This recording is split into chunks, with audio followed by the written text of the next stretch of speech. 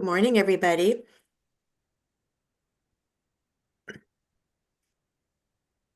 Just waiting for folks to come on in. Ariella, when you get a chance, if you could put the welcome slide up so people know they're in the right place and folks who are viewing know they're in the right meeting.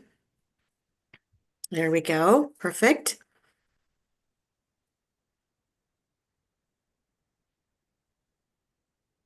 So it's 9:01, but we're going to wait just another moment while more people are joining our meeting.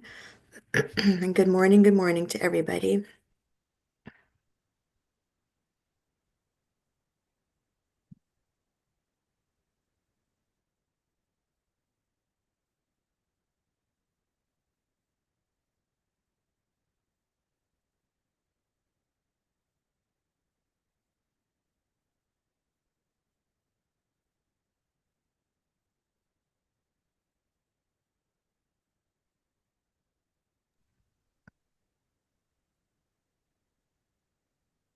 So again, welcome to our Eastern Oregon Solar Siting Rulemaking Advisory Committee. We are just waiting a couple minutes for folks to join us as people are still coming on into the meeting.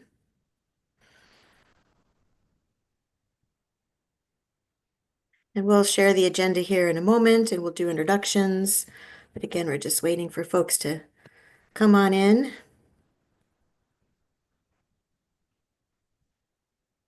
For people who are watching us today, this is an all-day meeting. We're going from 9 to 4. We'll be taking a couple of short breaks in mid-morning and mid-afternoon, and then we'll be taking a half-hour break for lunch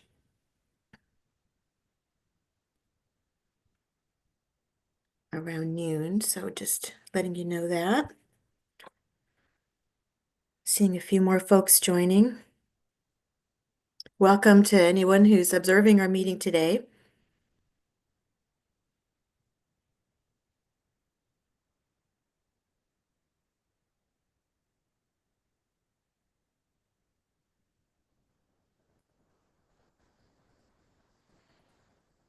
Give us just another moment here. I see a few folks that I was expecting to be here that aren't here quite yet.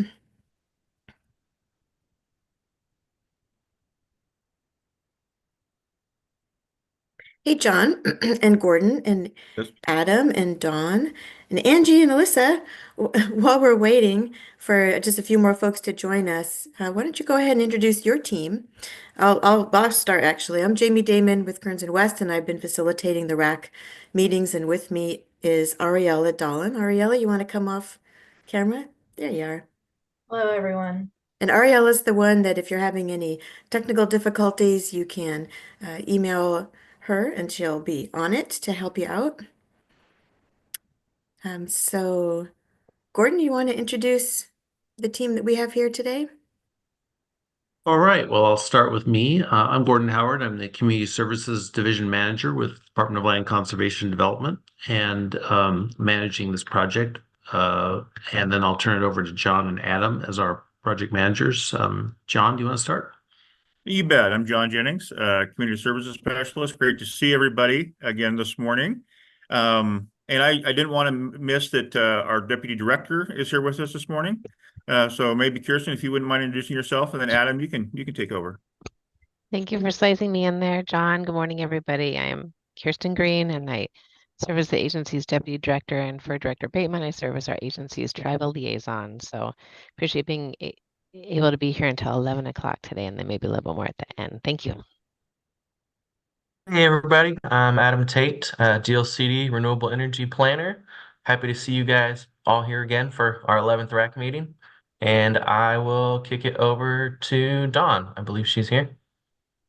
Good morning, everybody. I'm Dawn Hurd. I'm the Eastern Oregon Regional Rep with the Department of Land Conservation and Development. I'll pass it on to Angie.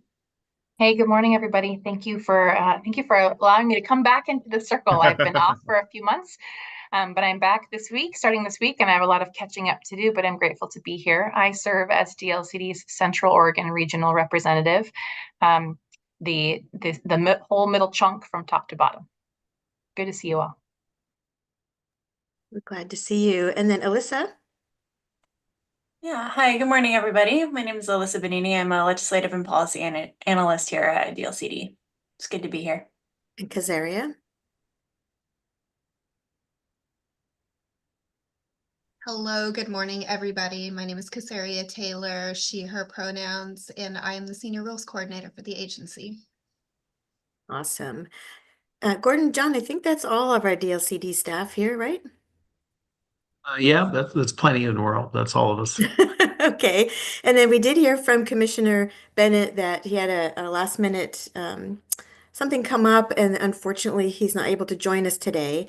But he has been our commissioner, our LCDC commissioner liaison. And so he sends his regrets. So let's go ahead and do a roll call with our RAC members that we have present. Oh, actually, let's go back to the previous slide that we just jumped over, Ariella. There you go. So a few logistics, same ones we've always had.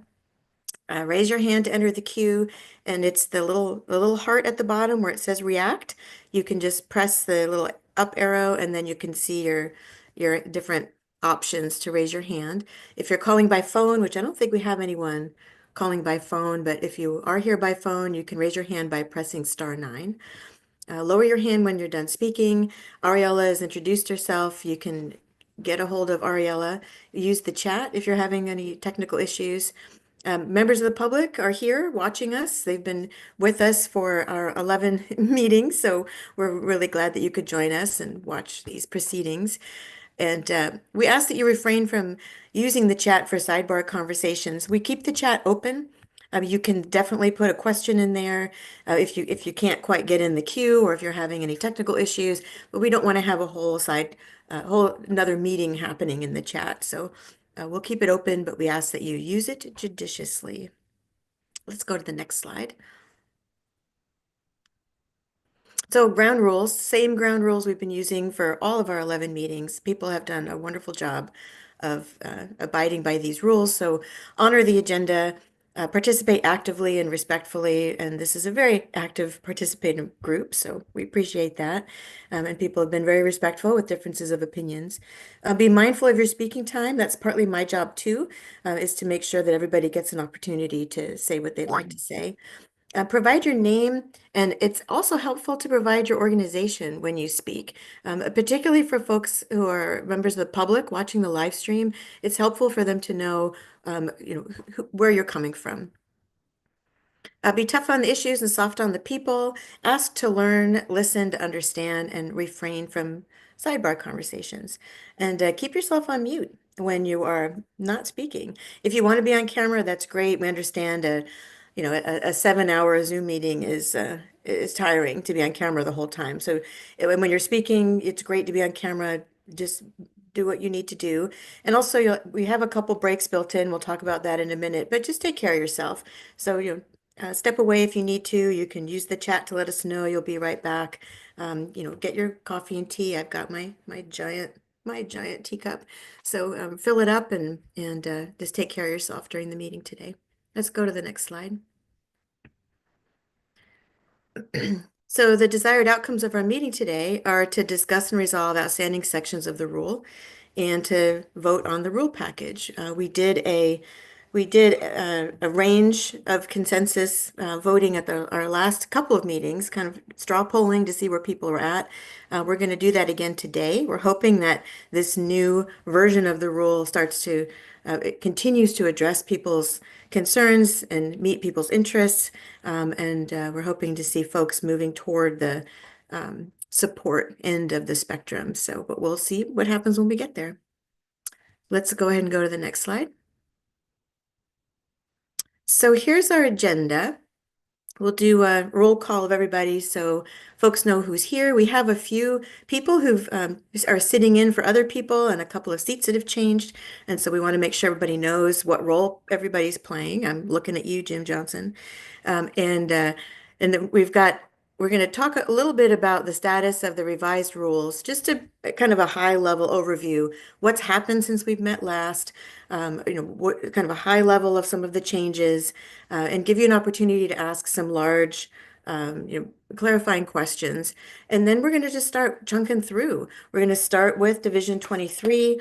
We're going to move into 33 and then 4 and then 6. That'll be the order of operations. And the whole day up until, if you want to go to the next slide, the whole day up until after our afternoon break is going to be focused on walking through the rule language.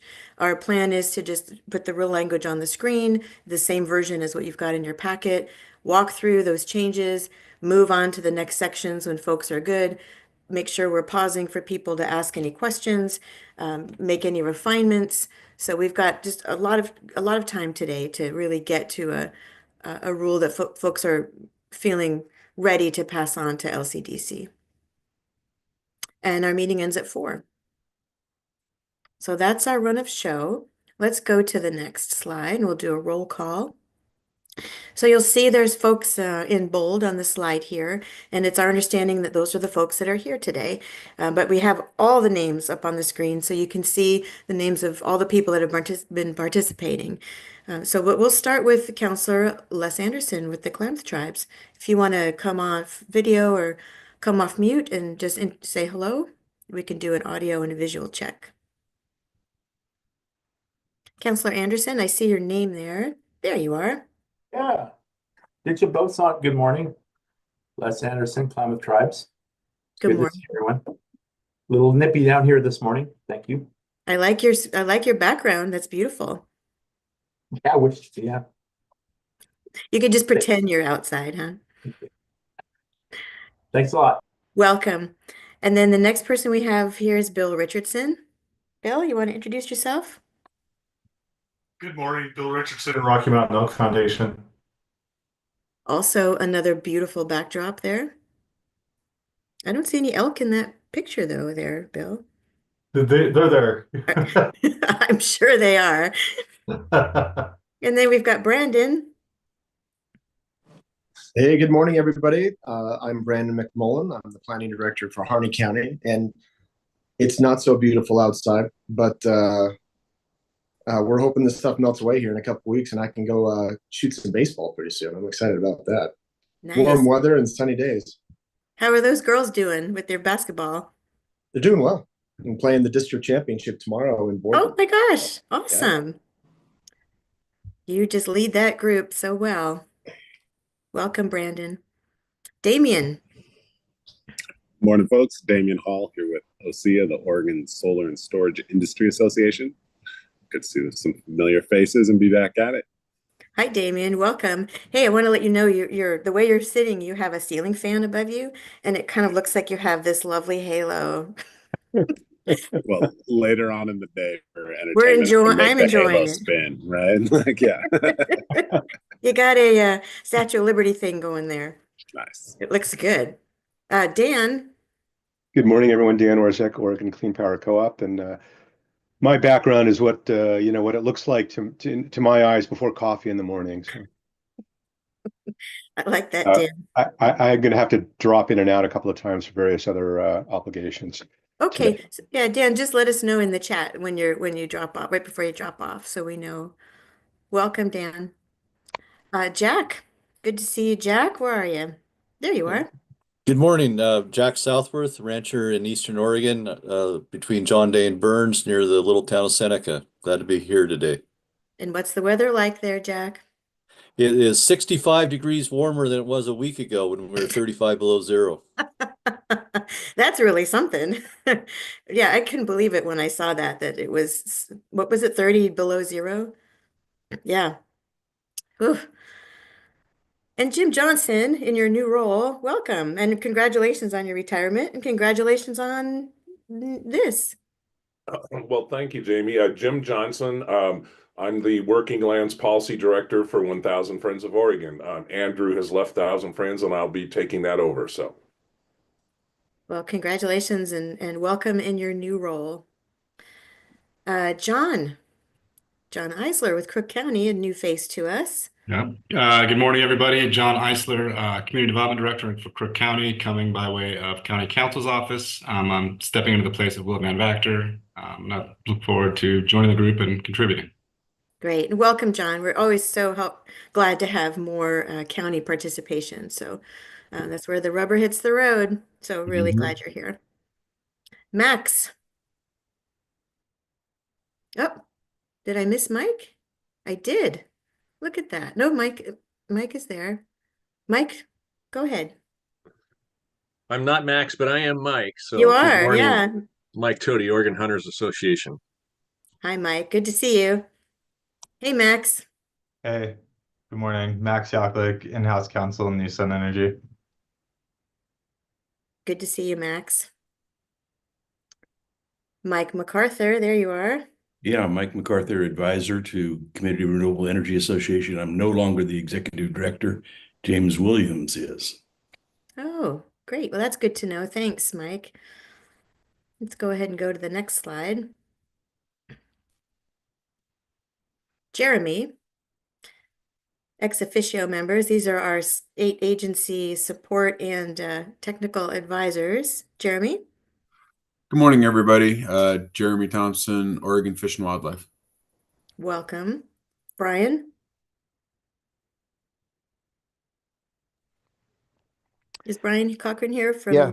There you are. Good morning, Brian Cochran, Department of State Lands. I'll be on and off a little bit today, and I woke up with a virus, so I won't be showing my face. Oh dear. Yeah. Glad we're virtual, huh? Take care of yourself. Hi, Chad. Hey everybody, Chad Higgins here from Oregon State University. Welcome. Are you in your car? Yeah, I'm in transit between things today. So Okay, well, we're glad you could join us from wherever you are. in parked for introductions and then I'll have to get on the road here and there. So you'll see me driving about. Okay, stay safe. Hi, Tom. I see you. Hello, Tom Jackman for the Siting Division at the Oregon Department of Energy. I'm the rules coordinator there. Good to be here. I also will be off and on, but I'll let people know in the chat. Great. Thanks, Tom, and welcome. Did I miss any ex officio members? Diane? Hi, good morning. Not ex officio, but a RAC voting member. I am here for Emily Griffith for Renewable Northwest. I'm the Policy and Legislative Affairs Director. Great. Thanks, Diane. Sorry I missed you, and I'm glad that you're here for Emily. And any other RAC members that I missed? Any voting RAC members that I missed? Not seeing any. Kirsten, I see your hand up. Thanks, Jamie, and I hope I'm not out of order. I just wanted to invite recognition of some special guests and luminaries who are with us today at the department's request. Under government to government relations, we're honored that Diane Tiemann is here with the Burns Paiute tribe. I think folks were able to meet Diane early in the process at a RAC meeting. Could she say hello real quick? And then I have a couple other folks to introduce. Thanks. Yeah. Shawaman, Nadayan Timan, Minaniada. I am the Culture and Heritage Department Director for the Burns Paiute Tribe with delegated authorities to consult on culture issues. Thank you. Diane, welcome. Thank you for joining us today. Thanks, Jamie, and thank you, Diane. A couple just other folks of note who we rely on for their expertise. Mr. John Pauley, the state archaeologist with SHPO, if he could say hello, and also Dr. Alyssa Bullion with the Legislative Commission on Indian Services. John? Sorry, it took a while for my mute to come off. Hello, everyone. My name is John Pauley. I'm the state archaeologist at the State Historic Preservation Office, and I'm happy to be here. Thanks. Hi, John, and welcome. We're glad to have you here as a resource. And then who else did you say, Kirsten? Dr. Alyssa Bullion, the state anthropologist with LCIS. Dr. Bullion, are you able to come on? Yeah, I see them. Can you all hear me? Yes. Awesome. Good morning, everyone. Alyssa Bullion with the Legislative Commission on Indian Services. My technical term is state physical anthropologist, but I do a lot of our coordination in our office on all things cultural resources and helping out with tribal notifications. So happy to be here. Great. Welcome. Thanks for joining us today. Was there anybody else, Kirsten? Thanks, Jamie. That's it from my end. Thank you. Okay, I do see a few folks that are sitting in for some other folks. Garth Fuller, it's really great to see your name again. I saw that you put in the chat you're sitting in. So can you come on and introduce yourself? There we go.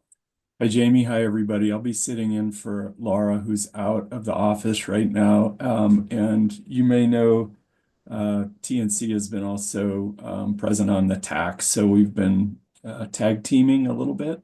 So hopefully I'll be able to help Laura stay tuned in. And Lauren Link will be joining later in the day when I need to drop off. Thanks for Great. having us. Yeah, good to see you, Garth. And Ken, I see that you're here for April. You want to introduce yourself? Oh, Ken, I can't hear you. I see your lips moving. Sometimes there's a double mute thing that happens.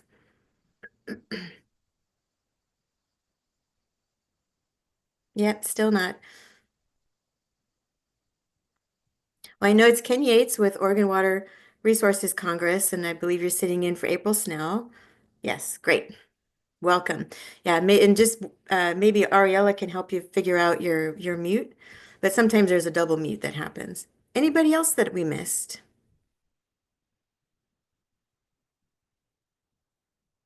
Not seeing any. Okay, we've got a full house today. Let's go ahead and go to the next slide. Status of the revised rules. So this is a Gordon Howard, a Gordon Howard presentation. Gordon's going to talk just a little bit about what's happened between the last time we met and now at a higher level, and then we'll do some just sort of general clarifying questions about where the status of the rules before we dive into them section by section. So Gordon, take it away. Thank you, Jamie. Well, you have the minutes from the last meeting that reflect, if you want to remind yourself, where we ended up. So I won't go into a lot of detail about that. But after that meeting, we at the department discussed the outcome and made a recommendation to the commission, which it took to extend the timeline for rule adoption. Originally, if you remember, the commission was going to have their hearing in January and then make a the public hearing was the public comment period was going to close in February, and we would have the March meeting where the commission made its decision. Based on the fact that we weren't ready to do that, as we all acknowledged, we agreed and the commission agreed to extend everything. We have scheduled these two more RAC meetings. This is the first one, and then we have a second one scheduled after the commission meeting in March for final discussions, hopefully final discussions of the RAC. The commission will hold its full public hearing and taking in full testimony again in March based on the draft rules, kind of what we had planned to do in January. We then also moved the regional meeting that's required for rulemaking from February to we haven't scheduled that yet, but it'll be after the commission meeting in early April. And we extended the public comment period until April 11th, which that's for anyone, obviously to finalize the RAC recommendation, but also for if the RAC members wish to make individual comments to the commission in their individual capacity, and other parties that want to comment on the rules. That would all be in by April 11th, and then the commission, the department will put the materials all together for the commission to make a final decision on the rules in June. If you remember, House Bill 3409 in 2023 gave the department or the commission until June 30th of this year to complete the rules. So we are still within that statutory period that the commission or that the legislature directed the commission and our department to meet. And so once we figured all that out, we started at the department level looking at the rules again with some of the guidance that we got at the January meeting. We got some ideas from some of the parties in the proceedings on how to proceed and taking those into consideration and everything else. What we have come back with is I think the way I would put it is not necessarily a lot of change, maybe some changes to the substance of the rules, but a major change to the way the rules are formatted. And one of the most I think the most concerning uh, critiques that we got of the rules last time was not as much their content, but that they were too complicated, and that they would not be implemented by counties. And we kept that in mind going back through the process and looking at this again. And I think this is a complex topic, so there's going to be some complexity that we all will be dealing with: counties, solar developers, others interested in solar development.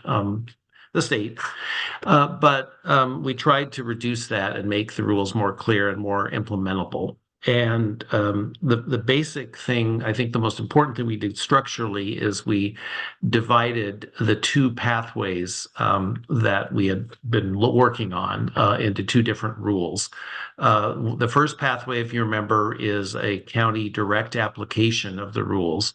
In other words, they would take what the rules say and basically, if they chose to, unless they opted out, start processing or accepting applications from solar developers, and they would follow the rules and then come to decisions on the individual applications.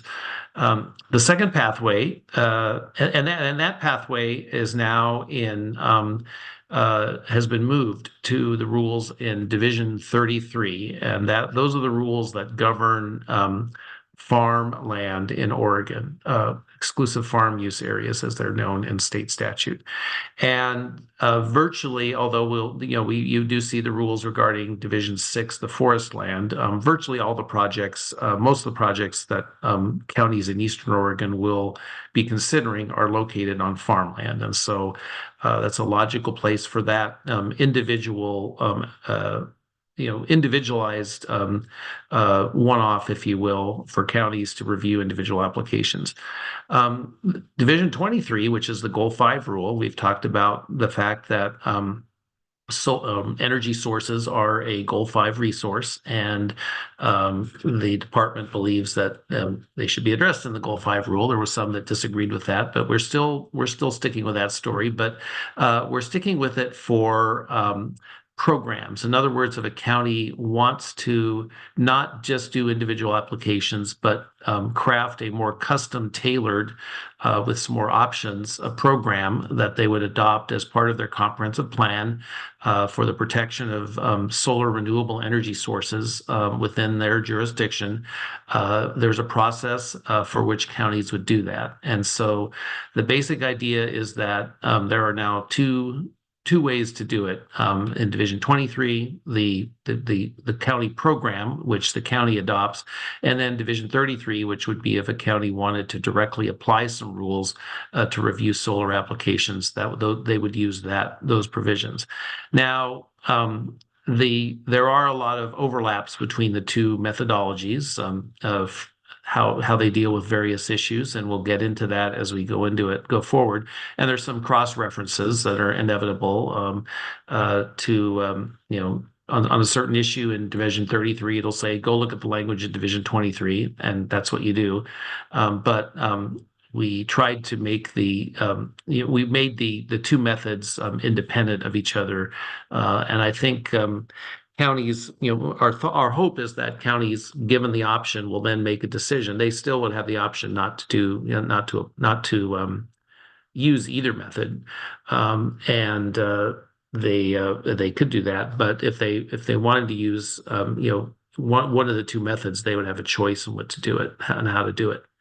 I should also note that on farmland and exclusive farm use land in Eastern Oregon, there is a third method that is explicitly spelled out in Division 33, which is the existing provisions, which we left unchanged with a reference to the existing Section 38 of that rule, which as of today, governs all renewable solar development in the entire state. And that method, which would still applies as the only method for considering applications in Western Oregon. And the rules that we've written expressly give counties the option of using that existing process if they wish. Now, that existing process, the department believes does not work well. That's why we're here, because and for projects of almost any size, it requires a goal exception to the statewide planning goals, and which is a major undertaking fraught with complexities, subjectivity, and litigation. But that method is still available as is, and we explicitly, these rules make no change to those provisions. There is a question about whether we should be making some changes to those provisions that's raised at one point in our draft, but that's not the recommendation or what's drafted at this point. Now, let's see, where am I? Yeah, in terms of how we've presented the rules to you, we sent those out to you a week ago. In order to make them a little more understandable, we put them in a somewhat different format for you to look at. We have 3 columns. We have, first of all, the proposed rule language. Secondly, we have a discussion, comments on what the issue is, or what that section of the rules is intended to address. And then we have a third column of discussion points where we as the department see the issues that remain for the RAC to resolve. And if we got something wrong, I'm sure members of the RAC will tell us where we have got something wrong on that area. But that's the way, at least we see the remaining issues going forward for the RAC to resolve. And so with that, I think that's an overview of what we've done. John, do you have any additional comments?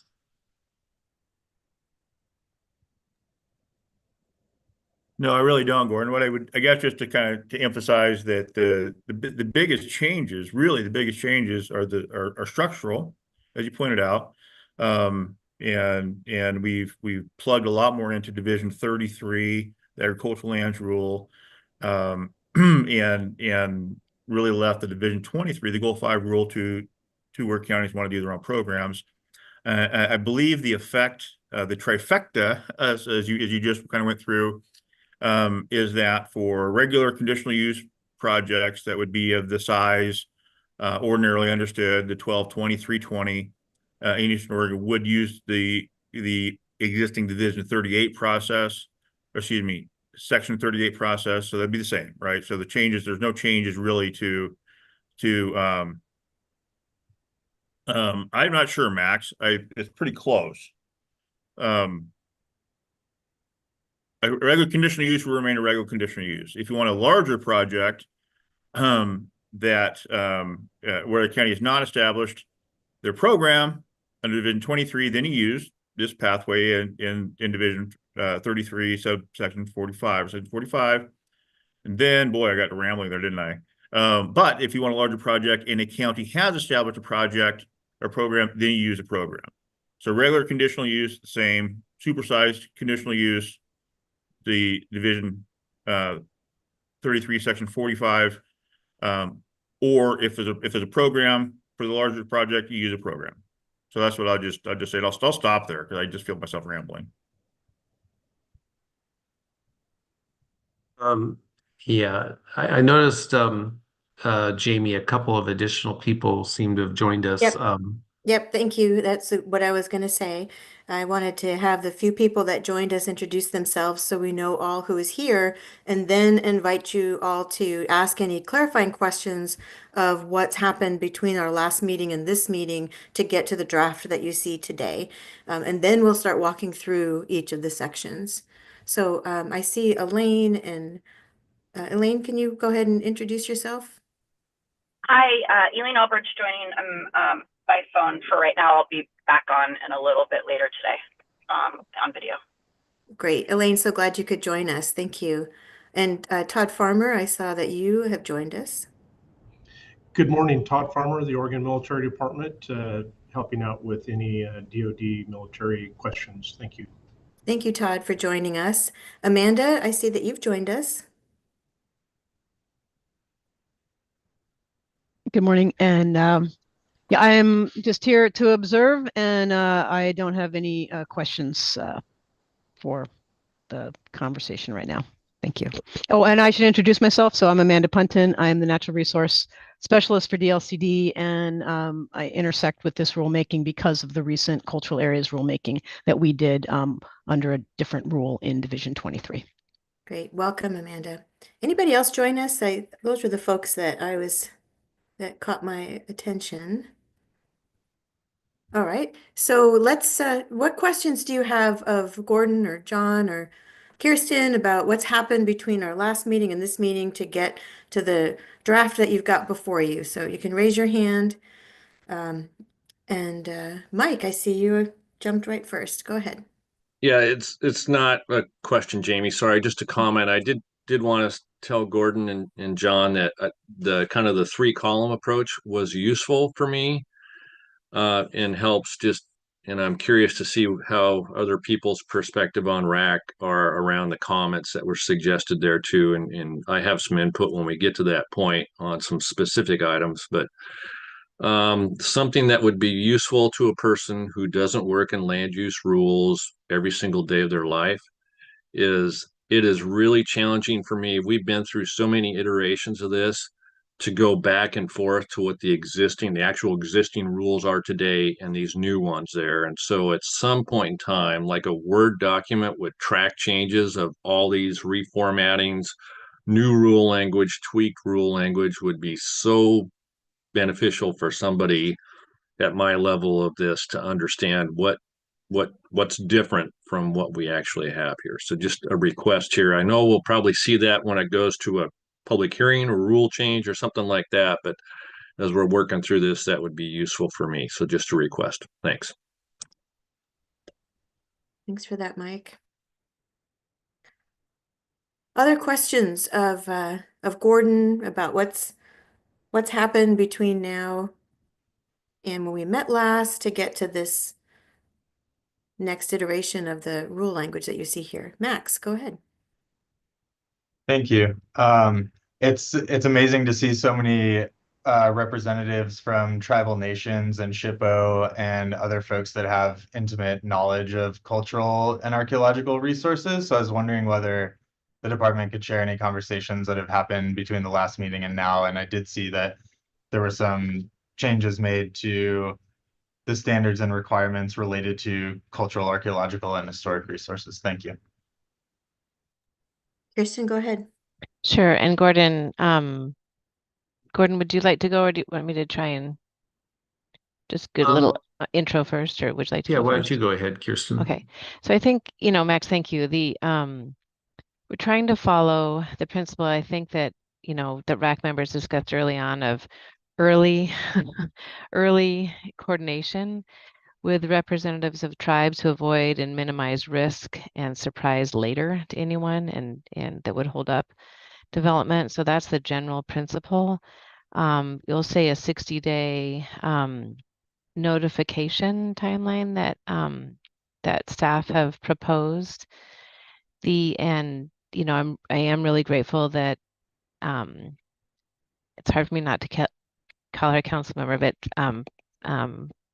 our chair team because she was just in that role. But I'm glad that Diane is with us from Burns Paiute, and also Councilmember Anderson from the Klamath tribes. The 2 other nations that are not represented today are the Confederate Tribes of Umatilla Indian Reservation and also Confederate Tribes of Warm Springs. They're both interested in this rulemaking, just can't always ascribe the staff to be in the meetings all day. There's a lot going on right now for a lot of people, but just want to hold that universe open that there's more interest than is represented this RAC. But as tribal liaison and staff, we're trying to be responsive to our government to government relations responsibilities and make sure that all parties have sort of the ability to act with and share their interests or concerns early, so the developers and counties have the information they need to proceed in a timely way.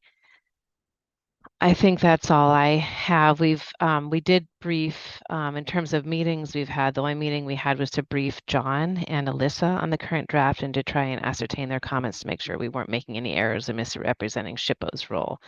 But no other TAC meetings or other. It was just staff to staff with SHPO and LCIS staff. So Max, does that answer? Can I get Yes, there? thank you so much. I appreciate it. And thanks everyone for being here today. It's important to have those voices, and I think it'll result in a really productive discussion. Thank you. Gordon, please add anything you'd like. Thank you. No, I don't. That summed it up very well, Kirsten. Thank you. Other questions about what's transpired between our last meeting and this meeting to get us to the language that you've got before us? Sort of any higher level conversations.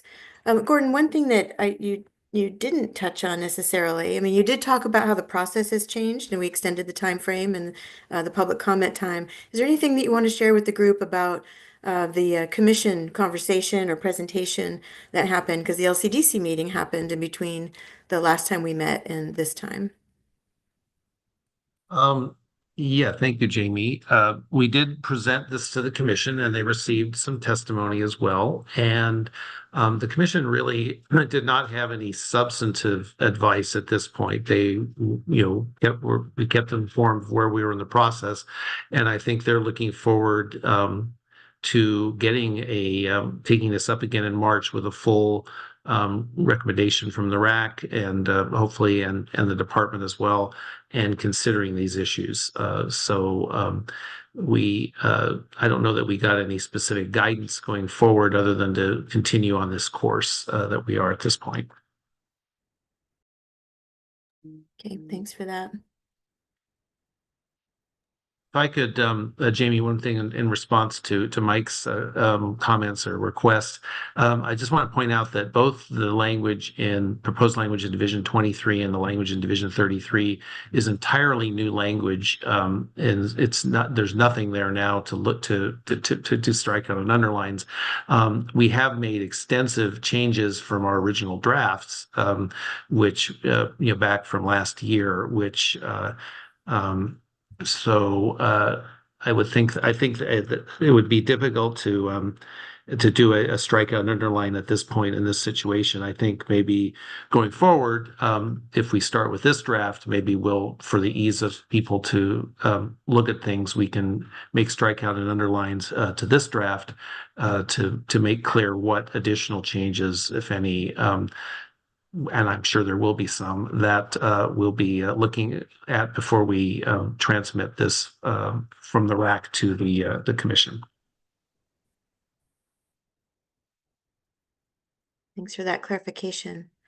Other high-level questions about process, activities that occurred, conversations, anything else before we dive into the language?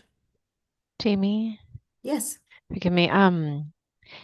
This is Kirsten again. I just wanted to mention that we're glad that Tom was able to join us from the Department of Energy when we briefed John. So we just want to make sure that FSEC, SHPO, current situation vis-a-vis these rules are well understood by state agency partners. And I omitted Tom earlier. Sorry about that, Tom. Thanks for joining us at that one. Thanks, Jamie.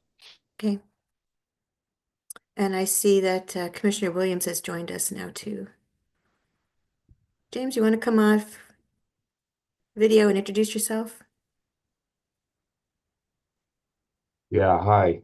Commissioner Williams here in Lake County. Pleasure to be with you all. Sorry I'm late. No worries. We're glad you could join us. And I think did one other person? Oh, I see somebody from DLCD is trying to join. I don't know who that is. We'll catch them in a moment. Okay, so to catch you up, Commissioner Williams, now that you walked away, we've just been doing some high-level questions about the process that happened between our last RAC meeting and this meeting to get us to this draft. So we haven't dove in yet, just to let you know. All right, well, if there are no more questions about what's happened between the last meeting and this meeting, then Gordon, I think it's up to you. Max, is the baby that imminent? You might have to leave our meeting. Any minute now. Really? Are you sitting in the hospital, No, Brian? no, I'm at the office. Well, do We've been thinking about you, Max. Yeah, Thanks, John. I appreciate it. that's really something when the rulemaking uh, actually births a person. So We want pictures though, okay? yeah, that's super exciting. I'll send them to you, Commissioner. Yeah. Oh, just me? Can I share? No? As long as they don't make a meme of me like Blue Marmot. We know the rulemaking's gone on too long when Max is telling us he's expecting the second child in the in the rulemaking process, but so hopefully it's just the one. But yeah, congratulations and do keep us up to date. Gordon, I'm going to turn it over to you now. And what we're going to do is start with Division 23. So in the order of your packet, if you printed it out, Division 23 is actually after uh, 6 and 4. And so, but we're going to start with Division 23 because we've got some folks that are only here with us until 1. And we want to make sure that we walk through the sections of this section while they're present with us. So Gordon, you want to start? Right. Well, let's do we have the uh the the rules that we're gonna put them up Yep. on the screen? That's John's job. I think that he's probably busy trying to get his screen shared and oh, thanks, Ariella. That's perfect. Division 23 starts on page 21 of the meeting packet if you're following along. Ariella just put in the chat. John is sharing his screen. Okay, let's see. If you could make it bigger, John, too. If you could scroll up to the very first page, I think we're on page 2 or so. Okay. Well, just briefly, this is the language in Division 23 that will apply to local governments, presumably counties, that want to have their own program and adopt their own program through their comprehensive plan to identify photovoltaic solar energy facilities as a significant Goal 5 resource. And so just going through the language, the first section, introduction and intent, is pretty much this is the same as before. And we don't see any issues with that language. We get to the definitions next, and we did add, because I think someone looking at this rule in the future would want to know what an annual solar utility scale capacity factor is. So we added that definition, which we found from sources. And if anyone, especially with the industry, that has a comment about the technical language there, whether that is correct or not, we'd appreciate that. Not what I would say also that it's not like if you don't make a comment now, you've lost your opportunity. There's a lot of new things here, and we expect some discussion, some thoughts about them, and something that looks okay right now, and then you look at it later or think about it and think, well, there's a problem there. Please, if the meeting's already over, bring it up in writing to us as soon as possible, and we will factor that in to what we're working on.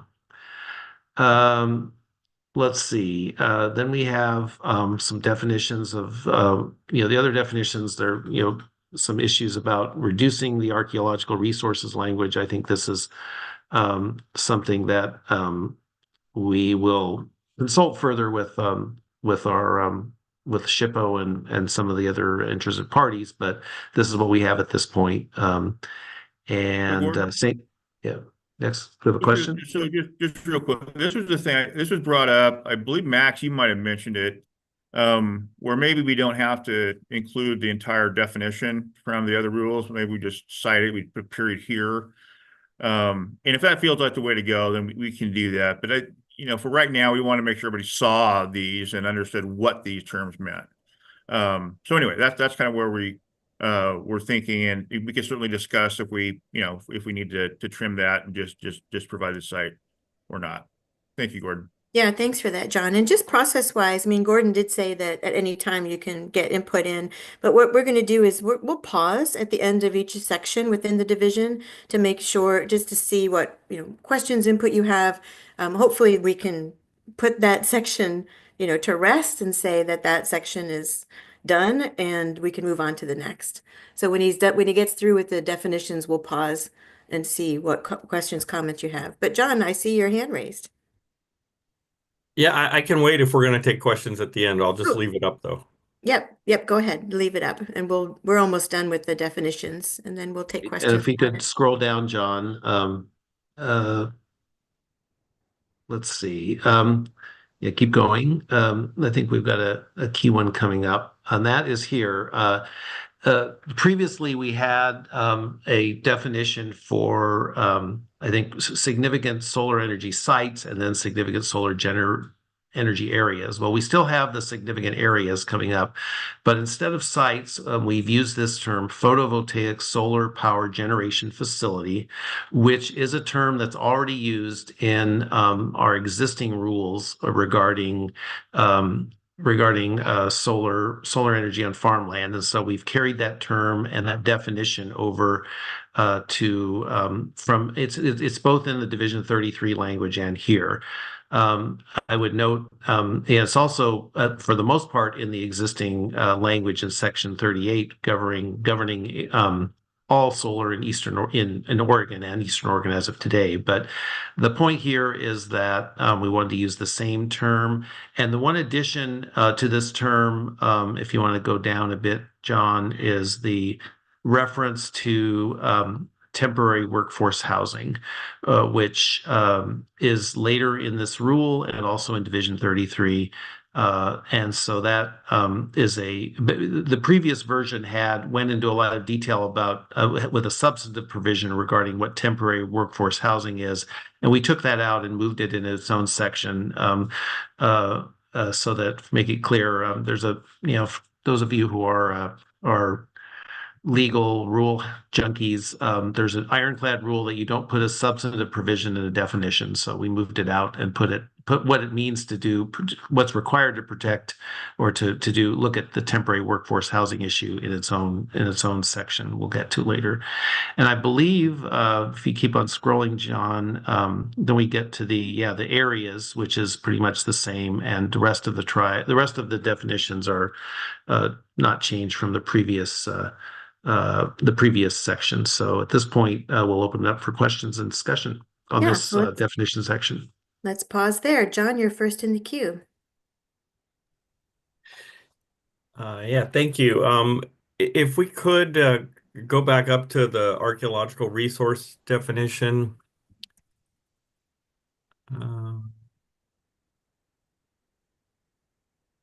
So that would be page 1, beginning on line 33. Right there. Yeah, right there is good. So it says is a term that is synonymous with and has the same meaning as archaeological site as defined in OAR 660-023, etc. I was just going to say that archaeological site is defined in a statute, ORS 358.905. I can put that in the chat if that's helpful, but I just was wondering if it would be easier to just cite where it's defined in statute.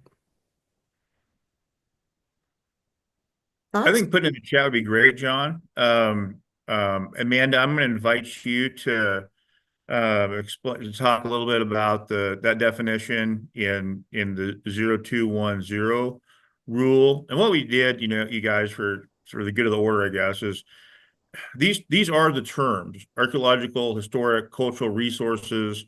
And we really couldn't find terms for that particular language arrangement. You know, like was pointed out, we have archaeological sites and things like that. So we try to do just marry these up as best we could with existing definitions. Could neither Adam nor I felt like we were qualified to come up with new definition on these points. So we really borrowed and tried to say this is the same thing. So we're going to use these definitions. So I'll just leave it at that. Amanda, if you had any thoughts, that'd be great. Amanda?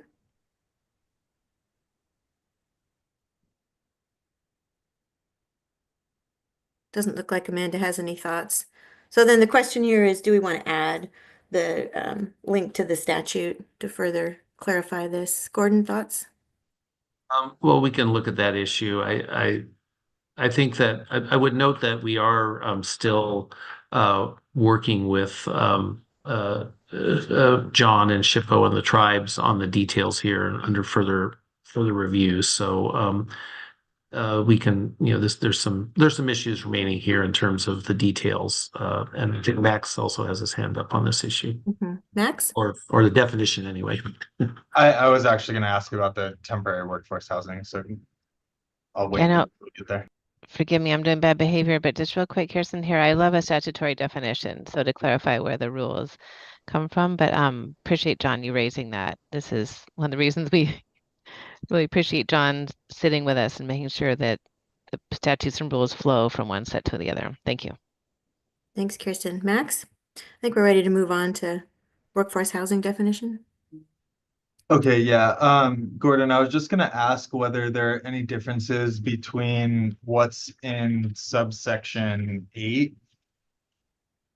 Is that the right location where the workforce housing?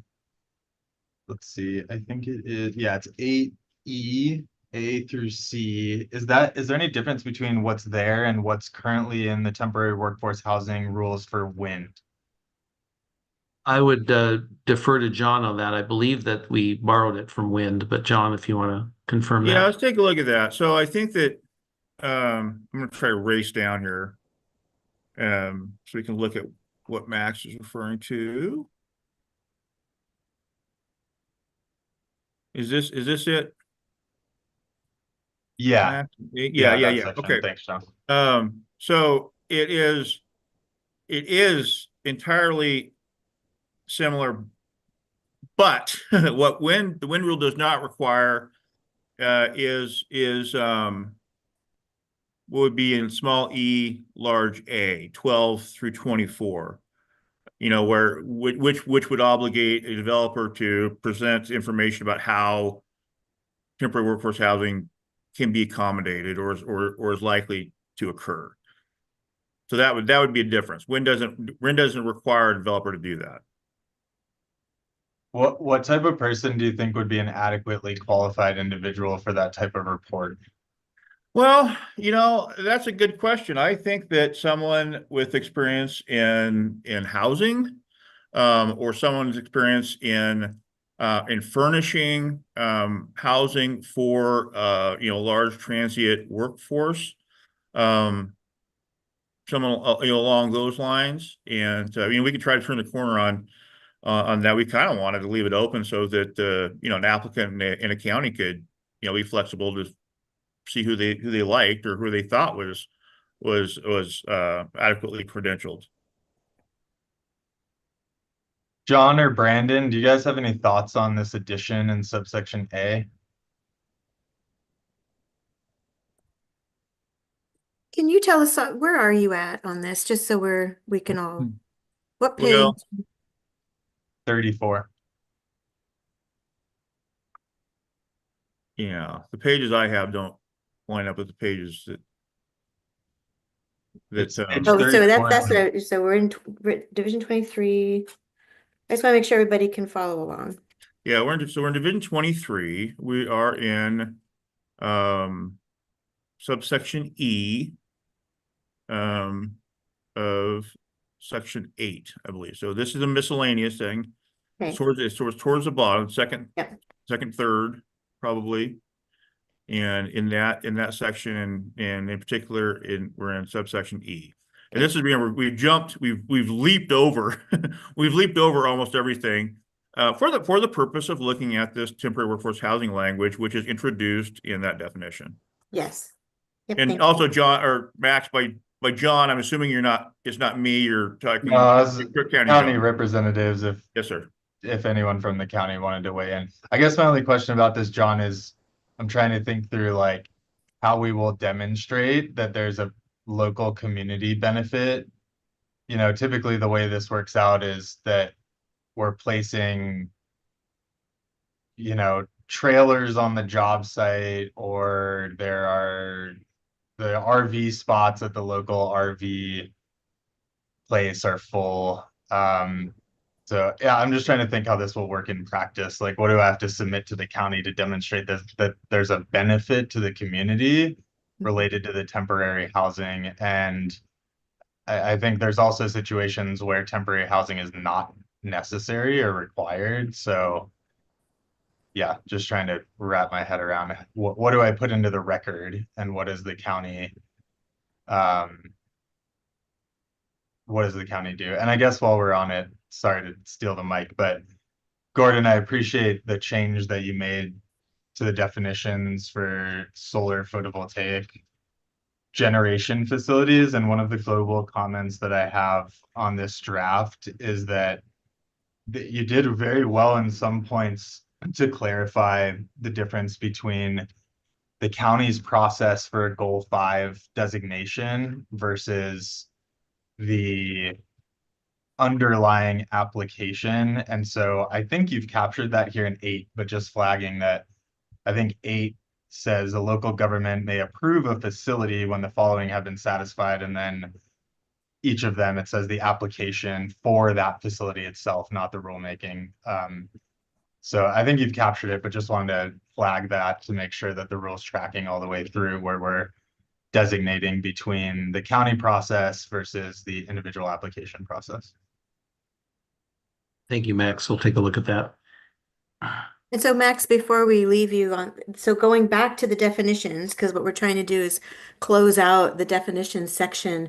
Is there a suggestion that you have, or any change that you think we need to make, or clarification around, looking at page 3, at the top of page 3, that has includes the definition of, it includes workforce housing in there? No, I think we could table the conversation until we get to subsection 8 if appropriate, and I'll defer to other folks, SHPO and tribal nation representatives, in terms of what the best outcome is for the archaeological resources definition compared to statutory definitions, and what's coming out of the cultural areas rulemaking, so that everything lines up. Okay. Diane? Thank you. I'm not sure if I'm supposed to address a chair or someone, but I did have a comment from Burns Paiute, which is if there is an opportunity in this definition section to include something that nods to tribal value systems of heritage and culture, I think that would be important.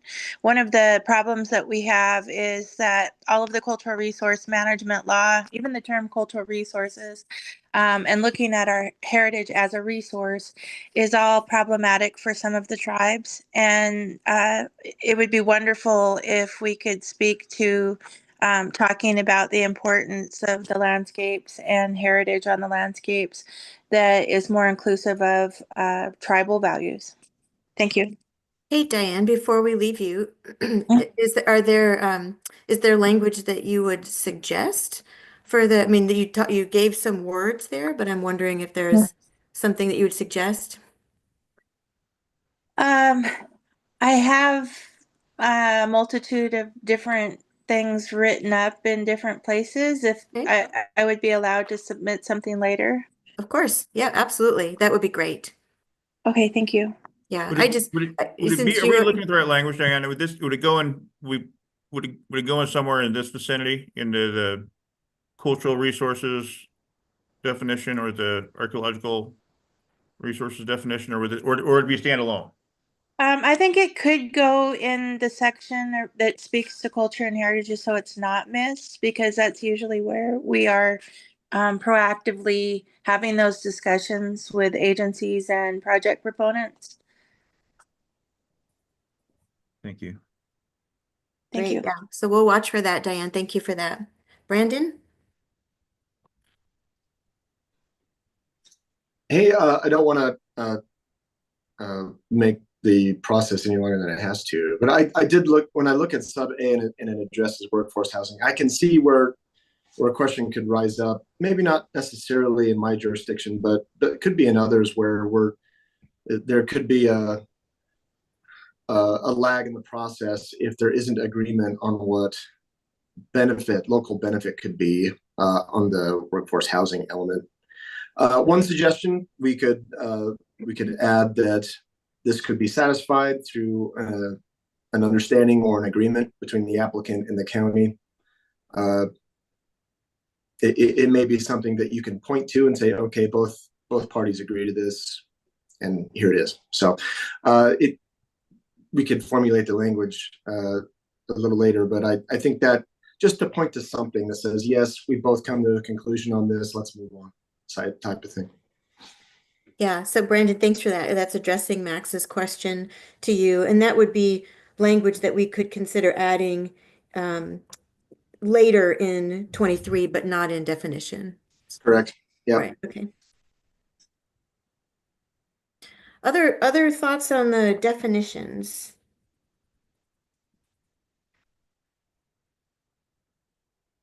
Les or Counselor Anderson? Yeah, sorry, I was on the phone and I was just briefly kind of hearing what Diane was talking about. I just caught the tail end. Was that talking about basically kind of cultural landscapes and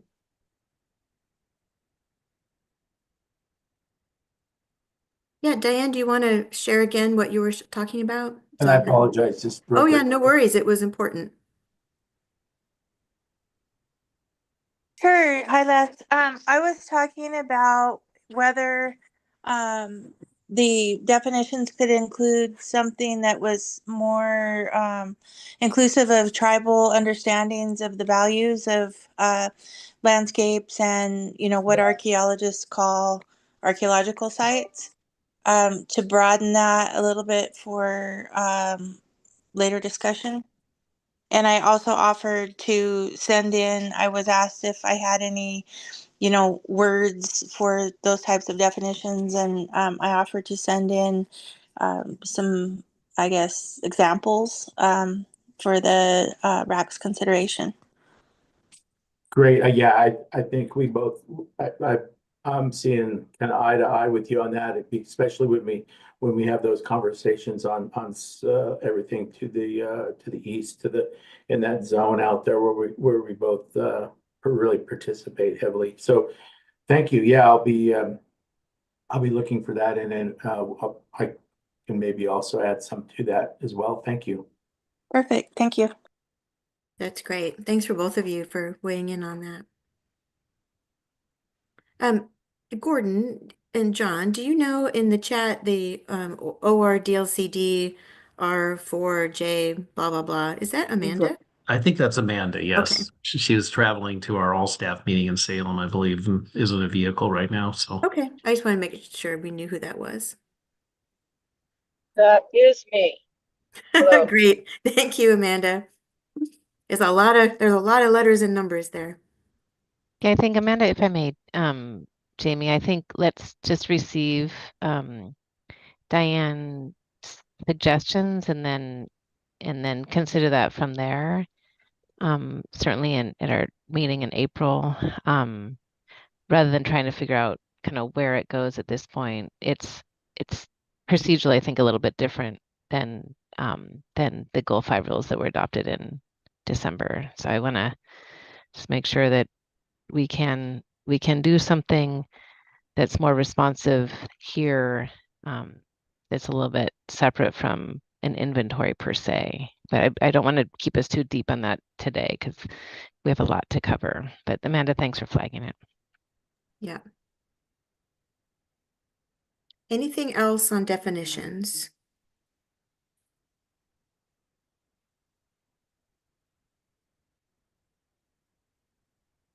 So the next steps on definitions are we're going to get some additional language from Councilor Anderson and from Diane around the importance of cultural heritage, landscapes, archaeological sites from the tribe's perspective and where that fits in the definitions. So that's one change. And then I don't know that I heard an answer to Gordon and John's question to all of you about, you've got, when you look at under definitions and you look at little letter B, where it says archaeological resources, and then there's a shorthand version of that. It sounds like people are in agreement that we should refer to a statute, so that's a good clarification there. But when you have a kind of a shortened, a little bit more condensed version, if people have strong feelings about one way or another. You heard John say that that's one way to make it a teeny bit less wordy. Any thoughts on that? John? Yeah, I know that when we did a revision to our archaeological permit rule, we were advised to just say something to the effect of archaeological site has the same or has the definition or means it has the same meaning as in ORS 358901. It was just like a very brief sentence pointing it already at the statute so that we didn't have to rewrite the definition in the rule. So where there we did that where there were existing definitions that were applicable. And that's definitely consistent with what we've been hearing from RAC members about, if there's an opportunities to do that, please do. I think to summarize, Jamie, we will look at those issues. I think there's I think not to be presumptuous, but I think some of the definition issues are fairly minor in the whole scope of things. So maybe we should move on to the next section. I agree. So the next section is the significant photovoltaic solar resource areas. So that's page 3 of Division 23, starting at line 42, section 3. Go ahead, Gordon. All right. Well, the first few sections are really kind of procedural type things. This is for how a county goes about adopting a plan amendment to include significant photovoltaic solar resource areas in their, significant list of significant resources under statewide planning goal 5, one of which is energy sources. So the first couple sections, several sections, if you want to scroll down, John, this requires a comprehensive plan amendment, which means a notice to the department and other interested parties. We had previously a requirement for the county to conduct public meetings and input as part of their planning process under this option. This is similar to what we had before. We then also have the requirement for notice. And these are all the parties that the counties would need to notice and ask them for any input on as part of the program. And so we've given a list there of the A through H, various state agencies, plus the tribes that may be affected by the application, and the county would need to consult with the Oregon Legislative Commission on Indian Affairs and send notice to all the tribes in the commission's response. Now, this does not mean that the tribes or any of these other state agencies have to participate, or the county has to wait for them to participate. The county has to invite them to participate, and whether those agencies, state agencies, or tribal governments choose to participate is up to them. And so there's no, it's a notification requirement, not a you must get input from these groups requirement, because that's unreasonable for a county to be required to actually, badger these agencies to get involved, as opposed to just inviting them and letting them make a decision to do that. Going on, I think the next section let's see, is more procedural matters about conflicting uses. We moved these to the front of this section. And then if we could go on, John, to the substance of section 3, that is the qualification of a significant photovoltaic solar resource area. And that is, this is what we had before as a definition of what qualifies as significant. The bases, the topography of less than 15%, the solar utility scale capacity factor of 19 or greater, which is almost all of Eastern Oregon, and then within 10 miles of a transmission line within a rating of 69 kV or above. You'll see later when we get to Division 33, that is, those are the areas that in Division 33, when the county is looking at direct application, it must use that definition in the direct application. However, we believed at staff level, at least at this point, if the county wanted to go and use this more complicated and thorough process in Goal 5, the county, and that's starting on line 23 of this page, could either add to or subtract from the significant areas as part of their considered analysis of where significant solar photovoltaic areas are in terms of the capacity to have solar. We're not talking yet about the limitations that we will get into regarding farmland and wildlife habitat and cultural, archaeological, historic resources.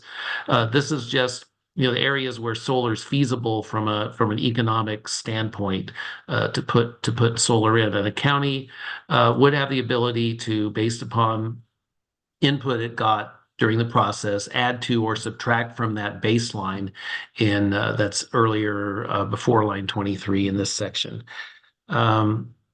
And so I think this might be a good place to stop before we get to the rest of section 3, which has some more complex issues to see whether there are any questions about what's going on here or concerns about basically allowing counties, if they choose to use this more complex option, to make a more tailored to the county definition of what is a baseline significant solar resource site. Yeah, Gordon, that's a good place to stop.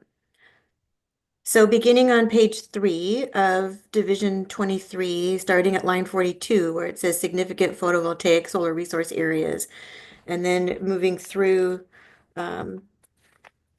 page 4, and basically going all the way up to right before we start talking about sites. Questions, thoughts? How is this section looking to people?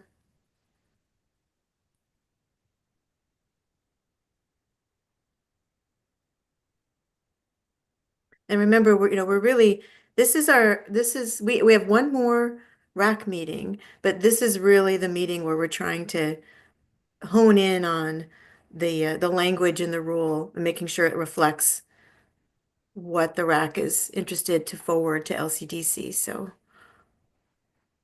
And we realize also that those of you've had this language for a week or less, and you're looking at it now. But if there is something that, if this doesn't look like a problem now, but there is something when you look upon more thought going forward, you are welcome to, and we urge you to let us know about concerns or questions you have about any of these sections, starting with this one.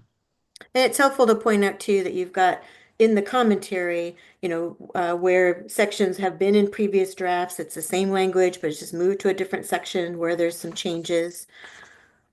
Counselor Anderson? Yeah, this is where the county must provide mail notices, within the 2-mile radius of such area. And then down below it has within the 10-mile radius, 10 miles within the transmission line. Would that be considered, the transmission line, considered part of the facility? Of course, it's a transmission line going out. If it went out 10 miles, in hypothetically thinking, would you still have to mail those notices to those folks within that corridor?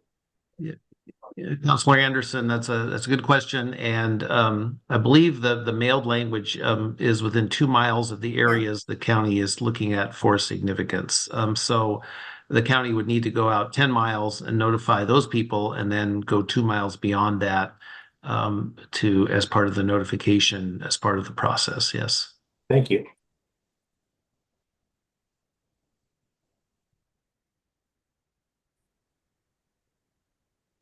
Kirsten? Jamie, thank you.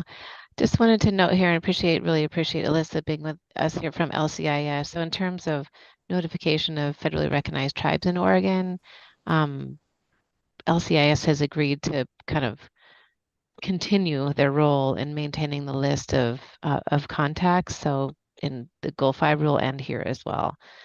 Thank you. Just want to appreciate that and that role that they're willing to do. Thank you. And we do have a question in the chat about section 3HA. Let's see, that's back at Yeah, I was just looking for that. I go think that's on. the other direction, John.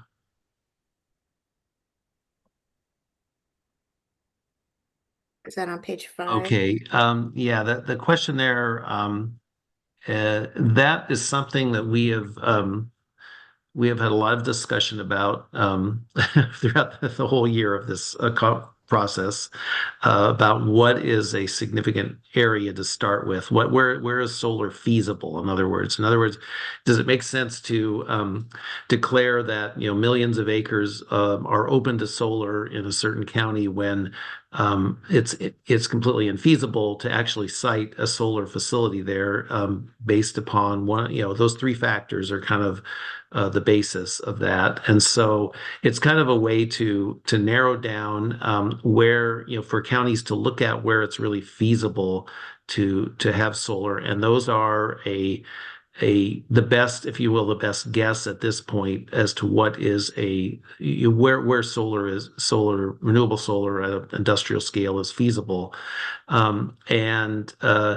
In the as you'll see when we get to Division 33 rules, the county would have to use this provision.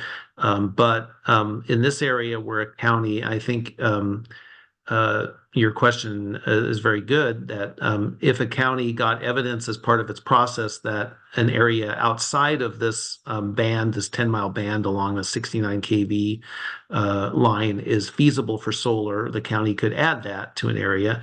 Or if it got evidence or received testimony that that a certain area that was within those 10 miles was in fact not feasible for solar for some other reason, then the county could add and subtract to that baseline corridor, if you will, as part of their adoption of a custom program under this provision. And I see that your hand is up. Go ahead. Yeah, sorry, I just wanted to expand on the question. So, and super late to this, but to me, it seems like these rules should be focusing on conflicts and how to avoid or minimize those conflicts. And the economic things, I don't know if to me, they don't make sense going in the rule as much as the rest of this stuff. If it doesn't pencil out, then there's not going to be a project put there. But our concern, at least in my perspective, should be minimizing conflicts and making sure that the impacts are minimized or mitigated. Yeah, and we have had a lot of conversation about this on the RAC, and I appreciate you saying you're a little late to the game. But if any RAC members want to just share, because there was a bigger list, and then this was winnowed down to a smaller list, and we've talked some about the value of some kind of basic education piece for counties around what are the characteristics of a site that might be viable. But I'm happy for Gordon or any other RAC members to share additional information about why we settled on this short list of characteristics. Yes, there was quite a bit of discussion about this. We had a presentation from some solar industry representatives, I believe, at our Burns meeting back in April on this subject. There was, this has been an ongoing discussion throughout the RAC process. And I think that what we're trying to do by adding those additional provisions is to, there is a baseline area, and I think a concern that was raised by some was I tried to express earlier is that there's no point in declaring areas open for solar development and significant as a baseline if it's completely infeasible to ever put solar there. It would give in a sense, a false sense of what is available in Eastern Oregon, as opposed to, and also the county, there are a lot of steps going forward for a county to look at in terms of agricultural land, wildlife habitat, cultural resources that would potentially essentially be wasted effort for areas that had no potential for solar development for economic reasons. So the point of this was to concentrate the review effort on areas where there's a baseline of it's more or less economically feasible in this area. Now, that's the point of essentially, maybe encouraging counties and others interested in the parties in solar development in a certain county to use this process instead of the Division 33 process to do a more customized look at areas of significance, and that's what large letter B and C and below this large letter A are intended to do. And Max, I see your hand up.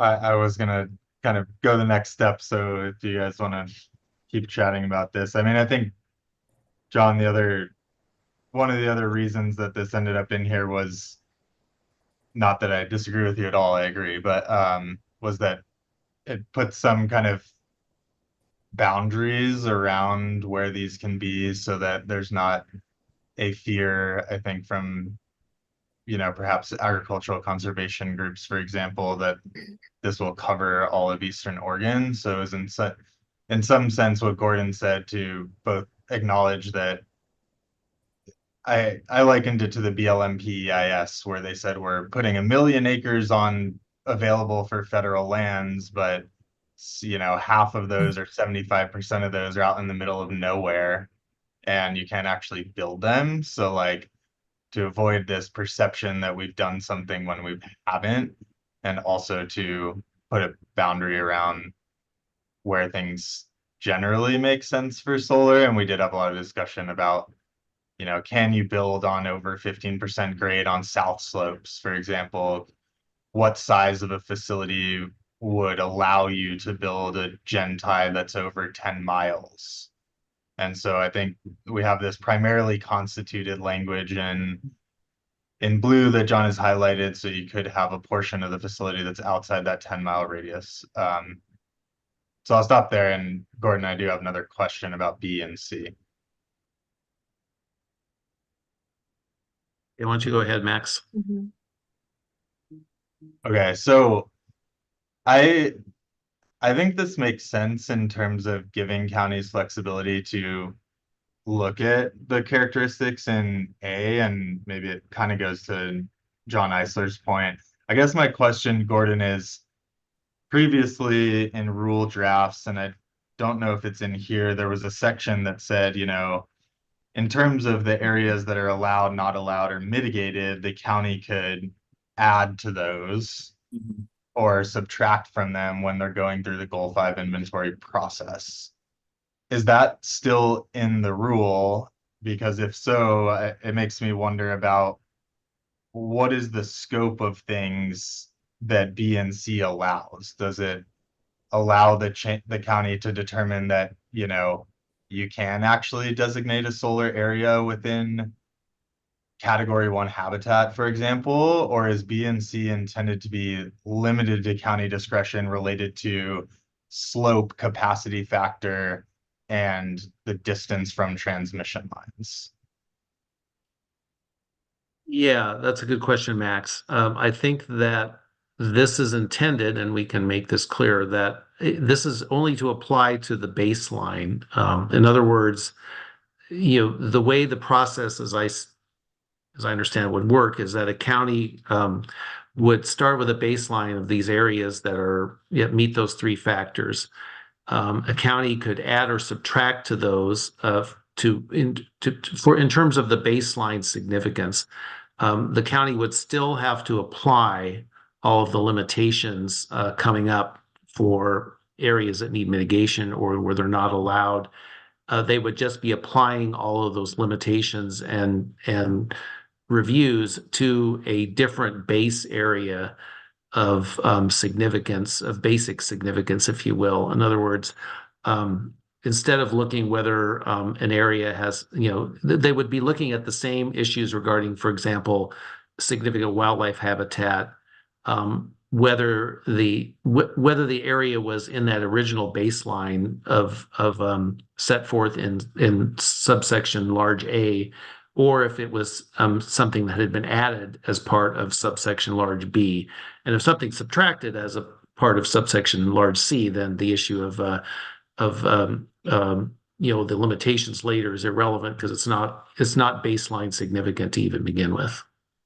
Okay, so like for example, the county's going through its Goal 5 inventory process and a developer shows up and says, I think I can build, a big facility, but it's 15 miles away and here's why. This would give the county discretion to include that area within the inventory. And conversely, like if there was something that met little 1 through 3, but it had a high aggregate value or something else, then the county could decide to exclude it. That's correct, yes. But it's once again, it's through this method. The Division 33 method would not give the county that option, but we'll get to that later.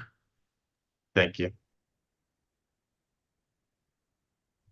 Other questions or thoughts about the areas going up before we move on to sites?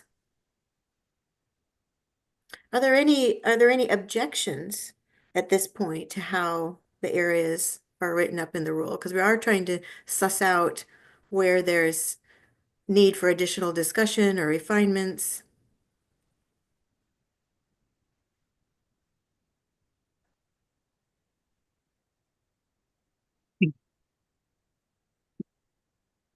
Hey, John, you're still unmuted. Sorry about that. No worries. I'll open my mouth in, I guess. I agree that subsection H works. I guess if I had a preference, it would, be that we would need to have findings on where and why are the significant photovoltaic solar resource areas, and kind of have these as factors that we can consider, and then have other factors that warrant for or against it being included in that area. This seems a little bit formal and check the box when counties kind of know their land and know where areas would be good. But it's just a suggestion. I'm not opposed to this language at all. Mm-hmm. And I saw in the chat that give the B, large B, it does give you that flexibility. Okay, how about we move on then, Gordon, to sites? Well, clarify, we're talking about sites within areas. So right, sites within areas. Yeah, right. Okay. Thank you for the clarification. So now, a county has determined the areas that are kind of the baseline potential for, they're significant in terms of their solar capacity. And now we get into the provisions where a county can, within those areas, say, this area can go forward with no mitigation, and then we have a category of required mitigation, and then a requirement, and the third category is no, these are off limits, essentially. And I remember when we say off limits, we're not saying that solar could never go there. We're saying that a solar project there would have to be processed essentially under the existing provisions presuming it's on farmland, on agricultural land, back in Division 33, Section 38, which is the goal exception process for any significant size beyond the very limited levels in there. So anyway, so we have the three, and we've been working with these three categories throughout the process, essentially dividing up the lands that met that baseline significance into these three categories. The first are lands that do not require any mitigation. In other words, a county could go ahead and, subject to some of the other provisions later, approve a project up to the and we'll get to that, up to the maximum site sizes allowed And we'll get to that section coming up too. There's a limitation on site sizes that's in state law, among other places. So we'll get to that. So anyway, the ones that require no mitigation are basically low quality, and I don't mean that pejoratively. I mean that in terms of the soil agricultural capability and soil class of agricultural lands that are specified there. And we've worked with our technical advisory committee and chewed over this language quite a bit. And if we could go on to other types of no mitigation areas, we have low quality, if you will, wildlife habitat areas that aren't as significant or aren't significant at all. And there is an issue here that, and we've dealt with this throughout, that some of the Oregon Department of Fish and Wildlife boundaries for these areas are fuzzy lines on a map. And so there would be some consultation required with ODF and W to confirm that the more precisely the wildlife habitat value of those lands, and that's specified here. And then we have a section that essentially for the issue of historic, cultural, and archaeological resources. As we've known throughout this process, this is not something where you can put on a map. Unlike with farmland and to some extent with wildlife habitat, with these significant resources, you can't map them for several reasons. First of all, it's illegal to map them in a way because of the sensitive nature of those sites that we're all aware of the issues with potential looting and destruction of significant resources if people know where they are, but also a lot of them aren't known and need further analysis. So there's always going to be, and we'll get to a section later in this rule that specifies the process for that. There's always going to be required an individualized review of a site to determine whether it requires any mitigation for cultural, historic, and archaeological resources, if it requires no mitigation and some mitigation, or it's so significant it can't be developed. So this basically, though, this is saying that when there aren't any such, when analysis shows there are no resources of these kind present, or if they're present, they can be voided for project design to the extent that no mitigation is necessary, as provided in the later section of the rule. It will go till section 5. And then the final section here is that if a county decides that despite this language, there are areas that do require some mitigation of these categories, the county, as part of its own program, can specify additional mitigation measures, even though this rule says no mitigation is necessary. And once again, when we get to the Division 33 rule, the county's not going to have this option. The county just has to use the baseline. And this doesn't allow a county to be more lenient than the rule. That's a general provision of administrative rules and statutes to a large extent, is that local governments are generally allowed to be stricter than the requirements of a statute or rule, but are now not allowed to be more lenient. In other words, in another example, a county, the state law may allow a certain use on high value farmland, and a county may decide we're not going to allow that use, and although that's maybe not a good example, but anyway, the idea is that county can be stricter in most cases than the state administrative rule allows. And so this would allow a county to be a little stricter if they wanted. We then, let's just go through the 3 categories here, and then we can have general discussion of the 3 categories. The second category of lands are lands that require mitigation. In other words, a solar development of the size would be allowed if there are, certain mitigation measures are required by the county. And we'll get to what those mitigation measures are. And those are some better agricultural lands, not the high value lands for the most part, but better agricultural lands. And those are specified here. And there've been a lot of discussion about these categories with our technical advisory committee. And then stating that we'll get to section 4 of the rule, which states what the mitigation for development on agricultural lands that are described above is required. And then we've got the wildlife habitat issues, the more moderate areas of moderate wildlife habitat quality, once again identified using the ODF and W maps, and additional consultation with ODF and W would require some mitigation, and the mitigation would be as determined through a negotiation with Oregon Department of Fish and Wildlife on these issues. It's not set forth in this rule. And there is an existing process. If you can see the statute, John just scrolled by briefly, but it's ORS 215-446-3A is already in place, and the legislature has set that forward as the process by which issues of wildlife habitat will be mitigated by a solar developer in consultation with the Oregon Department of Fish and Wildlife, and under the the review of the county. And so we have various different types of wildlife habitat. If you could scroll down, John, that are specified here.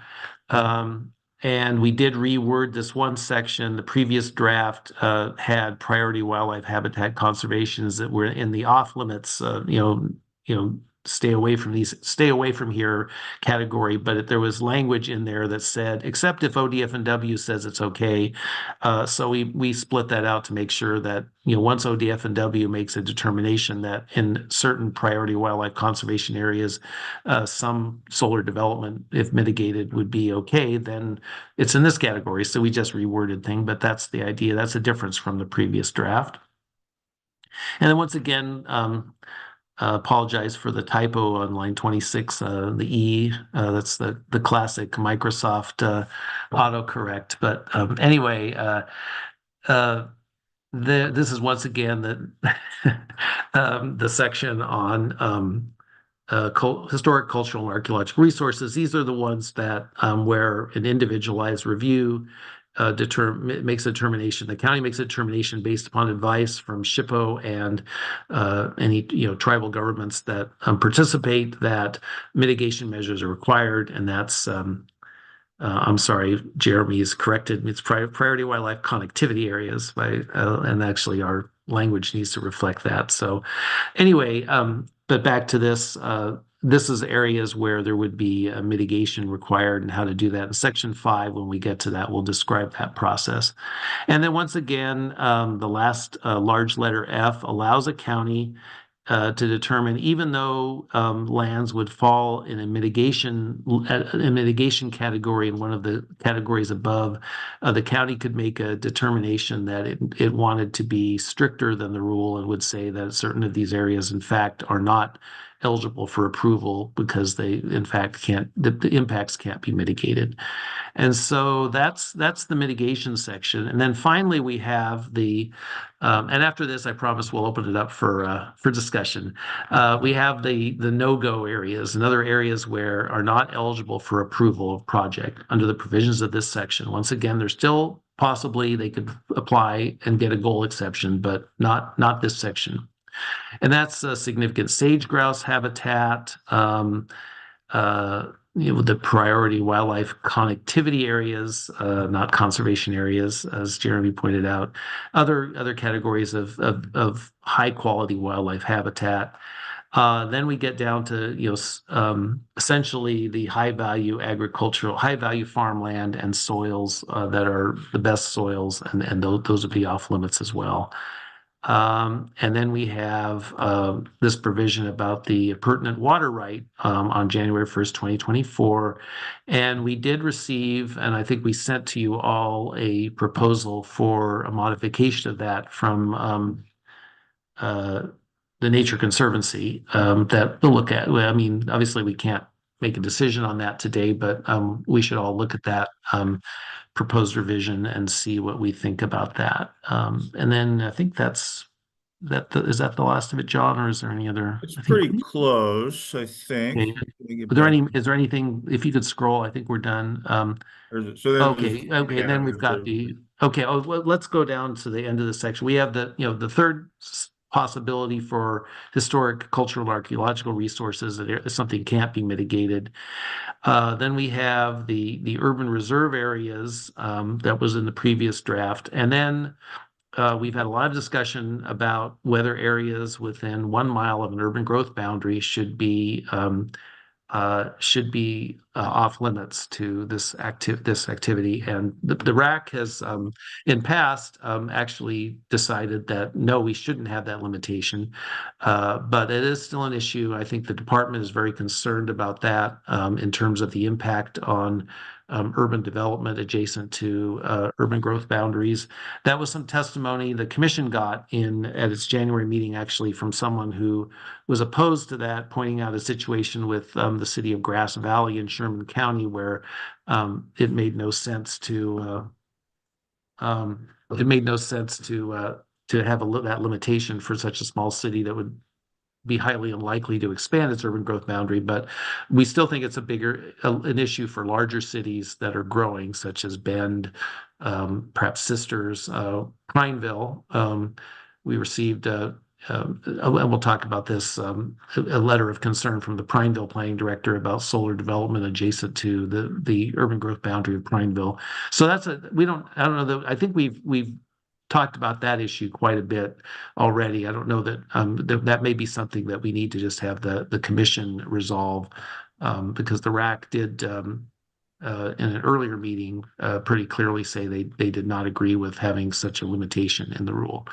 So with that, let's go back to the top and we could discuss these three categories. And once again, the way the process would work is a county would designate these areas, and then within those areas, the county would use these provisions to review individual sites within those areas that they've designated in their comprehensive plan as significant solar resource areas under the earlier provision we just talked about.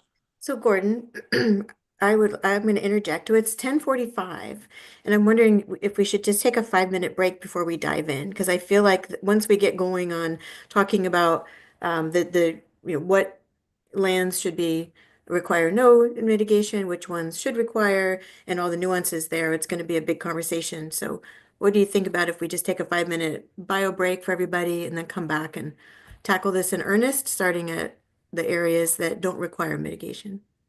Yeah, that's a great idea, JB. I'll go get myself some more tea, even though I'm certainly not falling asleep. I don't need the caffeine. So anyway, I think you're running on adrenaline in this meeting, Gordon. right. All right, so just a 5-minute quick bio break, grab some tea, coffee. We'll be back.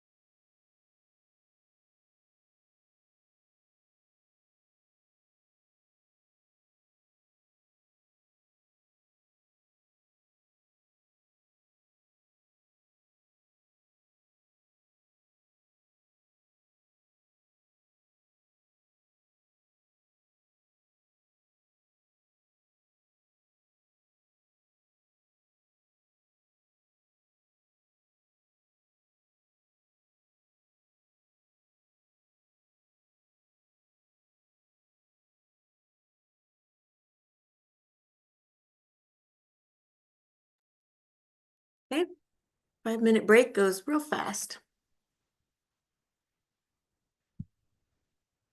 Just enough time to let the dog out, get a drink of water. Has the break started? Has the break started, Tom? Oh, you funny guy. So as much as everybody wants to just dive into the things that are the most important to you, I suggest that we do this in a little bit orderly fashion so we don't get lost. And so just going back to the beginning, John, if you can share your screen again, back to the beginning of this section. If you look at the column where there's the discussion points, let's start with the two questions about, are these categories of agricultural lands that don't require mitigation correct? And are these categories of wildlife habitat that don't require mitigation correct? So let's just start with those two before we move on to the ones that do require. Does anybody think that they're not correct?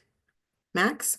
Well, before we go into that, I Oh, think okay. there's a broader discussion we need to have, Gordon, which relates to the global comment I made. So the way I read the draft now is that there is no longer sites, right? There's no definition of sites.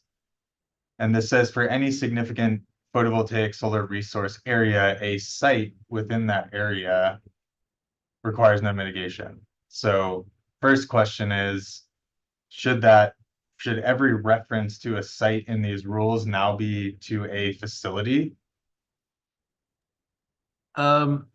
Yes. Well, I think you make a good point, Max. I tried to go through with a word search and make that clear that we are, yeah, essentially like your example, yeah, what John has on the screen up there under line 39, it should read for any significant photovoltaic solar resource area, I forget the exact term that we use as the definition within that area with the following characteristics requires no mitigation. So uh, I think that that's a good point, and we can go back and make that clear. It's the idea, there are no more, the site definition is gone, and so it's the photovoltaic energy generation facility, which is the defined term, is what should be every place we use the word site. You're correct. I think I had a problem with that maybe because it was very wordy, but maybe we just needed to do that. Okay, thanks, Gordon. And then, yeah, I guess conceptually, what is actually going to happen at the county process?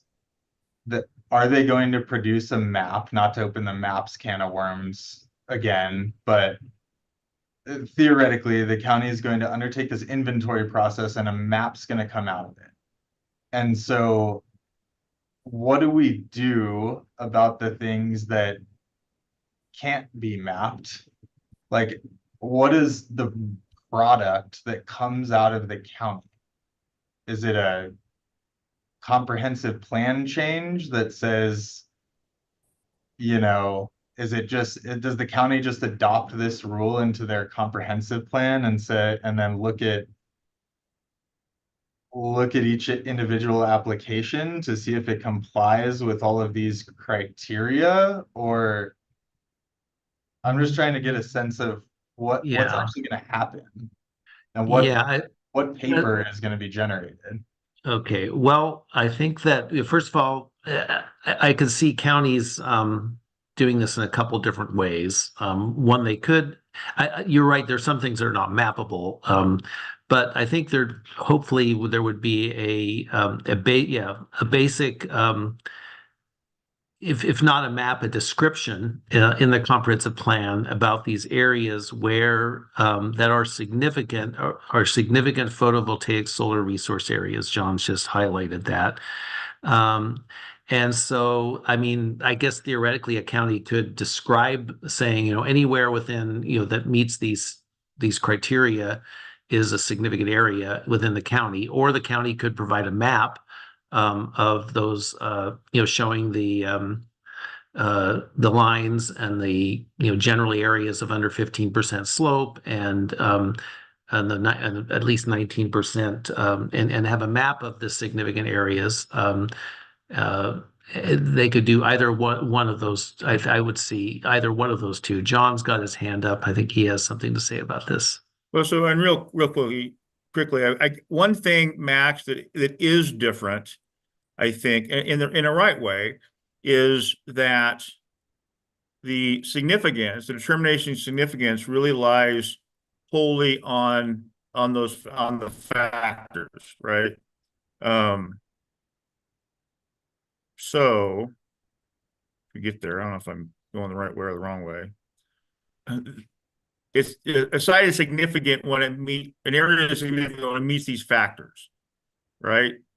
But then, then those other items, including the ones that aren't mappable at this scale, will be addressed on a project-specific basis as applications come in, which is different, right? Before we said, if you have these features, then you're a candidate for significance, but then you have to show whether you're this, that, or the other thing, and wildlife habitat, and whatever that may or may not be mapped to come up with the conclusion of significance. So this is a little different. This says you're significant if you meet these factors, and then these other things, the non-mitigated, mitigated, or excluded things, are worked out in the context of a project-specific application. I think a county would essentially apply, do a plan amendment and declare or map. These are the areas that are significant solar resources. And here's our code provisions, how we're going to review applications within those areas. And those code provisions would incorporate all of the other provisions of this rule in terms of, where it's allowed without mitigation, where mitigation is required, where no mitigation is possible. And then the other things we'll get to about, what those mitigation measures are. So the county would have a comprehensive plan, addressing this as here's where there's a significant Goal 5 resource, and here's our program to implement the goal, which is in our code, and it's consistent with the requirements of the rule.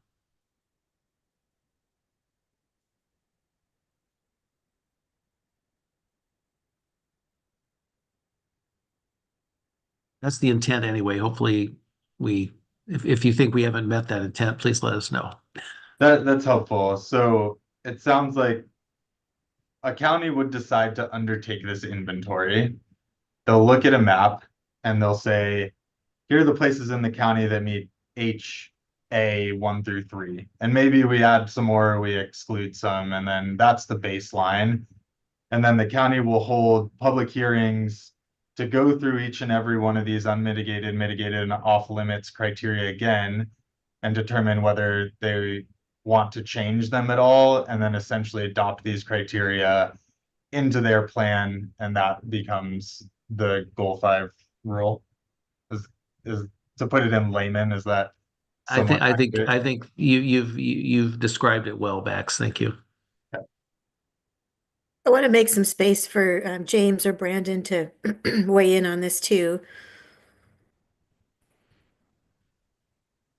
Yeah, if Brandon has anything, feel free to jump in. From my point of view, I would say that a lot of these concepts would be captured and live within the comprehensive plan of the county. It would be adjustments to our comprehensive plan, but it's a way to kind of guide future boards of commissioners and future leadership, so they have an idea of what some of the resources actually are within their county, and where some of these projects, make the most sense based upon the work that, we're all doing right now. And it was pointed out that, counties know their landscapes pretty well, but there's a lot of things to take into consideration when you're inventorying, preferred locations where these things could go in an effort to preserve some of the more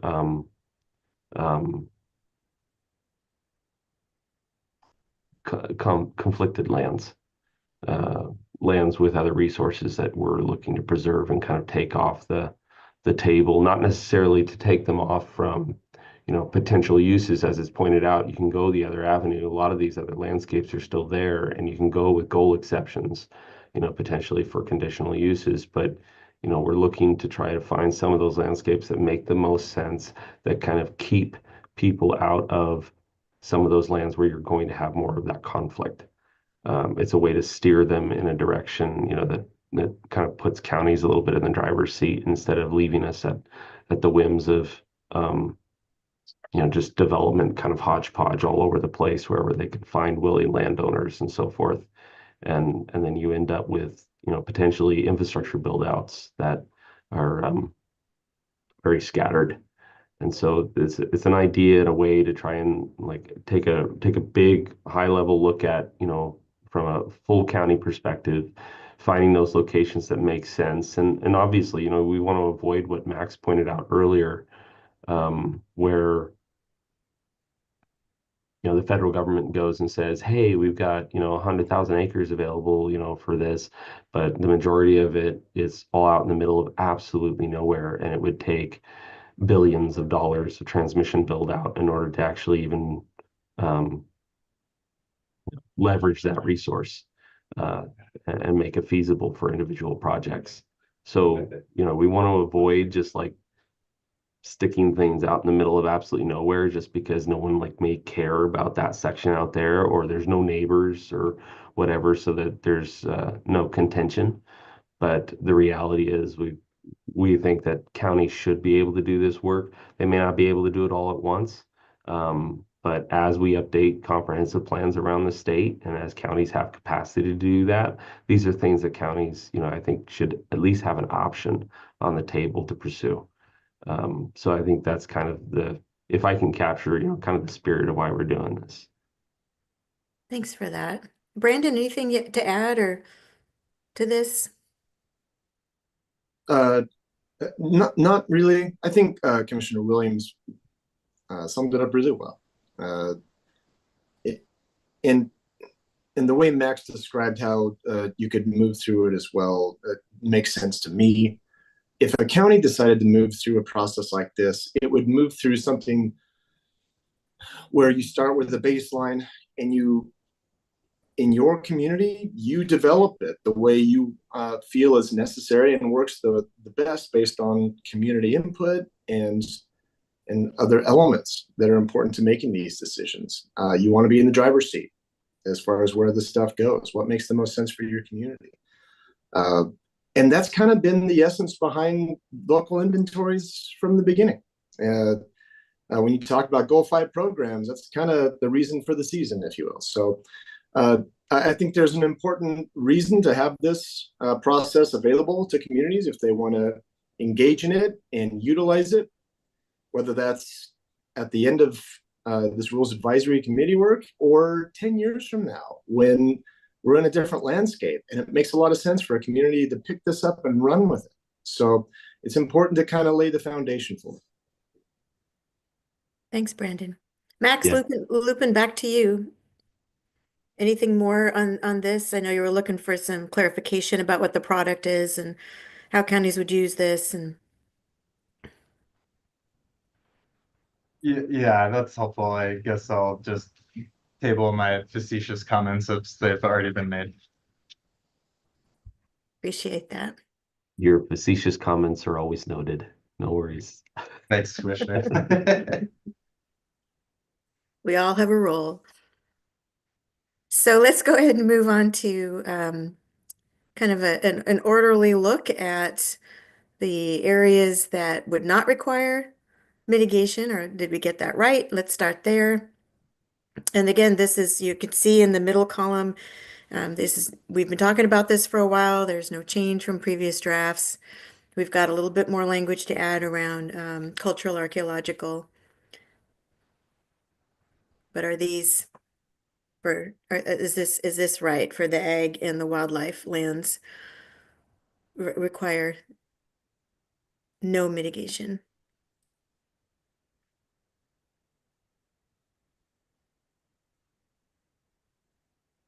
And again, this isn't your last opportunity, but we're really hoping that this is the RAC sentiment that we got this right.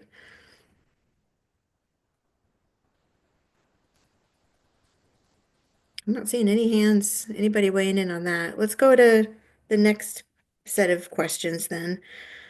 I have Max raised his hand. Max, go ahead. Yeah, I guess I'll still just ask whether there's been any data or GIS study on what this results in terms of available acreage. We talked about that and then kind of lost track of it, of like, it's really difficult for anybody to say class 7 and 8 is the correct metric without knowing what lands are 7 and 8 that are within the baseline thresholds to see, is there anything that's actually unmitigated? And, I ran a couple of research reports on sites that we're looking at, for example, and they're a mix of a bunch of stuff, right? So then how does this work in terms of the scope? Like we talked about this with Jim Johnson. Are we relying on the predominance test here? Is it predominantly lands that are comprised of soils that are class 7 and 8? Because the way it's written, it says an area with the following characteristics requires no mitigation. Well, there's no site that's going to be wholly class 7 and 8. It's going to be a mix of 7 through 2, right? And it may be 80% 7 and 10% 6. And, how is this actually going to be evaluated by the county in terms of whether mitigation is required or not, right? I'm going to submit an NRCS soils map that has a calico cat of soil capabilities. And I'll say the site has 2, 3, 7, and 8. What do I mitigate for? Do I mitigate, do I make a mitigation payment, a fee in lieu payment based on Mark's spreadsheet for the portions that are 2 and 3? And then do an analysis of how much forage per year they produce and whether or not they have a water right, and et cetera, et cetera, et cetera. And then do I not make a payment on 7 and 8? Is the county's finding then, well, no mitigation is required on the portion of the property that's 7 and 8, and the applicant is making a fee in lieu payment based on the spreadsheet for those portions that are 2 and 3? Like how does this actually work? Gordon? Yeah. Well, a key point here is the difference between the definition of high value farmland or arable land or non-arable land versus high value soils or arable soils or non-arable soils. A lot of this rule is based upon a site. My understanding, and John, step in if I'm going off kilter here, is based upon a site, whether it's high value farmland. And if you look at the definitions in law regarding how you determine that, it recognizes that a piece of farmland, a tract, has different types of soils. So you go with what the majority of the soils are, or presumably the plurality, or you group the soils in a way that if a majority of them are non-arable, then the entire site is non-arable and is considered a site of non-arable farmland, which may have a minority of soils that are arable or even high value. There are later provisions in the rule that have some that we'll get to that have some limitations or how to deal with that issue. But the basic idea is that a site that is a majority is a site of either high value farmland, arable land, or non-arable land is based upon the looking at the tract, the amount of land involved, and seeing what the majority or preponderance or plurality of the lands are, and then going forward on that basis. So that's the intent anyway here. John, do you want to correct anything I've said? So we're juggling a couple things, right? And we will get into this a little more deeply. Max, I think you've got it I think you've got it right. I mean, that's how I would understand it. That is, if a project site includes that, and you're right, it could be a mosaic, right? And all kinds of different soils. To the extent that it includes soils that don't require mitigation, then they wouldn't be required to be mitigated for. To the extent that it includes soils that are off limits, except for the carve out that we've got, then they should be avoided. And to the extent that they include soils that require mitigation, you'd mitigate for those agricultural soils. So I think maybe it's not clear, and we can improve that. But I think this piece is based on what the actual soil types on and across that project site, that subject property, look like. Yeah, that's helpful, John. Is Mike MacArthur still on the line? If so, I'm going to put him on the spot and ask whether he knows offhand how much land in Sherman County, for example, that is flat and buildable is in class 7 or 8, because everything I've seen in Sherman County that you can actually build on is not within that category. Yeah, I think you're right, Max. Most of it's of the wheat ground or CRP ground, arable land would be better class than 7 and 8. And frankly, most of it's 2, 3, I think. So Max, your observation is on point, I believe, right? In that the amount of areas out there that are class 7 and 8 soils are somewhat limited. And furthermore, as I'm sure we noticed and have talked about, a lot of these are 7 and 8 because they're really steep and therefore not really conducive to developing. But there are some flat soils out there that are probably within transmission corridors, that are class 7 and 8 soils. We haven't made an attempt to really distinguish those from others, which I think was part of your earlier question. Yeah, thanks, John. And I guess to jump forward a little bit, that's where the portion of the rule that says, well, you can mitigate it if it doesn't have a water right. So it could be like class 3, but it doesn't have a water right, and it's not high value for some other reason, and for that reason, it may still qualify, right? So not to not acknowledge that portion of the rule, just trying to get a sense of what is actually in or out. Go ahead, Dan. Dan? Yeah, hi. So John, you and I have talked pretty extensively about high value farm ground for the smaller sites. And just to make sure I understand, current law says that at least for we've been looking at under 12 acres, you cannot put anything on the high value piece of a property, high value farm ground piece of a property other than lines, power lines. So this would supersede that existing law or replace? Well, it could, Dan. And so I think what you're thinking, we have talked about it. And maybe there's a time that we should talk more about whether that's the right policy, but we'll see if that comes. But with regard to the existing law on high value farmland, it requires an avoidance of the soils defined in OAR 660, 130, or actually, excuse me, 33, 0020 sub A, right? Those are the class 1, class 2, primary, unique, irrigated, non-irrigated. Those are the best of the best. There is a provision to be able to cite on other soils that are also high value, really kind of the Willamette Valley farmland type soils, which would be kind of the rest of the best.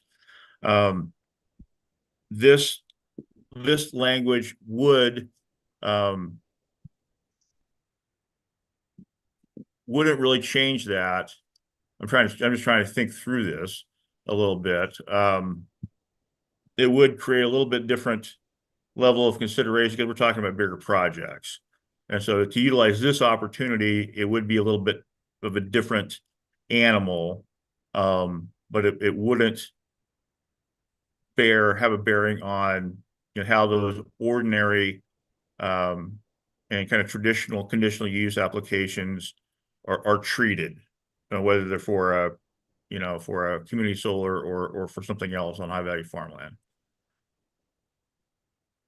So, okay, so someone used the term mosaic, and I'm more familiar with the land, the soil types on the west side, but it's always a mosaic. And I assume, yeah, the tracts of soil types are gonna be larger on the east side. But I think the situation we want to avoid is where you've got, let's say, a solar farm that's in a rectangle, which is kind of the ideal shape, and then you've got some strip crossing it of high value farm ground.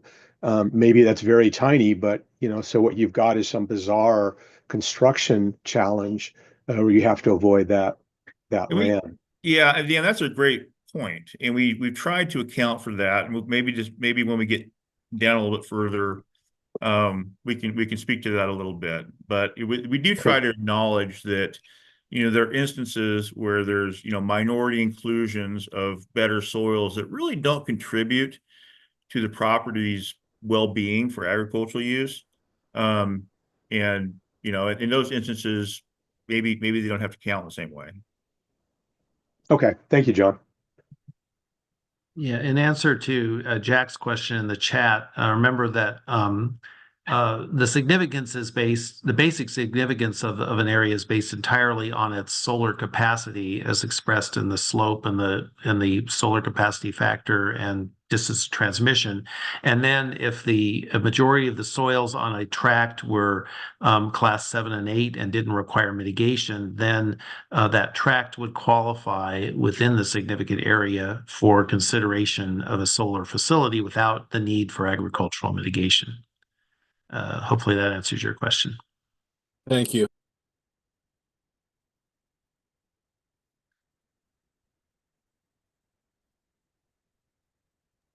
We kind of jumped right into the nuances around what requires mitigation.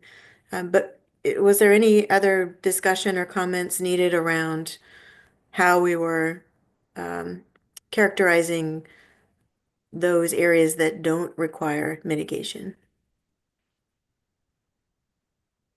Max? Yeah, I think it would still be helpful, especially if there's time to try and map this out a little bit and get a sense of what we're actually looking at here. Like I said, it's really hard to comment on whether or not this is sufficient without knowing what we're talking about. And I've looked at, like I said, a number of ERISA reports in Sherman County, for example, where this rule probably won't work anywhere in Sherman County based on the soil capability classes, but it might work really well in Lake County. And so whether the thresholds are correct, like the comment is, are these categories correct? I don't know that we can answer that. So maybe we need more data and we have to talk about it at the commission. And then to the other thing we were talking about, Gordon, in terms of how this is implemented, and John, I don't know, maybe it might be helpful when this rule comes out for the department to issue a guidance document that says, here's how we intend this to work. And when you're looking at a site app or a facility application, if it has class 2, 3, 4, and 5, this is how you deal with 2, this is how you deal with 3, this is how you deal with 5, so that we can understand both from the applicants, interested public commenters, and the counties, how we go about processing through this rule to determine what we need to mitigate for or not.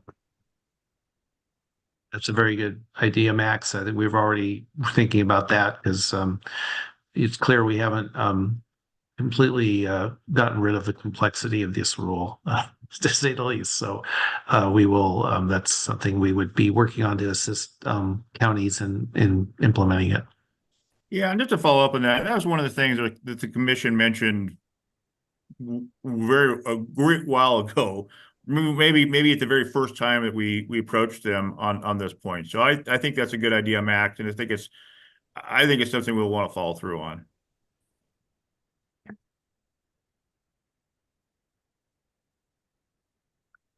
Other questions, other comments, observations about this section focused on mitigation?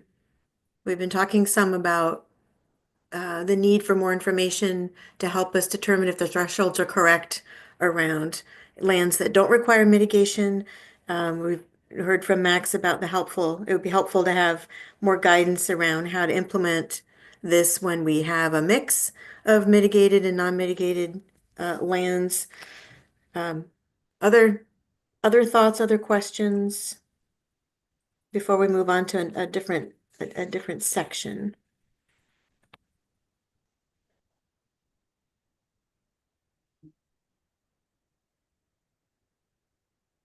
Not seeing any. Gordon, is there, when you're looking at this, I'm looking at the issues and the discussion points. Are there any there that you want to make sure that we get some conversation going from this group before we move to another section? I think, yeah, we have done some mapping. I don't know at the level of detail that is necessary that Max is talking about, but John, you're more familiar with where we are on that. I don't know if you have any thoughts on that. So we haven't had the ability to do refinement, at least to the extent that it's, worth sharing. I think it will remain a question and remain an issue that we want to look at. And here's another thing I guess I would add, especially when we're using the ERISA tool, it's very good in some things and not quite as dependable in others. And one of the areas where it's not quite as dependable is where it shows soil types. So we really want to emphasize that when we're trying to figure out the soil types, we need to really look at US, the NRCS data, and make sure that we're using the best source. I think it is NRCS data, John, as far as I know. Yeah, but it just doesn't kind of line up in some areas, some Oh, way. really? Okay. Yeah, it's just weird, right? It's weird. It should be. It should be exactly that. But anyway, I just would encourage folks to really truth the soil stuff with the online NRCS soil survey. That's probably the best source on those things because it mixes and matches a little bit, I think, on the RISA tool. Interesting. Thanks for the heads up. Jim. Yeah, I just wanted to reaffirm what John's saying there. I, of course, use the soil surveys a lot, and nothing beats the web soil survey in terms of accuracy and comprehensive look at soils in any given region. ERISA is great for looking at a generalized idea of what it is, but it just doesn't have the refinement that the NRCS web soil survey has. So this is information that could be included in a guide if you were to develop something like that about where people could go to get sources of information as they're assessing. Well, bottom line, ERISA is not the legal authorized source for soils data. The only one by law is the NRCS's web soil survey. So if you're going to ultimately make a legal decision based on soils, you're going to want to be going to the NRCS web soil survey, not ERISA. Thanks for that, Jim.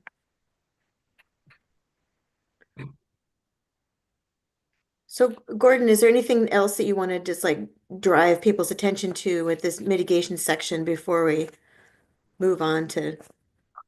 I was wondering if we have any comments on the wildlife habitat provisions. They are as specific as we can get at this point. We've had a lot of technical advisory committee discussion of those categories. So anyway, that's where we are at this point. Jack?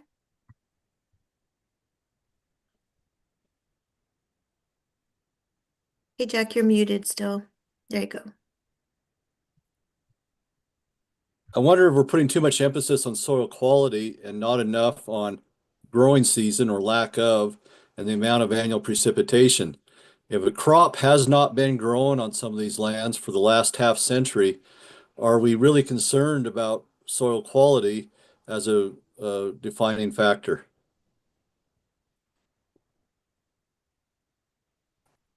Well, I have a response to that. The NRCS soils determinations do take into account climate conditions. But if there's a more specific climate condition, that's something worth discussing. But the NRCS soil surveys do take into account climate conditions, precipitation, and the like when they're classifying soils types. Great. Thank you for that. Diane?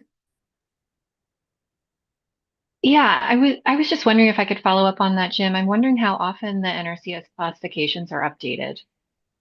Well, If they're, yeah.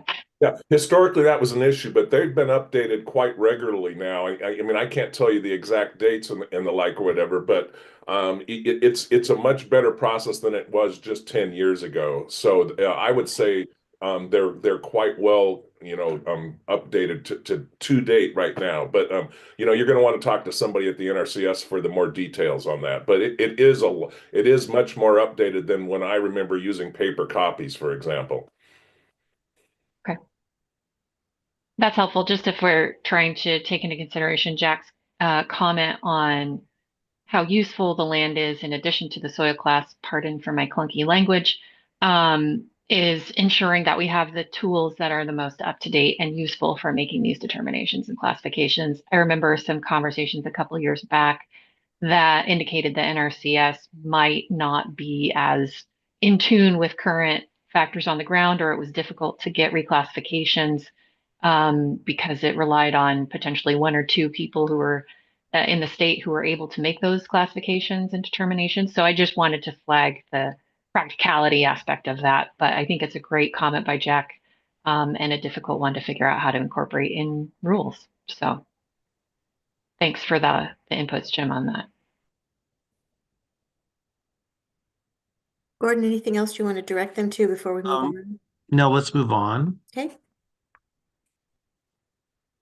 And let's see, we got quite a bit of wildlife habitat stuff here.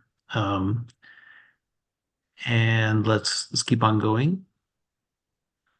I think that the next areas are the areas where we can go to the off limits areas, if you will.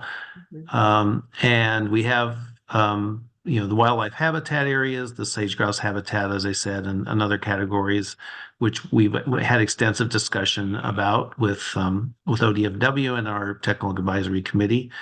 And then we have, going further, the off-limits farmland. If you could scroll down, John. And this is one, here we go. Here we go. This area is the one, these are areas that would not be allowed based upon their soils. And as you can see, we have it, in one of your questions, Max, about the mosaic. And Dan, your question about a little ribbon of land going through of high value going through an otherwise non-arable site. We do have a provision that says if they're no more than 5% of the site and are present in irregular configuration, or configurations that prevent them from being independently managed for farm use, then they're not off limits. Then we have some other very limited high value farmland provisions, and then we have the pertinent water right issue, and that's the one that we received. And Max, in response to your question about if we could get a copy of that, I believe Adam, if you could corroborate, we did send the language from that email out to the RAC members yesterday. Is that correct? Yeah, I sent it out yesterday, and I sent it out again today as well, just in case. Okay. Thanks, Adam. You're welcome, Right. Max. Yeah, and we also sent, we'll get to it, the unsolicited, we'll point out unsolicited comment from the planning director for the city of Prineville on the urban growth boundary issue. We'll get to that. But anyway, so that is, and I, in looking quickly at the language that the Nature Conservancy proposed, it looked like it was an attempt to have a more specified set of circumstances for this exception here. And at least at the department level, we're not prepared to give a response at this point to that. We need to look more closely at that. But I think that that's something we'll have to come back to. But the basic idea, and this is way beyond my level of expertise about how this would be applied. I'll have to rely on John and perhaps Jim to discuss that if there are questions about what this section would apply to. So we did hear get some feedback on the language from the Nature Conservancy, and I think everybody appreciated it. But and the feedback was really from our ag and water people, including Ken and April, and Mark Hudson and Andrew Kreiner and Jim Johnson, and I think that's pretty much it. But Amanda Hui. And I think that the feeling was that they were more comfortable at this point with language that was more similar to what we have here. This language was more similar largely because of having to kind of study on what some of the meanings were, and maybe it just wasn't, and being late in the process wasn't really the right time to go a little bit different direction. So I would invite anybody to correct me on any of those points. And I think that we lost a little bit in translation here. One of the things that we had thought about was making just some differences in language, so it would read doesn't apply if the ability to irrigate some property is prohibited due to a situation that includes but is not limited to. I think we strike prolonged drought. That seems to be an awkward and maybe difficult thing to try to really corral, whereas the regulatory actions are a little more straightforward. And then maybe we need this, maybe we don't. I don't know that in every instance where you get entirely regulated off that you would still have a water right to transfer. But if you do, we would expect that to be transferred in a way that maintains its availability and importance for agricultural purposes. So I'll stop there. And just one more point before we get to Max's hand. I think the overall policy guideline goal here is to really limit to a very limited set of lands development under these provisions on high value farmland, and that's part of our whole goal of balancing resources and solar versus other farmland, wildlife habitat, and such. So that's kind of a key substantive, if you will, goal of these rules. So I'll turn it over for Max's hand and question at this point. Yeah, Max, go ahead. Thanks. Yeah, just a question. So does the adoption of a critical groundwater designation actually prohibit the use of water, or does it just mean that you can't pull more water? I'm trying to understand, like, are there actually regulatory actions that prohibit the use, or do they just functionally mean that there's no water available for use? I think it depends. I think it can mean that, or it may mean something different. That's that's the nature of water, right? So Max, when you look at critical groundwater areas, each individual one has its own management plan by the Oregon Water Resources Commission. So each one's going to have different limitations. Generally, pre-existing water rights are not shut down. It usually deals with existing new water rights being approved within that area. But in some extreme cases, depending on which groundwater limited area you're in, there can be specific limitations due to some of the existing water rights. But in general, it relates to the provision of new water rights. Okay, thanks, Jim. That's helpful. Yeah, I guess then my question is, like, does changing this to prohibited actually do anything if these designations don't prohibit the use, and if it's required that that water right, which can't actually be used, has to be transferred and maintained for agricultural purposes? Yeah. Like, is there a situation where, as drafted with these strike-throughs, this will actually be used? And if so, what's the example?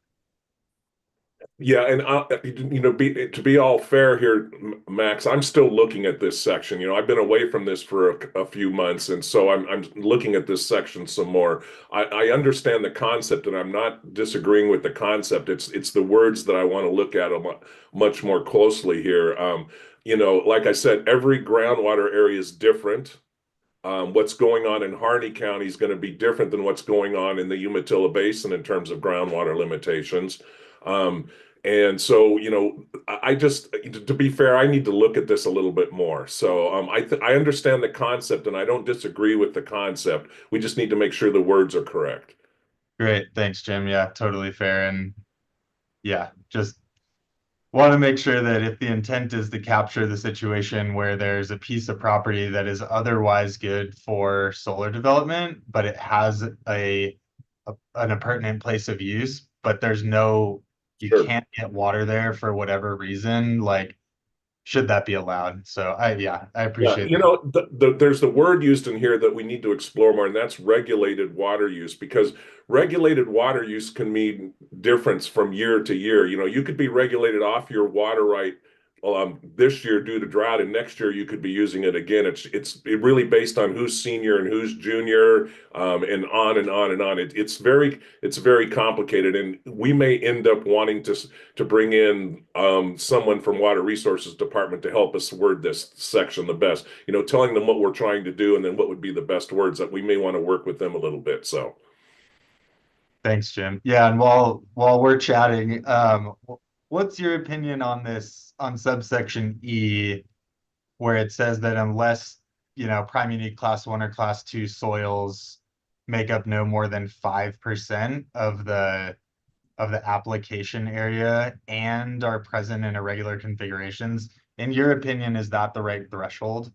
well, I don't know if it's the right threshold. I do like the concept. I've talked for years about how there's a place and a time to use the term high value farmland, and there's a place and a place to use the term high value farmland soils. And whether 5% is the correct or not, gosh, you could be dealing with a large site, 10,000 acres, and 5% would be a lot of land, and I'd be concerned about losing that if it's not in the right configuration. And like on the other hand, 5% within 100 acres is not that big a deal. So, again, details here. I like the concept. I'm not sure about the percentage. Thank you. I wonder if we could work on that, because I had the exact same thought of like a percentage threshold has a very different impact on very large sites versus very small sites. And so like on you know, say 250 acre site, 5% might be just a couple acres and it might be okay to impact it. But on like a 10,000 acre site, you might not want to impact that many of these types of soils. So maybe there's like a breakdown between arable, non-arable, and other land that makes more And sense. and even on a 10,000 acre site, if it's a real very, the configuration, the polygon, what it looks like, the edges and the like, it could be very different. And when you get into Eastern Oregon, you could have very good soils and a very short ribbon along a water course, for example, but they're very valuable as feeding areas for livestock because that water is available. So, it's not as straightforward as some people are trying to make it sound. So, Agreed. Okay. Thanks, Jim. So guys, I just want to make sure we know what next steps are for these sections. So it sounds like for the water language, that would be DLCD coordinating with with Oregon Water Resources Department to look at that language and get better. But Max and Jim, your little exchange around, what the percentage is and is that the right threshold? What are our next steps about how to get language there?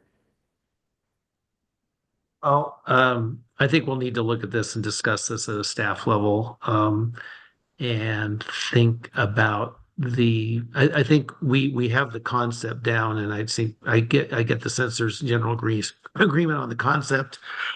Excuse me, and we need to get language that fully implements that concept. And the one thing that I do want to make sure we keep into our mind when we come up with the final language is that it's as objective as is possible, because throughout this, subjective language is the kind of thing that leads to ALUBA decisions. And that's what we're trying to avoid here. So we'll work on this to see how we can best implement this concept in rule language in as objective a way as possible. Great, thanks for that. I just didn't want to leave that hanging. Okay. There's a question from Diane in the chat. Yeah, just really quickly in section G, in that subsection G where we list the but not limited to, I was wondering if instead of and, if it should be an or, just wanting to keep flexibility there. And also I'm in bill reading mode because the legislative session. What line are you looking at?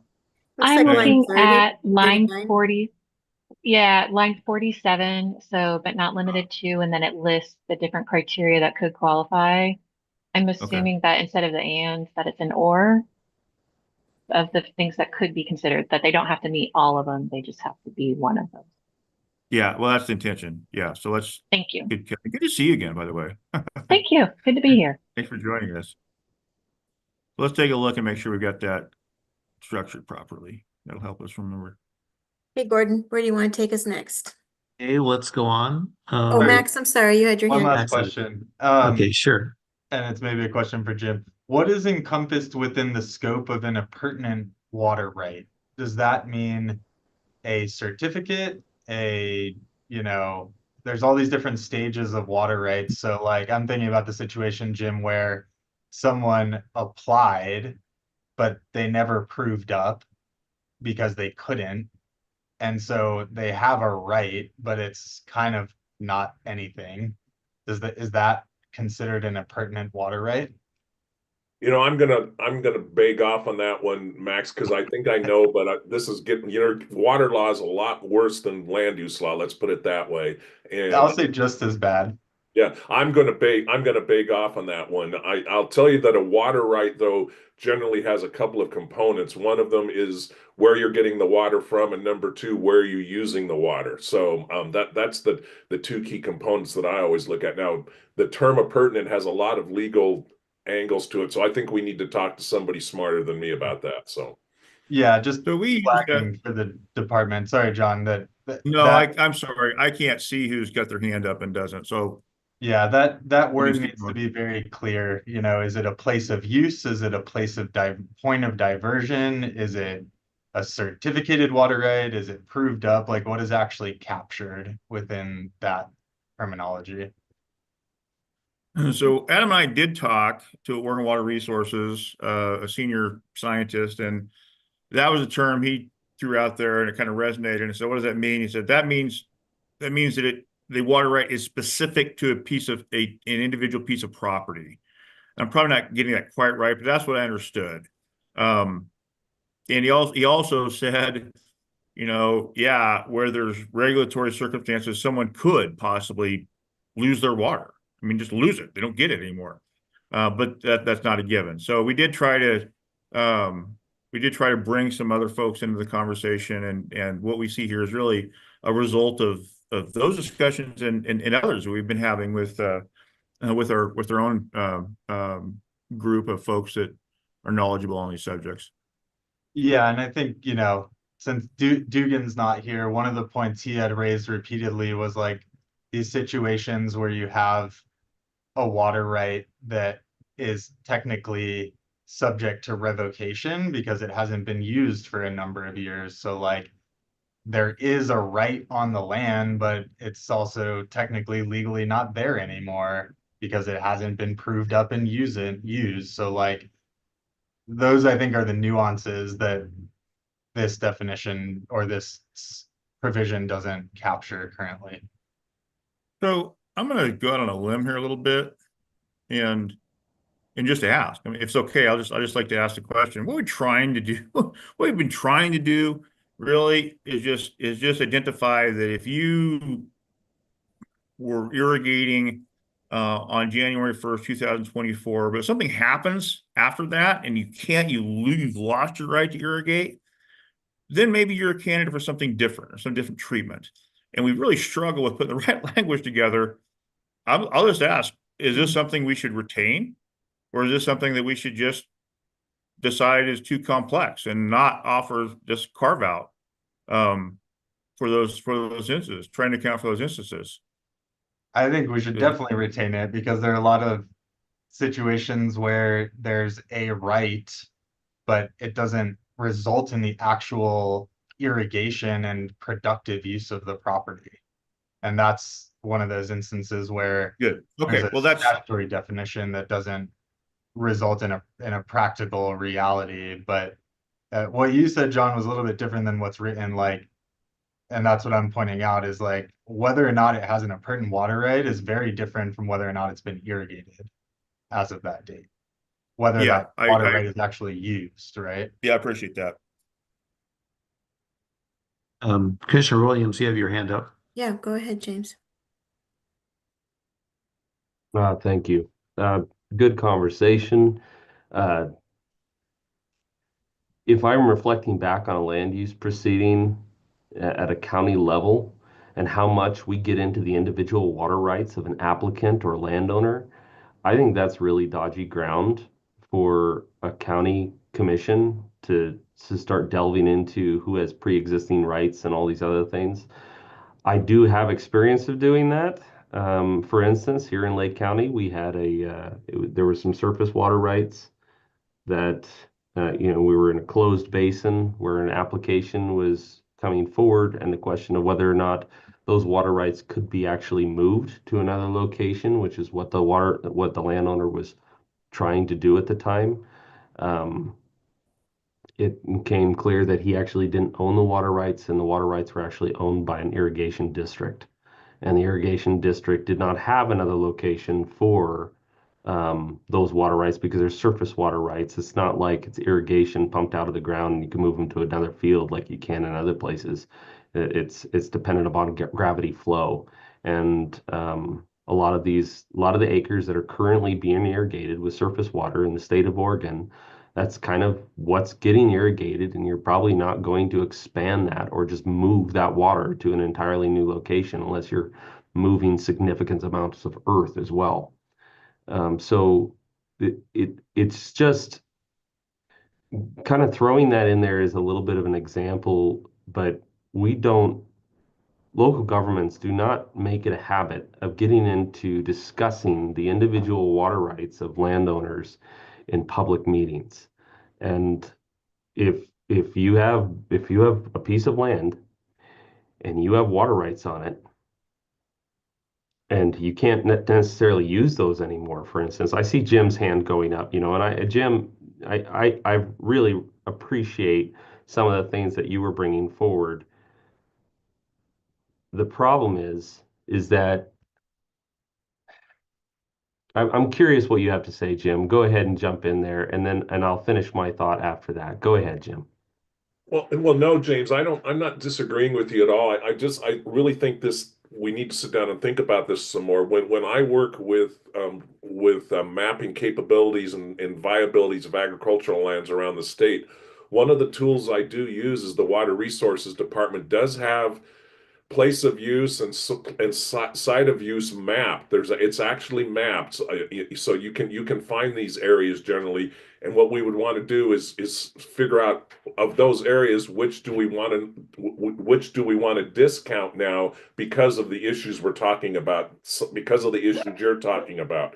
You know, as concerned as I am about loss of farmland, and I, of course, very concerned about that, I'm even more concerned about loss of agricultural water rights because they're even scarcer than the land. So I just want to be careful here. So I completely agree. And that's kind of where I'm going is I think local governments in general, I don't know any commissioner that has it in their crosshairs to limit or reduce the amount of irrigated farmland in their counties. I think we're all trying to make sure that we're looking at that cognizantly and to preserve those water rights. However, paint you another picture of a county just next to mine where landowners had water rights and no longer have water to utilize. Harney County, yeah. Yep. And so then, and in Klamath County even, and then if say That farmer no longer having that water, even though they had a water right, and at one point they may have been irrigating, and at one point they may have been proving up that land and utilizing that land in an agricultural way. They're looking for ways to diversify, and maybe they end up putting something on their land in the shape of a solar, for instance. Sure. No, I Now, totally get it.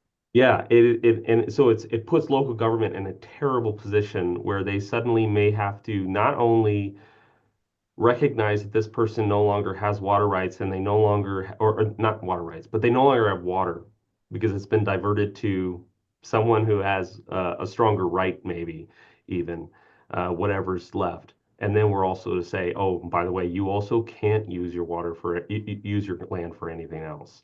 So This I think trying to build some flexibility in this, I think for local governments to approach this cognizantly and just thoughtfully is really important for me. I That's what agree. And it works both ways. You know, I know some areas more down in Central Oregon where the water was not available one year, but it was available the next year. So we've got to be careful about that too. So yeah.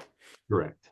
I understand that completely. It's just I want to make sure that we're also not looking at this language as an either or. If there's solar on it, you can't use it for irrigated purposes, or if it's irrigated, you can't possibly use it for solar, because I actually have seen examples of both of those being utilized and the agricultural use of the land not necessarily being fully diminished or gone. So I guess it's just something I kind of wanted to bring forward it because we're talking about the intent of this language, which I appreciate, and it's been stated by folks that we do want to retain this language or at least retain the purpose of it. I just want to make sure that we're not painting a scenario where it's an either or, because it doesn't necessarily reflect an absolute loss of the agricultural use of the land if someone does end up using, putting something on a portion of it. So I just want to reflect that. And I do appreciate like Jim's comments about, the 10,000 acre, space. And you have waterways and grasslands and everything else, and where you can actually use it for some very useful grazing purposes.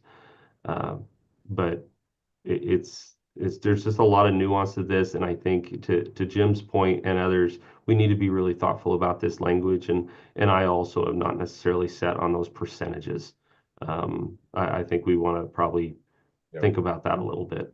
One last thing to add here, and then I think we beat this enough, and we're going to have to work maybe work on this offline. Yes. But when you look at the Nature Conservancy's comments that about water, they talk about voluntarily removing water from land for other programs and the like, whatever. That's an example of where I have a concern, because historically I've seen people remove water rights from land just because they're trying to get their definition of high value farmland changed, for example, or the like. That doesn't take away from the capability of the land. So voluntarily versus being regulated off are two different issues, in my opinion, and something we need to consider. So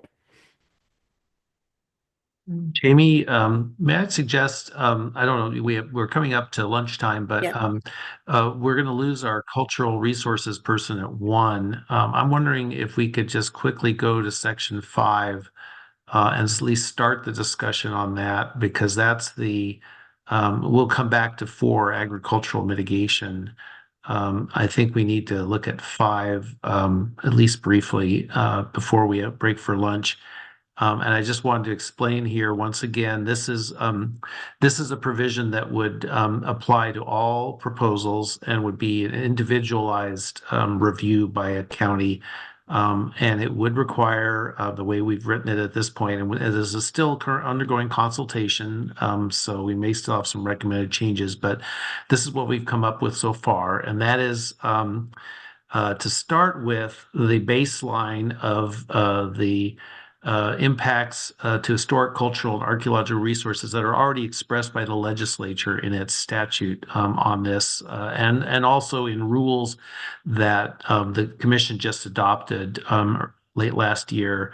But then to go beyond that with the idea that there would be a process by which an applicant would need to do the the necessary, essentially, field work or initial analysis before they submitted the application to the county, and that's an A. And then if you could go down to B, that would require the applicant to transmit the information they received to SHPO and any tribe that may be affected by the application and the applicable local government at least 60 days prior to submitting the application to the county. And then, a provision that the information is confidential and not included in the local record. And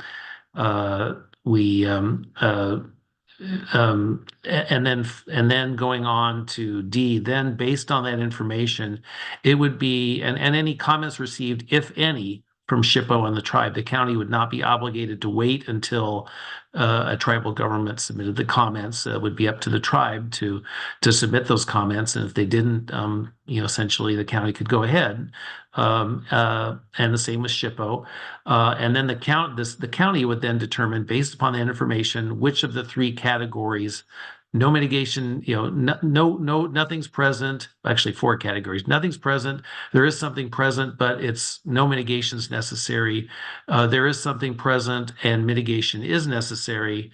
And finally, there is something present and it's so significant that it can't be mitigated. And so that's the basic what we've come up with as a formula, at least to start, for the discussion on how to deal with historical, cultural, and archaeological resources. And I know there's been some discussion in the past about this issue, but this is where we are at this point, and I wanted to open it up for RAC discussion on that. And Mike, I see that you weighed in. I did want to give a little preference to people who are leaving at 1. So, and that's Counselor Anderson, I believe, is leaving at 1. Yeah, sorry about that. Yeah, I have to attend another meeting. No, I think it looks fine. Really, I think it's pretty forward. I don't really see any much issues with it. Of course, there's some other folks on that might have some comments. But I think it's pretty good. Okay, thanks for that. I guess if I wanted to, I could throw out a scenario of in that 60-day period, or of being a tribe being contacted by the project proponent, and they go out and do the resource or cultural resource studies and come back, and they actually start having those discussions about possible, if in fact there is mitigation needs to be done, that they start having those conversations before even the county, at that point of letting the county know. But I think what is it, D? Or if you scroll down some more, John, I think it says in the application there'll be the county will add or C, or sorry, C or E. The county shall include any mitigation measures and approve. I think it's always the sooner the better when you're talking about mitigating of cultural resources, because it's such a long drawn out process of first identifying it, then you have to go into the fact of getting a permit and going into the next step of phase 2 and so on. That it takes quite a while to get to the final conclusion of what are you actually looking at, a site, a district, or possible a TCP or a cultural landscape. But I think that's fine. But like I said, that conversation with the tribe, right off the bat, and having that turning those wheels is great. And I really don't see anything. It looks good to me. Thank you. Yeah, thanks for that. Thanks for weighing in, and appreciate, Mike, you letting Counselor Anderson go first. Mike, go ahead. Oh, okay.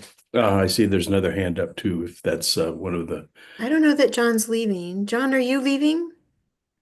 No, I've got plenty of time, so let the other folks go, please. Okay. So, Gordon, my question has to do with, is there a time limit on the response from SHPO, et cetera? I have personal experience with SHPO not responding timely and got left behind and then tried to come back on the project when they anyway. So does the county here are they able to put a time limit on that response or say in their report that we did notify these other entities and did not receive report back or did not receive comment back in a certain period of time? Yeah, thank you, Mike. That's a very good question, and that's why we put the words "if any," and it is a 60-day, at least 60 days before the application, and that gives if SHPO or a tribe does not comment, even in any way, I think the county would be authorized to go ahead with the information they had, and in addition, since a lot of these I believe would be conditional use permits subject to state laws regarding the 150-day rule, as it's called, for processing, that a county wouldn't be able to, in a lot of situations, wait until they heard from, even if they wanted to, wait until they heard from SHPO or the tribe during that comment period.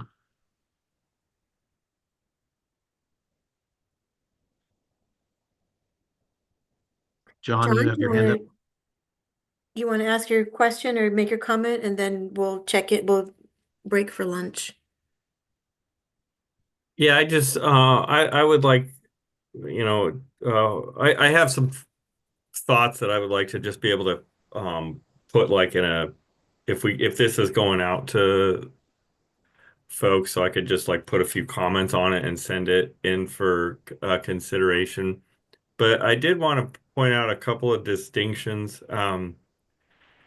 Earlier, it points to the definition of a professional archaeologist in statute, but those are not necessarily the same types of people that would be qualified to get a permit from our office, and that's defined in another statute. So I think I'd like to address some of that.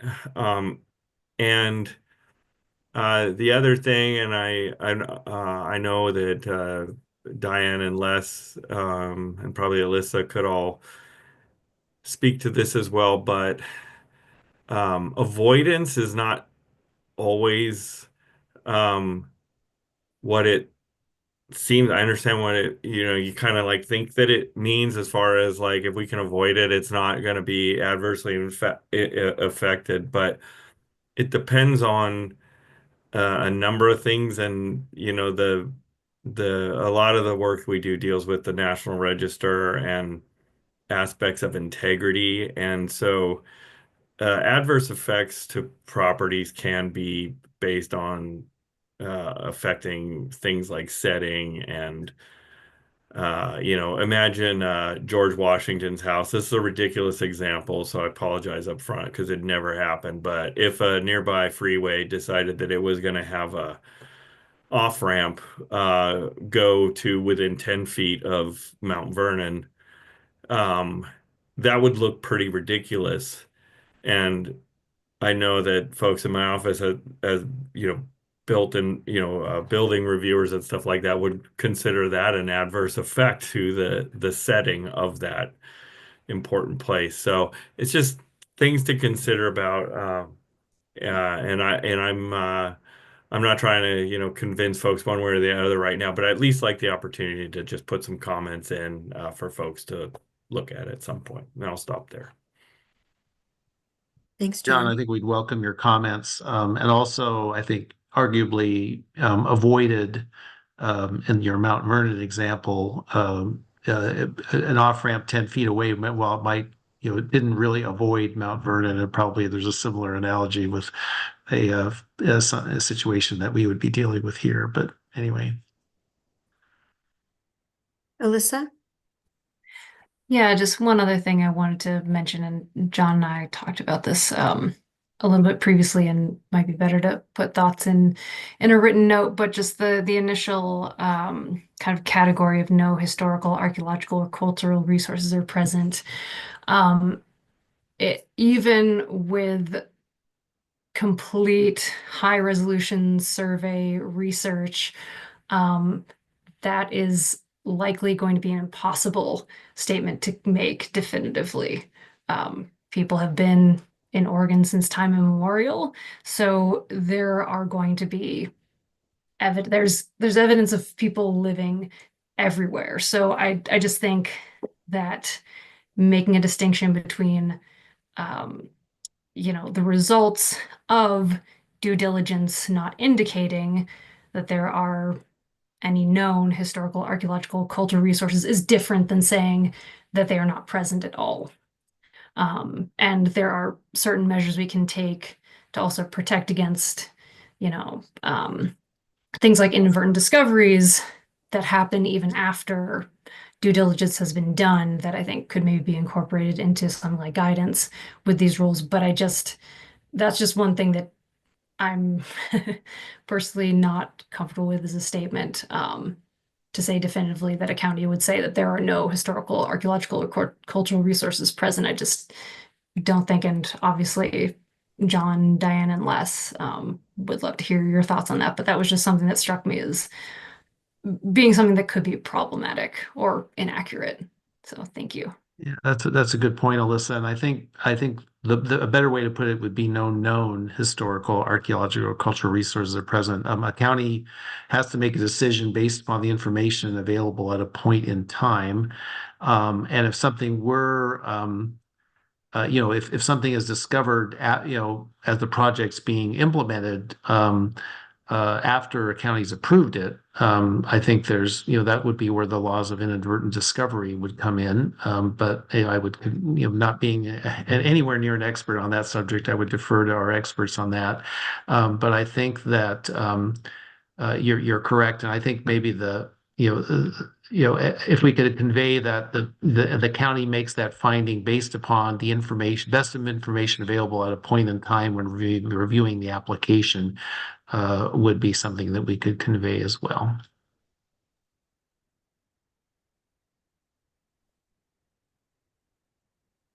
Counselor Anderson. Thank you. Yeah, I really appreciate your comments, both John and Alyssa, on that for the I think you're right on the no known. Instead of saying no, yeah, I think that's a good statement to have in there.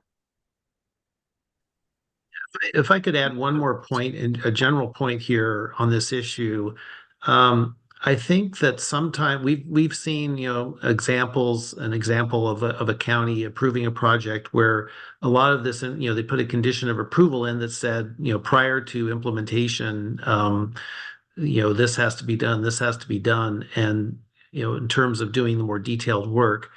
And we at the agency at least really think it's appropriate to do that work up front so the county has it before they make the initial land use decision on whether to approve a project, not to have a situation where a county might approve a project and then subsequent work done in a more detailed level shows some resource that wasn't discovered, and then the whole project has to be reconsidered. And my it's questionable whether that's even legally permissible to do. There's some case law about conditioning a decision upon subsequent actions that are also discretionary decisions, although this doesn't fit that well. But I think more importantly, it's much more efficient to get that information up front before the county and get that information to the county so the county can make a decision and put necessary conditions of approval on, as opposed to putting it off to an implementation measure in the future. But that's a general comment.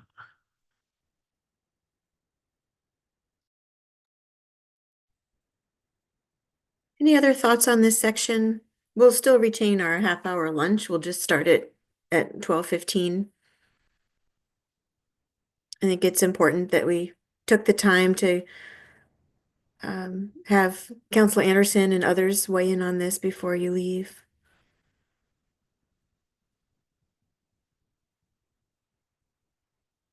And again, as Gordon said earlier, this isn't your only opportunity and there's some more work to be done here, so. And thanks, John, for capturing those in blue, those notes. Well, I'm a good capturer. You are a good capturer. So what do you say, folks? Are we ready to break for lunch? And we'll keep it a half hour, so we'll come back at 12:45. We'll loop back to capture the agricultural mitigation piece that begins on page 9 that we didn't finish. And then we'll work on finishing up Division 23. We still have Division 33 to walk through, and 4 and 6. So that's what we have before us. See, anything else, Gordon or John, before we go? Or Kirsten, we're not going to have you back. No, thank you, Jamie. I just appreciate the accommodation and the schedule for accommodating Counselor Anderson's time this morning. There's it's just important to hear that voice. I didn't know if Diane, if you were able to come on, if you had any comment in that section as well, briefly, because I think we're going to be moving on after lunch.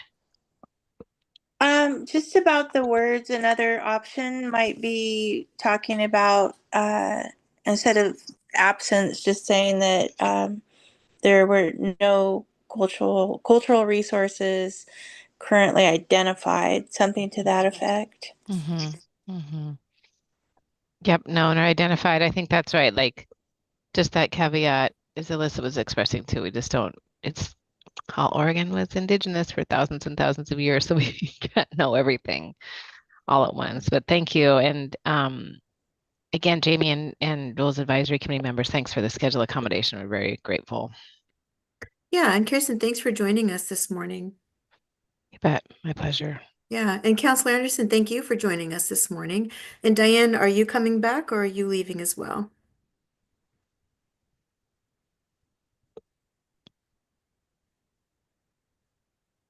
Diane Tiemann or Yep. Oh, yeah, I'm planning on coming back. I might have to step away for a little bit this afternoon. Thank Great. you. Okay. Sorry, I did realize there are two Dianes, so thanks for that clarification. John, what's going on? Well, so, and we need to get to lunch. I know everybody's probably hungry. I am. One of the things we struggled with in this particular area is the realization that it's not all one thing. You know, it is historical, cultural, and archaeological resources. There's three things there, and those bring in different parties. And so I just think it'd be useful if we could kind of come to understanding is who does what. If we're talking about mitigation, who is appropriate to prescribe mitigation? Is that something that we should rely on a SHPO archaeological permit to do? I mean, with cultural resources, or some of them anyway, that's going to be dependent upon the county program or lack thereof. The historical stuff kind of is too, although that may be different depending upon the resource. Anyway, I think that, or if the county is just has the wherewithal to prescribe conditions, adequate conditions. I just think it'd be helpful to kind of square that away a little bit if we can. So I'll stop there. Thank you, guys. Thanks, John. All right, let's break for lunch. We'll come back at 12:45, 12:40, let's see, 12:47. Yeah, give us our full 30 minutes, Jamie. Get your full 30 minutes. I don't want to cheat you. So go off, have lunch, and we'll see you in a half hour.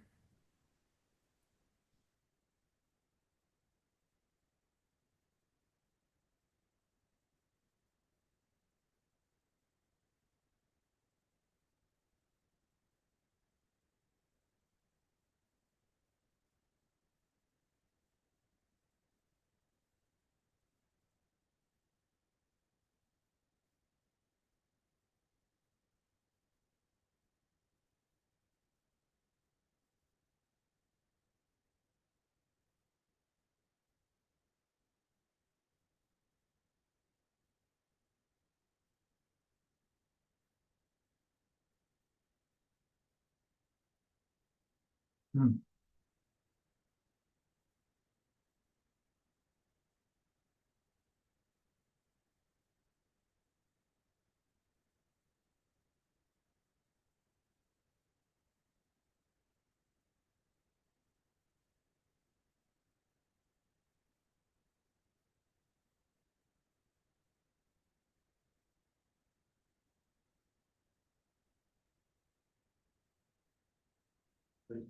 Yeah, that's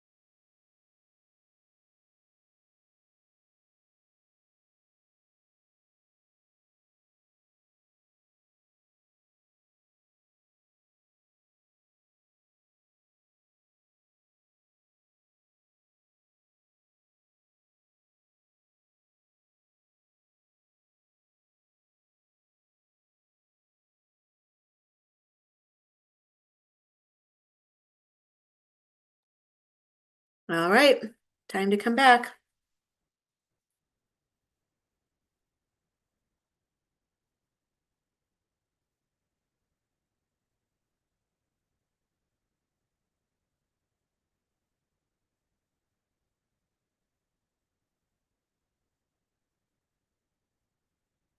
So, Gordon, I was thinking, it felt like we finished talking about the section 5, and so we need to loop back to section 4. Yes, just Jamie, I think hopefully section 33 will go a lot faster because a lot of the issues are Yeah. the same as in 23, but I was so hoping that too. maybe we're not behind schedule, so we'll see. Yeah, no, I was hoping that as well. There's a lot of similarities, and then 4 and 6 are, really small.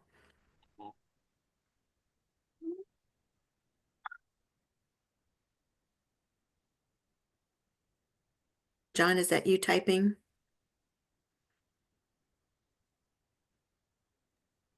Yeah, that was me typing.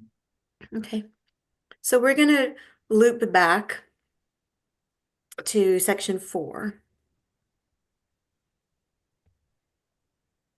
And so that begins on page 9 of Division 23. So, Yes. okay. Okay, this is, I think, is unchanged from what we had before. And it allows it's for agricultural mitigation. Those categories in subsection the subsection above that required where it's approved but mitigation is required and the mitigations needed is for agricultural reasons for the type of agricultural land it's on.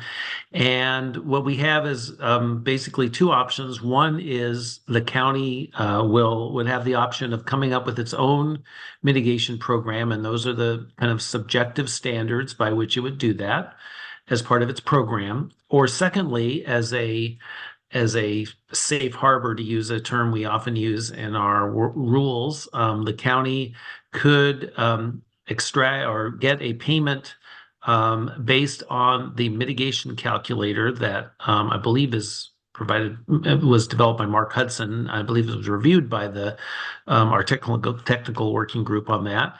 And that spreadsheet would be adopted as an appendix to this rule. And I am not certainly qualified to speak as to exactly what that spreadsheet is and what it involves, but I believe that it's been looked at and should be looked at some more. And if anyone has any specific issues about that, I don't know that we need to talk about those here. We're talking here about the concept. And if someone does have some specific issues after looking at the spreadsheet that calculates a one-time compensatory mitigation payment, which, as I said, for the purpose of replacing economic value.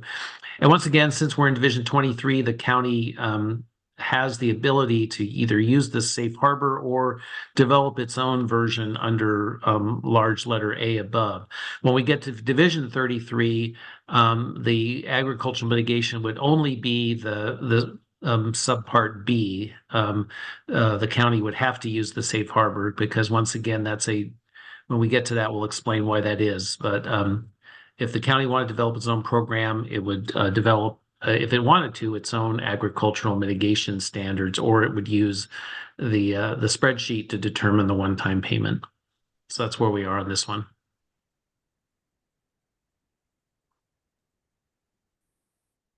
Okay, let's open it up. Any questions, comments?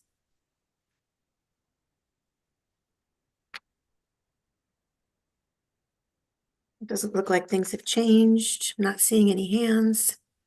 Max put a question in the chat. Oh, did he? Oh, Max, go ahead. Yeah, I was just wondering if we could change the word converted to something else like used in 5BB.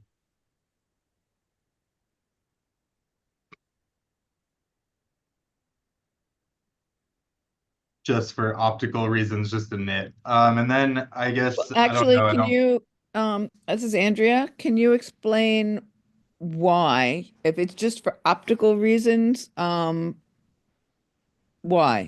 would you change that? Yeah, good question, Andrea. Just because of all the discussions we've had about whether or not solar being placed on farmland actually converts that farmland away from farmland, and like other provisions in the rule that intend to say, for example, like we talked about, I think last rack, that the zone cannot be changed Right. away from farmland. So we're not converting, we're occupying and using for the lifetime of the facility. I'm sorry, Max. Where am I going here? It's for big B. If you look under the Oh, big line B. 49. Yep. Line 49, yeah. Yeah. I don't see any problem with changing that word. I think you're correct, Max. The idea is that you're a temporary occupier, even for a long period of time, not a permanent converter. Yeah. It could just say is used for. I think you're right, Max. That works. And welcome, Andrea. Thank you. I got out of the other energy meeting and hopped right over, and you guys were on break. It's in blue. Max, you had another issue you wanted to bring up? It's Jim. Oh, Jim. Just for the record, just because land is not rezoned from EFU to something else doesn't mean it hasn't been converted. I can give you examples all over the state. The acres of exclusive farm use zone is not a good measure of whether land is or has not been converted to a non-farm use. Just for the record. Thank you, Jim. Other thoughts? Questions? Jim, your hand is still up. Did you have something else? Nope. Okay. Max, go ahead. This may be a question for Mark, who I know has other pressing things, and I don't think he's here, but just in terms of the description of the calculator, there's an all capital cap rate, and I was just wondering what that is. So you're right, Max. I don't think Mark is here today. I just lifted that right out of the document, and I'm familiar with the term cap rate as it applies to economic items, although I don't really know exactly what it is either, and whether it should be in all capitals or not. I don't know if that's a preference or a rule of thumb. Yeah, I was wondering about that. So we could follow up with Mark. Unless somebody else here knows.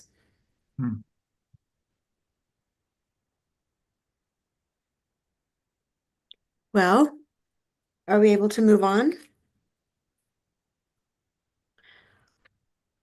And Andrea, just so you know, we talked about section 5 before our break because we had several tribal members who weren't going to be able to join us after lunch. And so we already talked through section 5. All right. Well, thank you for that update. I appreciate that. You should wonder why we're skipping it. So then So that with that, I'm going to run. Oh, go ahead, Yeah, I'm John. going to run down to the next Yep. section. So now the next section would be community benefits, section 6. Okay, this language is also unchanged from previous versions. Once again, the idea was that that gives the counties two options. One where they can determine their own version using some fairly general standards. And then the second version is a straight one-time payment again to one of the eligible groups, and that is and it details that information for let's see if you could continue to go down, John. Yeah, that's the requirements are, this is pretty much the same. The difference is that we've put in the the suggested or the required one-time payment for community benefits of $1,000 per nameplate megawatt. And we are open, certainly the commission will be open to any discussion as well about what the best number to put in there is, if that's the correct amount for mitigation payments. And I just want to make a general comment is that, John and I were actually talking about this, that the whole concept of community benefits, it was raised a little bit in that, I think in for the email from, the Nature Conservancy, that this is an area that is much more used in other states than Oregon, because Oregon really you're supposed to have a setup where you're either allowed or conditionally allowed or not allowed, and you don't. And in other states sometimes developers of various projects are allowed to give provide additional benefits in return for entitlements and stuff like that. In Oregon, you're supposed to get the entitlements up front on the merits of your project. This is a new concept, though, is in Oregon planning, I think, in my opinion, anyway. And so it is something we're going to see how it works in practice.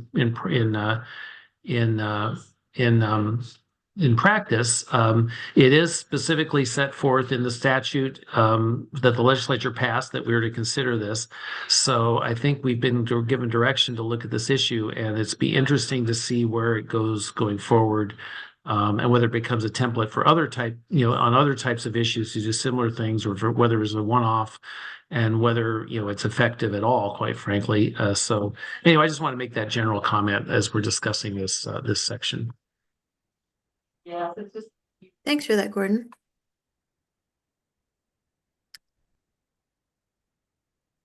Questions, thoughts, any refinements needed here?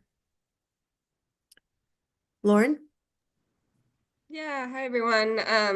We're kind of swapping out with the Nature Conservancy. Laura's out for the week. So we did share some thoughts via email to DLCD staff on this, noting we're no way experts on CVAs, but I guess just kind of wanted to flag that we're still a little bit in the dark around what the actual process would be, and just flagging that, communities lack the capacity and resources to negotiate kind of a well-crafted and fair CBA. So just kind of want to put that out there. And I'm not sure, what the correct amount is. And I don't know who's been on the call, but I know we did have some organizations a little bit more focused on like the community aspects. So I don't know if they've been consulted as well.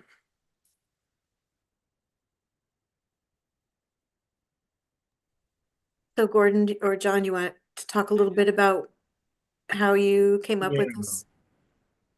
John, why don't you go ahead?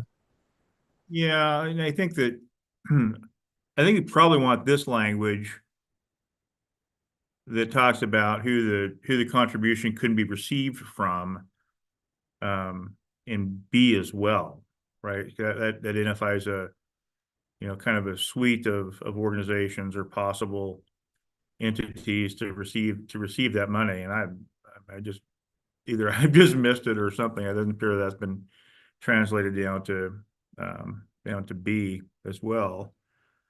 It's less I've I don't see it. So maybe that would be helpful. Because you're right. As it stands right now, it's kind of like, well, okay, so there's a contribution, but where's it go?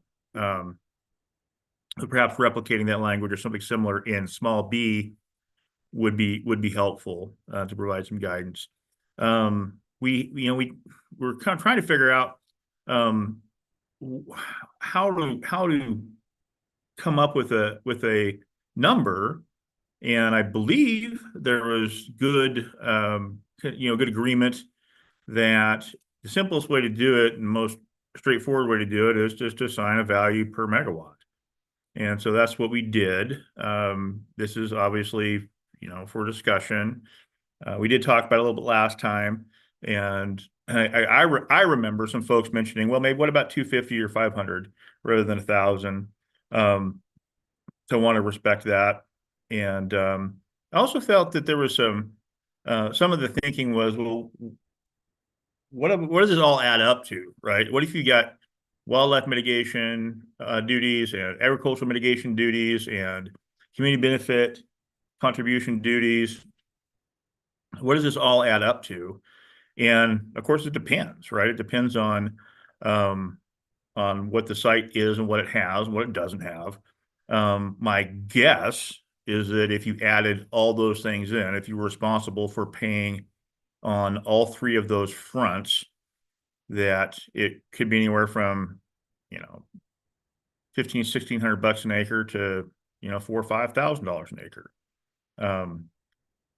I think, but as a frame of reference, the agricultural mitigation piece, I believe, was put into place on the Sunstone project, and I wish Dugan was here. He confirmed this was about $1,100 an acre for agricultural mitigation. The way our calculator values things, we're probably looking at between 200 bucks on the on the low end to 700 or 800 bucks on the high end. So anyway, to wrap this up, we tried to come up with what we think is hopefully a straightforward approach and a reasonable starting point to talk about it. And it helped me to kind of get my mind, what does that mean? How much does it mean? And this represents it's about 1/10 of 1% of a project budget, I think. And also, what does it mean, when we're looking at a project that could be responsible for mitigation duties and payment duties on multiple fronts. And it could be, like I said, it could be somewhere between, less than 1% of the project budget to 2.5%, 3% of the project budget, depending on how much it is and what it is. So I'll stop there, and I'm sure there's folks that may want to weigh in. I just can't see them. Yeah, and we had a lot of conversation about this. Mike Eng, who is not here today, was a big proponent of this, and we talked a lot about how entities that should receive the money, how we give counties flexibility to identify what those community benefits are, and what the dollar amounts might make sense. So I think that when you look at the question in the discussion points for the group, it's is this the correct amount for mitigation payments? Are there any other language refinements? We made a note of of needing to pull down that large C about the entities, pull that down to B as well. What else do we need to do here with community benefit agreements? And that by and large, this language has been the same for a couple of It is. a And couple again, of renditions. I can't help but say this is, the community benefits agreement, right, is really something that's negotiated in exchange for, support of a project. So this isn't quite that. We can call it that, but just bear in mind, a lot of times when someone says community benefits agreement, Mhm. it has a different meaning. Yeah, that's true. Sorry about that. That was my word.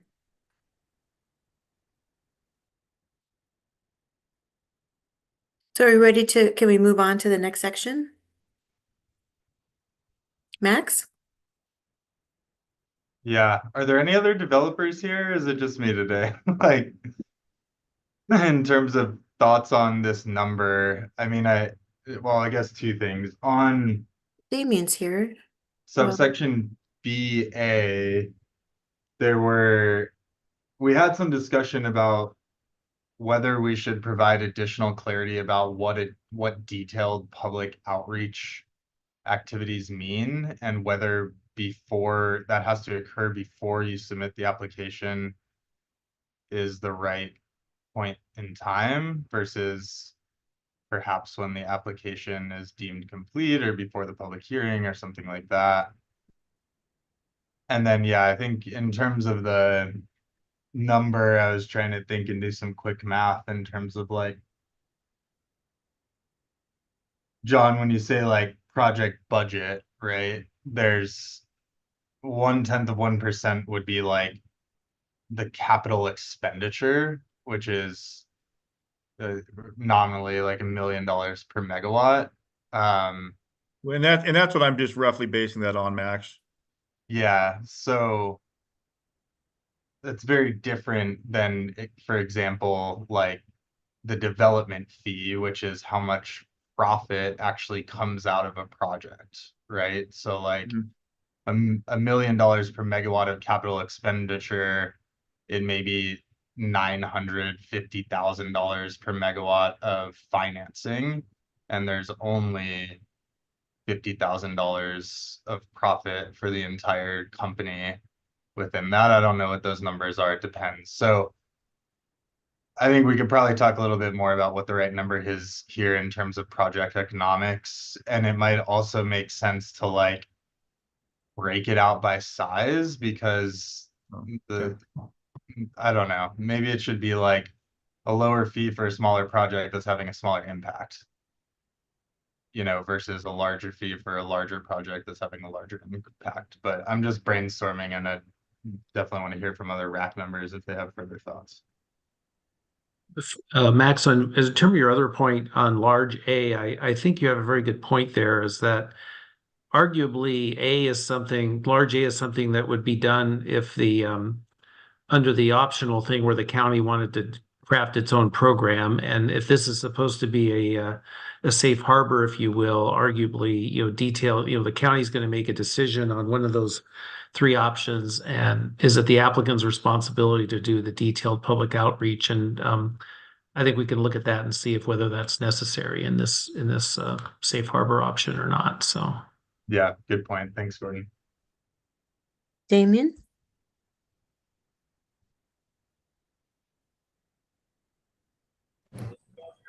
All right.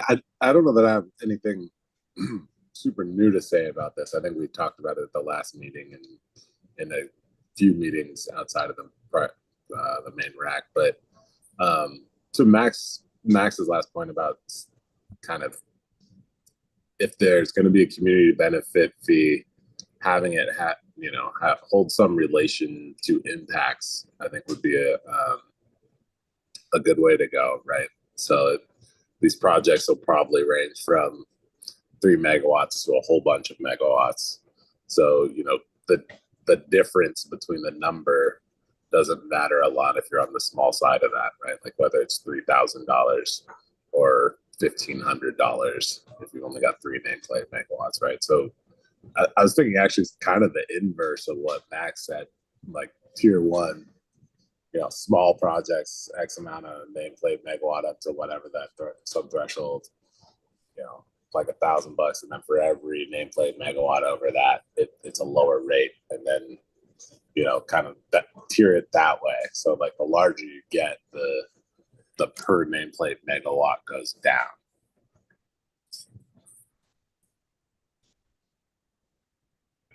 So if you're 1 to 5, it would be 1,000. If you're 5 to 50, it would be, $750 for those next 45, and then kind of up like that. Yeah, that's a good point, Damien. I agree with that, and you said it. I had it inverted. So John, what you're typing, I think, is the opposite of what Damien was proposing, that like a larger number for smaller projects and a smaller number for larger Okay. projects. I had assumed that larger projects in the economy of scale, I thought they might have a greater capacity to absorb a larger number, but if that's wrong, that's wrong. Not necessarily. Yeah, I mean it gets to what can you negotiate to sell your power for, and when really large projects, that's a very variable concept because you're doing an arm's length negotiation with a utility. Well, I think we have some discrete alternatives to consider here. I can see in a sense, a straight number does scale it in terms of the size of the project. But, Damien, I see your point about, a larger project. John's using the restaurant dollar signs that you see on Yelp for his to represent that point of view. So anyway, yeah, we can look at that. I think there's a good point to be made about reducing the amount for the larger, when you get to larger megawatt numbers. But I think that's worthy of some more consultation from you guys, with you guys. I know we've had a lot of conversation. Oh, Lauren, go ahead. Yeah, so I'm new to the conversation, but I guess one thing I would want to consider though is not, I mean, we want to consider the cost to the developer, but I thought the idea was, the fact that the community is impacted. So I don't know if I necessarily agree with that rundown, but I would think we'd want to compensate the community. And so therefore the amount would be relative to the impact, which would be the opposite. Am I understanding that? I can say more about Okay. sort of what I was thinking, right? So, Okay. Yeah. you know, so we settled on nameplate megawatt because it is a knowable number before the thing's built, right? It just, the bigger the project, the bigger the nameplate megawatt. And, at any given point when a local government's trying to say you shall pay X amount of dollars, that will be a static number that everyone can know and agree on and not have to like go through a whole bunch of rigmarole to figure out, some formula. I think there are, the concept of community impact is a little more nebulous, right? Like I think we have other mitigation requirements like the wildlife mitigation and that type of thing where, more acres equals more impact to habitat. And so that is separate and apart, right? So I'm not saying to tear down that. There's the whole ODF&W's got all its rules; those will be applicable. I was saying, like, I don't know that, for example, if one of these projects is 10 acres versus 30 acres, that the impact to the community is like particularly different. It's just on the larger end, the number of nameplate megawatts gets really big and the numbers get really, really big. So, Okay. yeah. Yeah. That's what we're trying to, because I don't think the community impact necessarily correlates to nameplate megawatts. I mean, because I mean, I don't know. I wouldn't be able to tell you how to perfectly define community impact in this setting either. So Okay. Yeah, I mean, I appreciate that. I guess I get a little concerned in some ways if we're speaking for certain communities and the impact that they're receiving. So yeah, no, I mean that's the difficulty of these rules, and we've kind of debated that about like who makes the call on, what happens with these dollars, right? Like, should developers be coming in and proposing a thing? Should the county, who presumably knows better than the developer what the local priorities are, have discretion? And then, anything that's too kind of circumscript, having we get in the one size doesn't fit all communities type thing. So, but yeah, that is the balance I think we're trying to achieve here. Andrea? Yeah, I'm struggling with the same thing Lauren is, and I hear you, Damien. I do think, um, maybe it's not the nameplate megawatts because I'm sitting there thinking, well, if you can get more dense on fewer acres, that's less community impact, right? So, um, maybe an alternative would be is really the number of acres of the facility because that is what's impacting the community. Um, but and that's all I'm going to say on that. John, I would suggest to please say per megawatt if for what you have in there now. Your dollars signs, it should be per megawatt. So you have a higher number per megawatt rather than, you're not talking about one number. You're talking about a per megawatt number, correct? Well, yeah, I just didn't know what the right number to plug No, in. I'm just saying put dollar, dollar, dollar per megawatt, like slash Oh, MW. gotcha. Yeah, and I think, Andrea, I hear where you're coming from, especially from kind of the ag perspective, right? And I think all that plays out in the agricultural mitigation. Like, it's a direct corollary. If you Right. are X amount of acres, the number goes up. Like and all that is applicable to each one of these projects already in the ag mitigation context. But in Right. the No, community I get benefit, we're that, but I talking think it's about, also applicable for community impact. yeah, and I think community benefit, it's good to sort of flesh out, what that is. When we say community impact, unclear, right? Because everyone can go about their lives. But the community benefit and this pot of money we're creating really is for things that are community kind of priorities. And right, like, who's to say what it is in any given county, whether it's, a new fire truck, a park, an FTE of a sheriff, like whatever it is that the community wants, giving to the local food bank or whatever local educational institution that's a nonprofit. Like, all of those things are kind of in play in this. So, I don't know that there's really any nexus necessarily to per acre. Okay.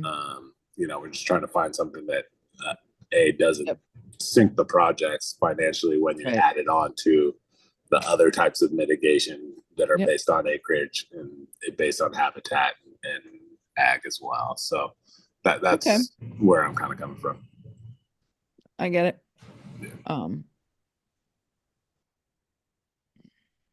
Folks, I think we need to move on. We've got several more sections within 23, and we still have 3 other divisions to get through today. So let's move on to maximum size of sites. Gordon, you want to give us an overview? Okay, these numbers are the maximums that are allowed for county review for high value is 240 acres. This is in the state statute. So this is, we can't go any higher than those 2 numbers. For the third one, on non-arable land, a county cannot review a project that's more than 3,840 acres, but FSEC could. And I think John and I have talked about this. The practical effect of putting this language in would be that on non-arable land of sites greater than 3,840 acres, FSEC would no longer require a goal exception. I would have to, I think John, we did talk to FSEC, or I'm sorry, FSEC, the Oregon Department of Energy would not, we haven't talked directly to FSEC, but, and is that correct? So that is consistent with my understanding, and we didn't put it to them quite this squarely, but it was the opinion and the practice of the siting division staff that the number in the LCDC rule, that's what determined when a project was consistent with statewide planning goal 3 or not. And so the absence of a number in the LCDC rule, would indicate that there's no need in this instance to take an exception because, there's no threshold for when it is or is not based on size consistent with statewide planning goal 3. And I'd invite, Damien and Max and you guys to help me if I got that right. I think that's right.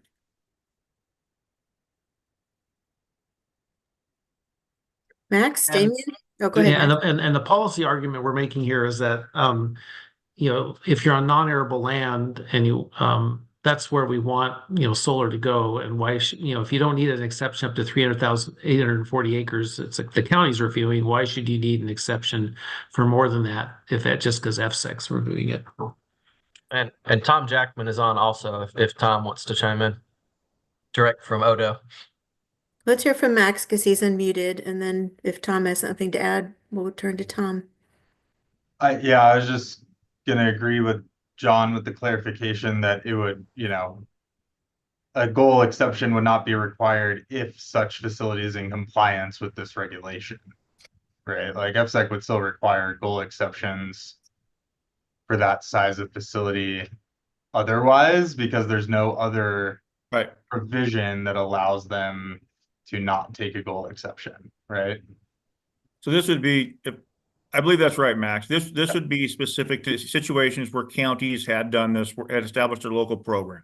Right. Yeah. So it's narrow in that way that if there is a county adopted solar resource area and you're in that area, but you're 3,841 acres and there's mandatory FSEC jurisdiction, FSEC would be able to rely on this rule to say, we're not going to require a goal 3 exception because you're in compliance with the county's goal 5 inventory under division 23. Yes, that's our intention. Okay.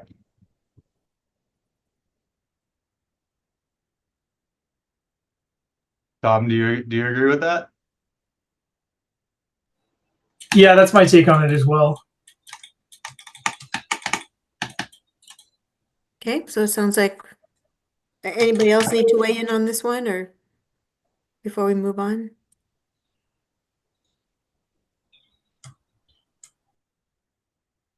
Okay, let's keep going, Gordon.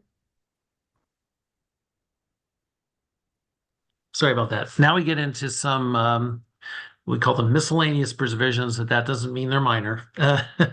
And here are some additional items. The first one, hopefully is no longer an issue in terms of the language. We've had it for a couple of versions now, is that it's the application sent to the Department of Defense under B, and then they do what's necessary to avoid impacts with low-flying aircraft under A. And so and it's attached as conditions of approval. And so I think I don't believe there's anything more to hear about that. And the next section talks about who the county needs to notify, and you see the Fish and Wildlife and the Department of Defense are the two agencies that because the other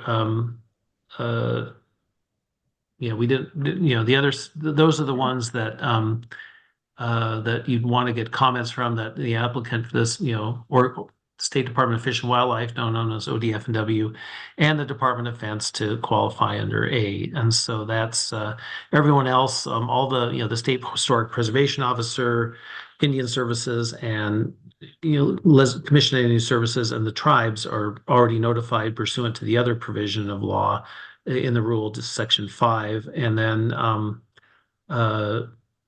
we weren't, we didn't include D and E in those. So anyway, this would be the once the local governments the counties adopted the areas provision, these are the additional notifications an applicant would need to do before submitting the application.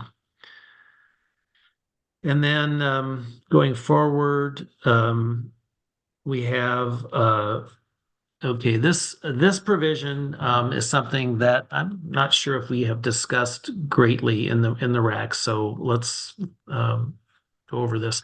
This is a provision that's taken from the existing.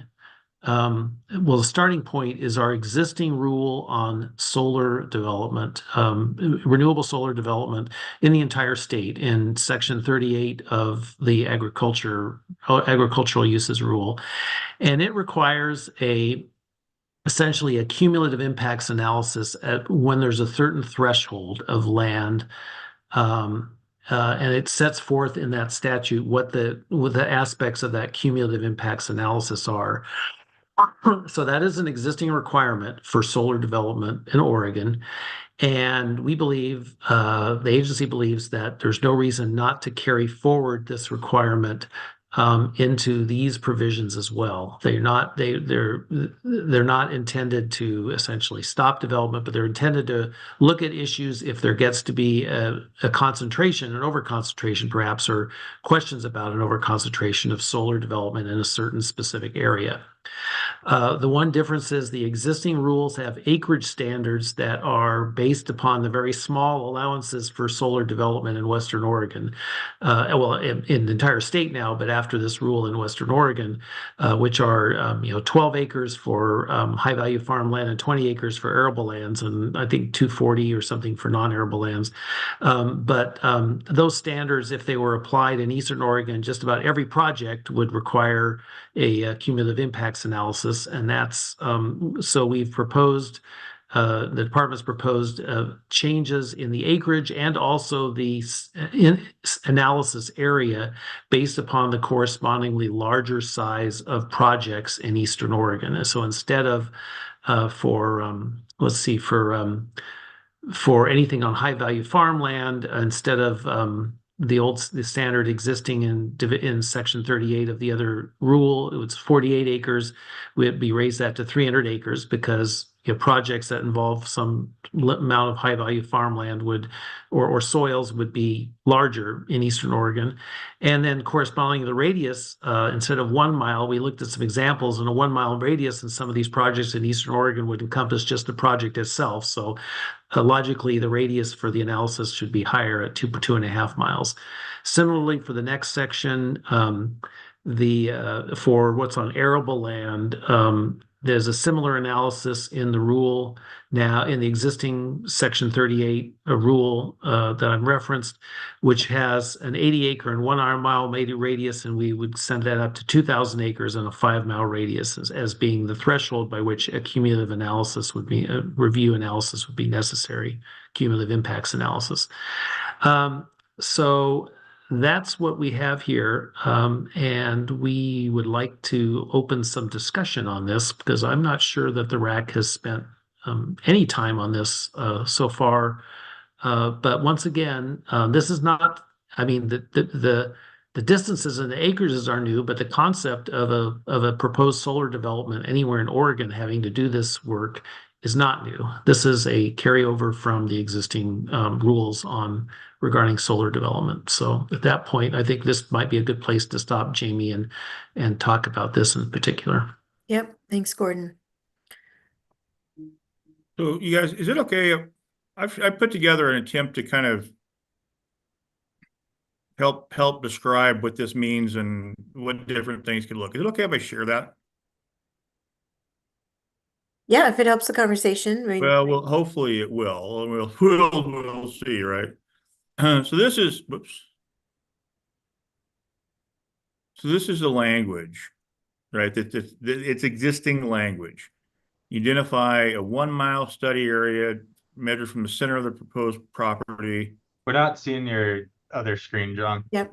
It's not, you're not sharing it yet. Try this. Sorry, guys. It's all right. You just got to select the new document. Can you see it now? Yeah, you just need to Oh, scroll. thank goodness. So yeah, so this is existing language. It requires the identification of a study area. It's prepared measuring from 1 mile from the center of the proposed project. And then you look at what's in there, and if there's less than 48 acres that are either developed or essentially vested, right, have their not just land use approvals but building permits. If there's less than that, then you're done. If there's more than that, then it triggers a little more analysis. And I'm not going to read this to you guys. You guys can read it, but I might paraphrase it. And essentially, will not materially alter the stability of the overall land use pattern of the area. And then it talks a little bit about what that could mean. I've tried in my cartographic skills are not perfect, but I think this is kind of how that looks. I think this is one of the Gagliano projects in Yamhill County. It doesn't matter. It just was helpful to say, a mile measured from the distance of the center of a, I think this might be even 9 or 10 acres, not even 12 acres. Kind of what it looks like. That's what the study area looks like. Obviously, in this instance, there's nothing else out there, so they're done. They don't have to go any further. I've tried to kind of enlarge the property the subject property size to 1,280 acres, which would be the size that could be offered through direct implementation of the Division 2033 stuff on arable lands. And you kind of get a sense, this is a mile. This is 2.5 miles. This is 5 miles. Kind of get a better sense maybe of what that means. And then something else that I think is worth considering. And these properties are irrelevant. They were just simple because I could look at them and say there's two sections, right? I mean the use pattern, it was easy to say there's two sections stacked together. Beyond that, so one thing that could be worth considering is trying to measure from the exterior boundaries of the project rather than the center. So this isn't quite perfect, but again, this is what about a mile to the right. That's what about a mile looks like. And then coming down here, you can see what 2.5 miles versus 5 miles could look like, kind of look like. So I'm going to just stop there. And yep, Jim's so got his hand up. His hand up. I'll go back to the other language. Yeah. I'm glad John showed this because that was my issue. I have a real problem with doing these measurements from the centroids because some of these projects are so large. They're not really getting if you measure from the centroid, you're not getting a feel in terms of what the true region is that the project is being proposed to. So I would support the second idea that John had there, and that is whatever the distance, and we have to come up with that, but that should be measured from the boundaries of the proposed development, not from the centroid of the development. Thanks for that, Jim. Max? Let me just ask a question, John. So the standard that's currently in the rules for this types of an analysis, how is that related to a goal exception, if at all? It shouldn't be. I mean, the intention was, we were trying to come up with something that resembled a cumulative impacts assessment. And as you know, that's tough to do. So we kind of came up and we're also sensitive to, not necessarily triggering it, the more detailed every single time you had to do it. So this was really a Division 33 centric thing. I don't know that it was intended. I suppose the overlap could be if you've got a situation where there's more development to the extent that the county won't approve the project, then maybe, Plan B is an exception. I'm not sure if that's quite what you had in mind or not, but it wasn't written with the intention of having a nexus to Division 4 in the exception process. Yeah, but are the thresholds for when you have to apply this, are those the same thresholds as when a goal 3 exception is required? They're not. No, I mean, so like under H, for example, John, you have to meet the following criteria in order to approve a project on high value farmland, right? That's where this lives currently. It does. So it would be limited to 12 acres. It would be a 12-acre project would be, right. But So, what we did is before it's not triggered, I mean, conveniently, right? It's not a coincidence. We used 48 acres. That's 4 projects, within that 1 mile radius. Same the same is true of the arable lands test, and there isn't one for non-arable. We didn't right. decide to subject that. It's 80 acres. So basically, what this is saying is you've got what amounts to 4 other projects of the same soils types or land categories within that mile study area. Then you do the more detailed review. Then you have to pivot and go to demonstrate that the stability of the overall land use pattern won't be damaged. And then for arable, it's the same threshold. If you want to place it on arable, you do this study at a larger distance. As it's written now, the only difference between high value and arable is in section 38 is that it's the acre trigger point is 80 acres instead of 48 acres. It's still a mile study area. What this language would do is make it bigger. So this would be different in multiple regards. One, on high value farmland, it's 2.5 miles instead of 1 mile, and 300 acres instead of 12 acres. And then on arable lands, it would be 5 miles instead of 1 mile, or 2.5 miles, and 2,000 acres instead of 80. So those are the, those are kind of where we thought we would, see what folks thought.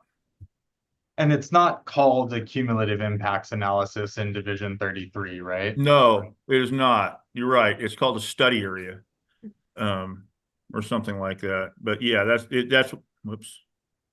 But that's what we're trying to do. Is the intent then that the county has to find compliance with the related provisions in Division 33? Yes. It's part of the, well, like if the I'm understanding your stability question of correct. the stability of the Yes. overall land use pattern and will not Yes. be materially altered, like that approval standard? Yes. As it exists. You guys probably can't see that, huh? Let me put that other thing back up.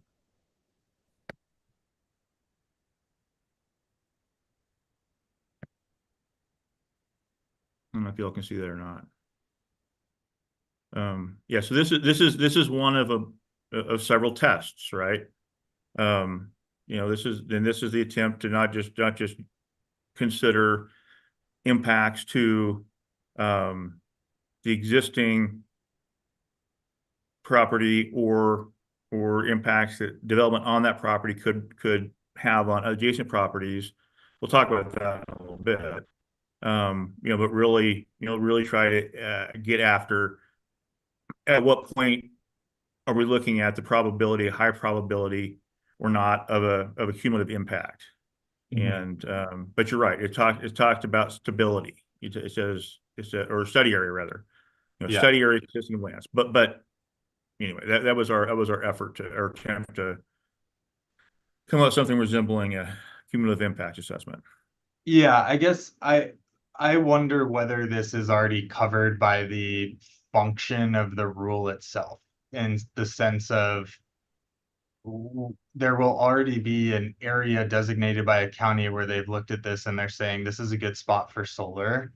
You either don't need to be mitigated because it's, as Gordon said, not to be pejorative, but lower value farmland. You're allowed there because it is on farmland, but you're mitigating that through a payment or some other type of action with the county, or you're not allowed to go there because it's really high value. So like, if the rule is already addressing the impact of the facility through other regulatory requirements, like what does this accomplish in addition to that?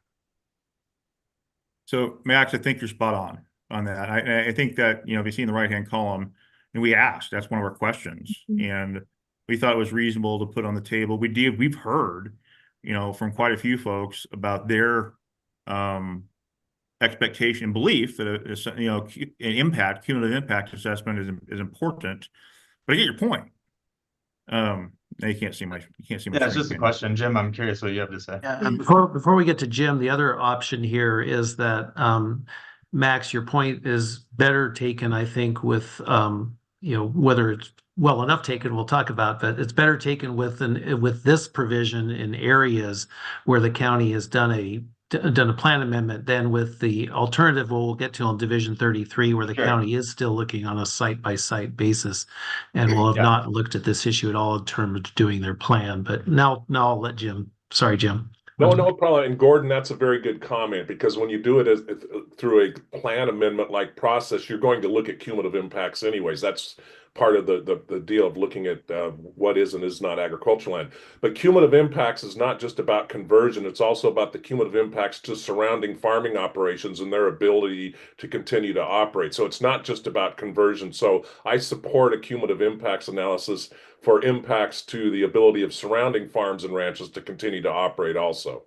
Right, but Jim, my question is like, is that not already covered under the agricultural mitigation payment requirement? Because I thought that the whole idea was that the ag mitigation payment would be used for those types of impacts. Well, I'm not convinced that it will, Max, but I'll think about that, but I'm not convinced that it will. I don't care how much money you pay, it's still, the ability for a farmer to move his livestock from point A to point B being changed and really affecting his operation could be problematic no matter how much money you pay. You might pay and the farmer just goes out of business and takes the money, and we've lost part of the critical mass of land to support. So my point is there's issues. Elaine, you put something in the comment. Do you want to speak to it? Yeah, I just think this conversation is kind of going towards like how do we evaluate impacts, and there are other existing standards and criteria that go to quantifying and analyzing impacts, particularly to surrounding lands and accepted farming practices. So that was just all I was pointing out. Another avenue of doing that is through the significant impacts test.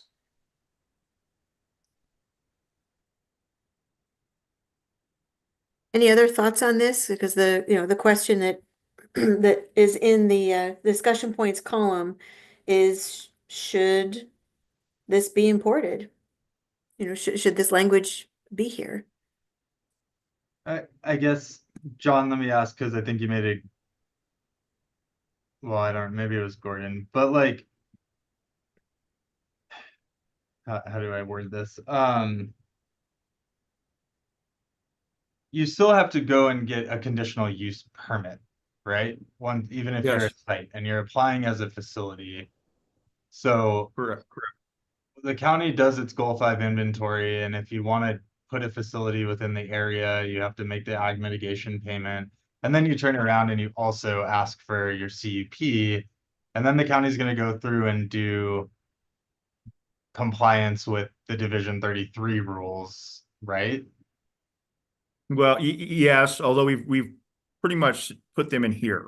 But yeah, it's the same thing. The county will base its consideration in large part against the agricultural tests.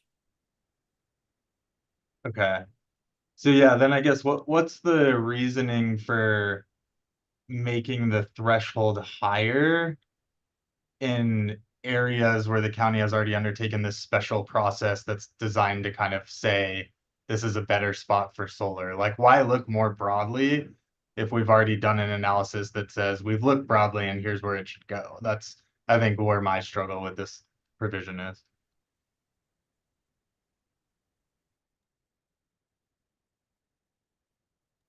Other RAC members want to weigh in on this?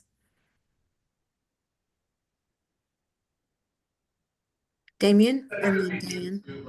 Yeah, I appreciate what folks are saying, but it's always difficult with cumulative impacts because there are stories of other uses that have caused cumulative impacts that have, negatively for a long time caused harm to the kind of like rural economic areas because too much farmland wasn't being farmed. But I don't think that we have that like a use case that we're trying to solve for that's related to solar. We have a general concept and we have general rules that kind of do their best. And it's like, look in a mile and see what happens. And 48 acres, there's no magic to that number. And now we're saying, it should be bigger and some other amount of acres. And there's no magic to those numbers either. And so, it's one of those ones where, if we're looking for some data to actually base this on, there isn't any. So, as I see it, it's really kind of part of the policy is hey, let's put these in the right place, like Max is saying, in proximity to solar, in proximity to existing transmission lines, etc. And then we're saying it shouldn't be too near to other solar. So it's kind of a, counter purpose. And then I think the specifics of this, I'm not sure that I fully understand what the current straw man proposal is, but it sounds like it's kind of stair stepping up to larger analysis areas for based on soil type. And I'm not sure what that really has to do with cumulative impacts. Like why why wouldn't it just be the same for all, like the rule is now? And we're really just talking about the amount of space. And I think, if we're really trying to get into it, and I don't necessarily want to recraft a new cumulative impact standard. We'd be looking around what is, kind of the agricultural economy and how does it work in the area, and what is the kind of net, change that a project would have, as opposed to are there other projects around? Because those two things don't actually correlate. So I think we're trying to solve a problem that we haven't identified with data, and we're using kind of numbers that don't necessarily correspond to what we're trying to solve for. So it's a tough conversation to say, oh, it should be this, but I think this is one where we should probably just let it be, keep the existing standard, because once you start making study areas that are ginormous, it's just a bunch of administrative work in order and imposition of completely discretionary criteria, like what is the land use pattern of an area, right? Like that doesn't have actually anything to do with cumulative impacts and what we're actually trying to solve for. And it's very easy to say the land use pattern of an area changes if you put a different use there. So it all pushes you back down a completely discretionary pathway that seems unnecessary. And I don't think we've actually shown a policy directive or negative outcome associated with having X amount of acres within a radius. So those are my thoughts on cumulative impacts. So Damien, before we hear from Diane, so is what you're saying, you said keep the standard. So are you supportive of lifting this from, in its current form into this? Or are you saying, what do you mean by keep the standard? Yeah, part of it is I'm not 100% sure what's being proposed as an alternative. I think I understood from John's presentation some like 3-tiered analysis of what type of soil you have. Then like the radius of your study area gets bigger and all that type of stuff. But I haven't really wrapped my arms around it. But yeah, I mean, right now there's standard in Division 33, and if we leave it, it hasn't been like too problematic. But if we make it a whole lot more, like if we change it so that we then have to do, whatever this is, 5x the area, do a whole analysis of it and figure all that out, then, it's just burden that's not necessarily benefiting anybody. What it's actually doing is creating a discretionary approval criteria where we don't need one. And I mean, and to be completely frank, right? Like the pressure release valve, if a local jurisdiction has concern about too many projects, though it's not something that we need to bake into some one size fits all standard. They can either go down the goal 5 path, or they can go down the conditional use path, and they can just make more stringent requirements at the local level. We don't need to solve all these problems with one, magical condition, cumulative impacts standard that, doesn't really speak to what we're trying to do. Okay, thanks for that further explanation. Diane, go ahead. Yeah, thanks. I probably will not be able to speak as clearly as Damien did, but I think my assessment is much more broader and just a general sense from the conversation that I'm worried that this is potentially duplicative of other pieces of the process, and maybe something that Max was talking about with goal 3 exceptions and those threshold triggers, and then also the process that the county is going to get to this point of identifying the areas. Is this potentially duplicating some of the other procedures? And that I will acknowledge that might be a complete oversimplification on my part, but that's just something that I'm observing from the conversation. So I'd want to be sure that we dig into that, because it's such a complicated process, that we're not duplicating efforts for applicant or county on this.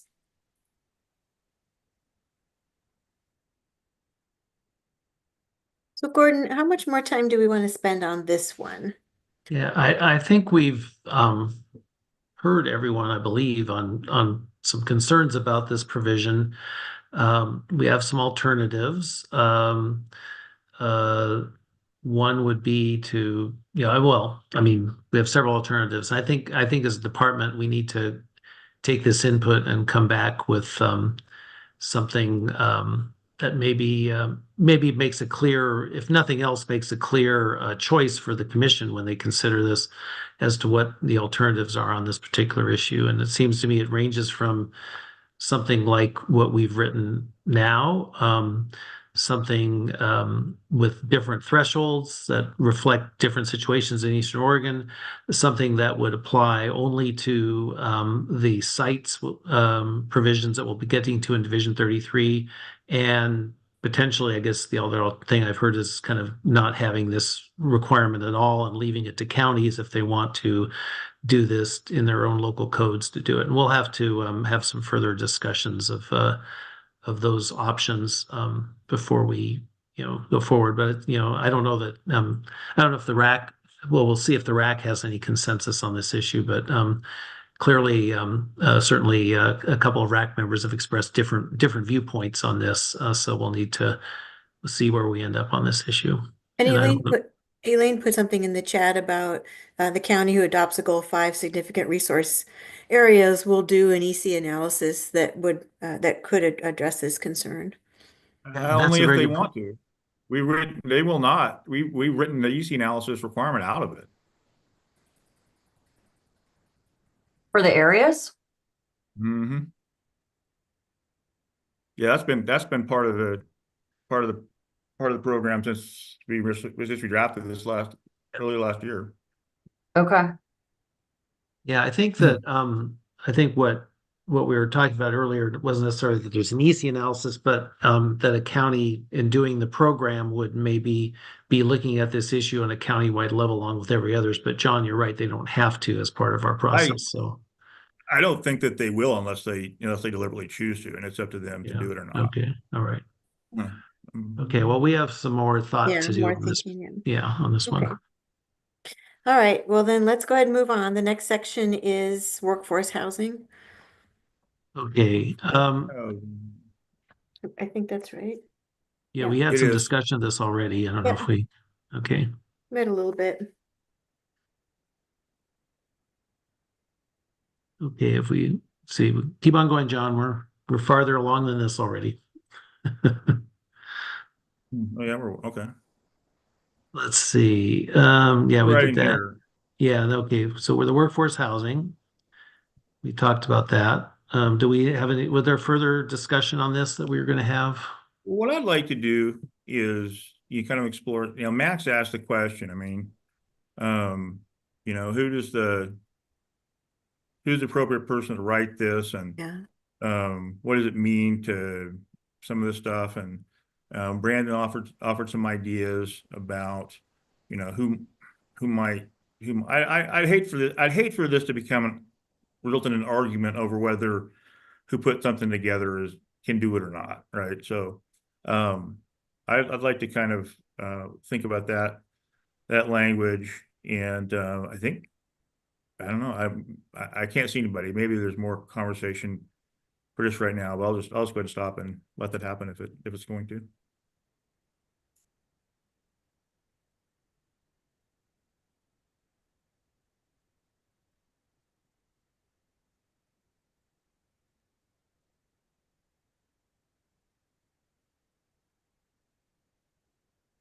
Okay, well, Can you scroll up? Did you capture what Max had said earlier about the agreement with the county about what constitutes workforce housing? He's still in areas or sites? I'm sorry, I'm having trouble tracking where areas. we're at. we're in areas here, Okay, Elaine. thanks. This language does also appear in the sites version in Division 38, so we need to. Yeah, my question on that, Jamie, was just, I think this is what John said was new from the wind provision, and Brandon and I were talking about, like, does temporary workforce housing need to result in a benefit, or is it just something that the developer needs to work out with the county to make sure that there's adequate housing for the development, during the construction period? Is a benefit component required under this provision?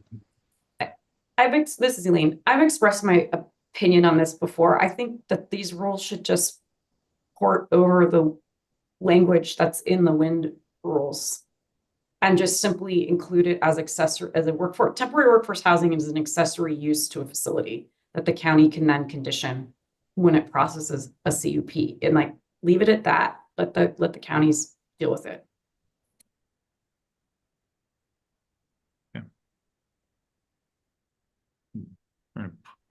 Question mark there.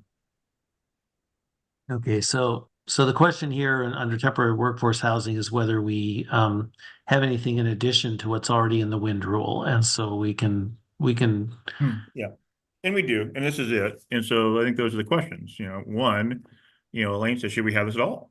Where we came to this language was, and we talked about this with the group we were working with on the community benefits TAC, and it was viewed that understanding how this temporary workforce is where they're going to go and how they're going to be accommodated is a community benefit. It's kind of a underappreciated community benefit. So that's where kind of that came from.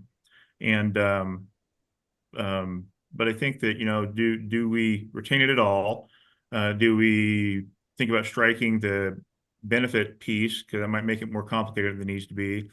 And also, do we try to quantify who's acceptable to put something together?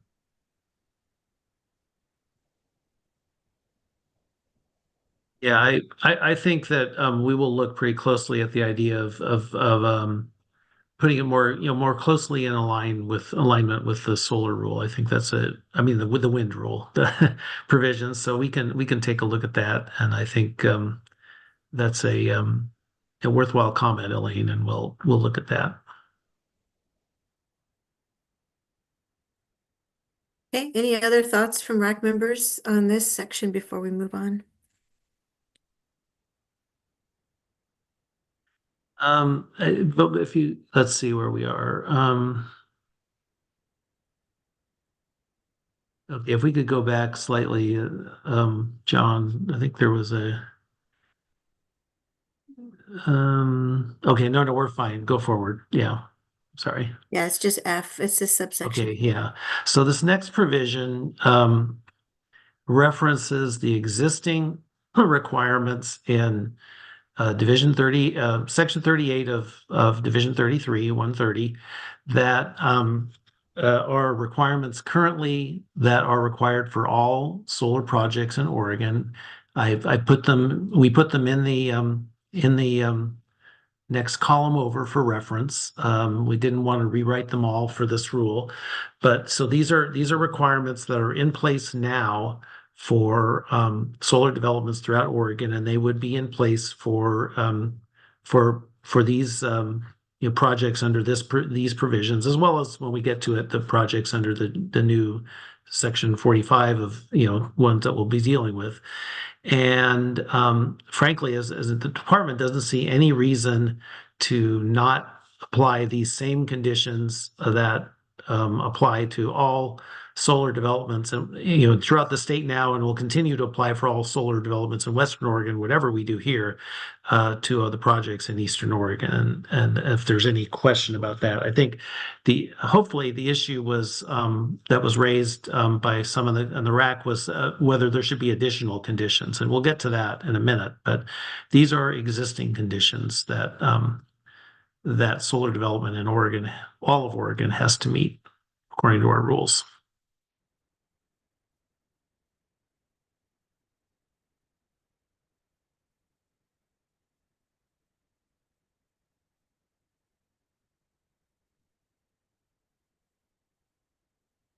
Okay, well, let's go on to the next one. And We paused. We gave him a spot.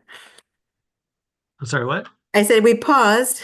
We gave them a chance. Well, I think the issue is additional conditions, and what we've written here is a suggestion to counties that they are authorized to require other provisions, other conditions of approval, kind of good operation conditions, if you will, such as the wildfire risk mitigation issue, which has become a major issue in the state since the solar rules that we currently are working on. Well, it has become more of an issue than it was back in 2018 and 19 when we adopted the existing solar rules that applied to the whole state. And we have recognized, the department's recognized that there is a concern about adding, new conditions onto projects that aren't there now. And so what we've written here is a suggestion to counties that they can do these other, any other conditions of approval, including the mitigation risk of wildfire and a wildfire plan, but they are not required to do these as this rule is written. The alternate way of doing it is, why are you putting a rule in that counties don't have to follow? It's not mandatory, and I think that that's a legitimate question, but I think we want to suggest that counties should consider these issues and make a strong, point to that in the rules. And the other option would be, why not make them mandatory now? Because wildfire is a new issue in this state regarding all sorts of things, and including solar development. So those are kind of the policy options we have here with this particular provision.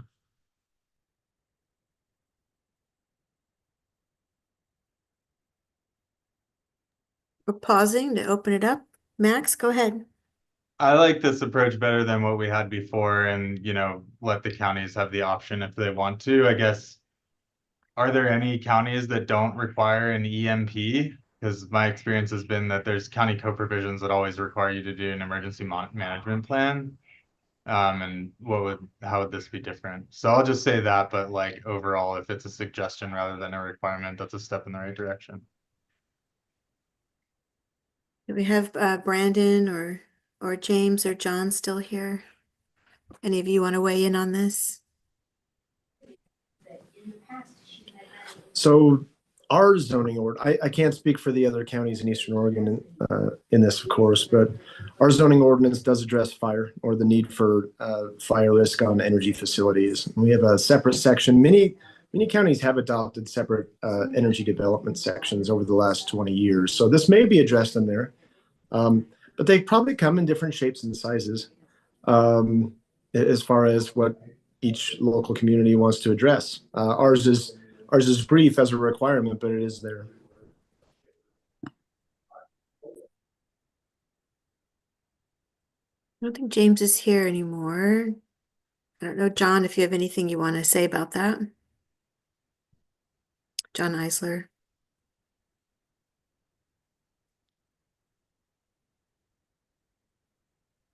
Okay, not seeing too much more conversation on this, Gordon. Okay, well, let's go on then.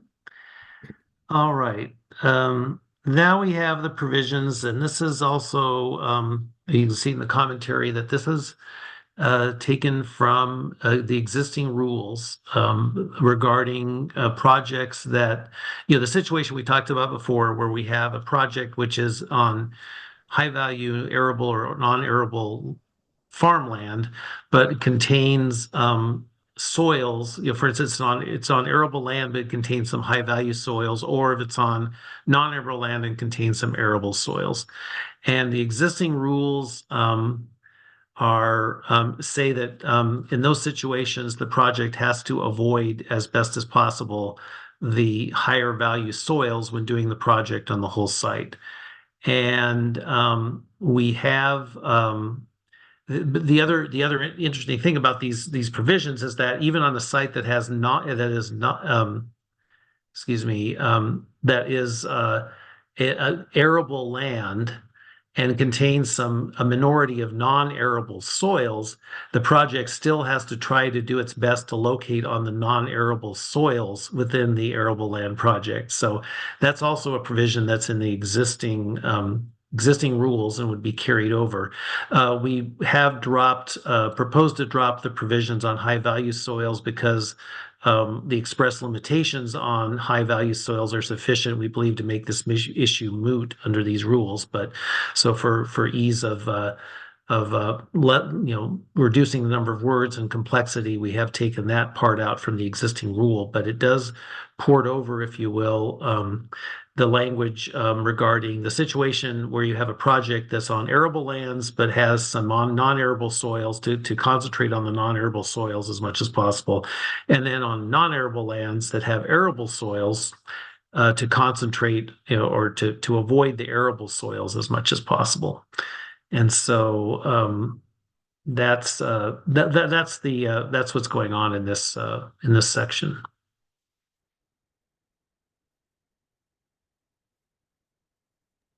Okay, pausing for any comments, questions, thoughts, refinements.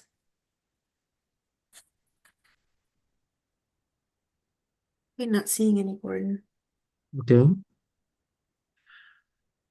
All right. I think the rest of the provisions, if you could just keep on scrolling, John, are pretty good, much until we get, the farm impacts test. We've talked about this, that for both this and the projects in Division 33. Sorry, it looks like I ran out of numbers on the on the numbered lines there. Sorry about that. The farm impacts test, if would not come into question if projects met all the other standards in these rules. And so this is both in here and in the Division 33 version. We've allowed, made the use of ERESA as a resource to inform determinations under the rule. This is for the areas rule. This is mainly, and then the review of rule effectiveness. We are proposing that since this is taking longer than we expected, we thought we'd be done in. Originally in January, now March, now June, that we would put off the report to the commission on the rule effectiveness from January 1st, 2027 to July 1st, 2027. And I think the idea is that we'd give the rule a little more time. The original amount of time we thought to see if it's effective before we reported on whether it's effective or not. And clearly this is an important provision because we want to know if these rules are truly effective or not. If they're not, we need to reconsider them. So I wanted to get any comment on that proposal as well.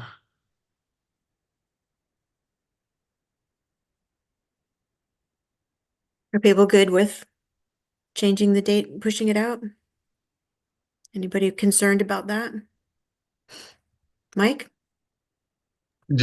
I'm comfortable pushing the date out. That makes sense because this is taking longer. My question is more for Max or Damien. Just, what will we know in 2 years? I don't know what the pace of your project schedules go like, and if we're going to have enough information to even understand the impacts or changes. Yeah, Damien stepped away, so that would be a question for Max. Yeah, it's a good question, Mike.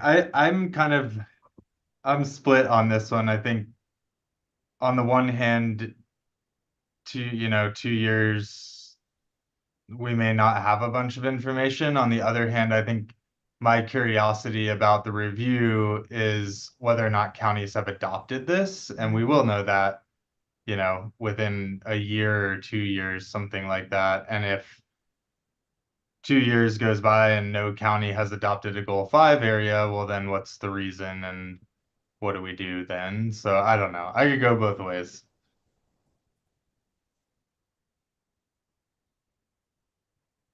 Any other thoughts on this? So I don't want to jump in front of anybody that I can't see. One thing that we realized John, Dan had his hand up. Oh, please, Sorry. Dan, go ahead. Hey, just sorry, a quick comment on the previous one actually, I think was number 10 with the ERASA or other online Mhm. mapping sources.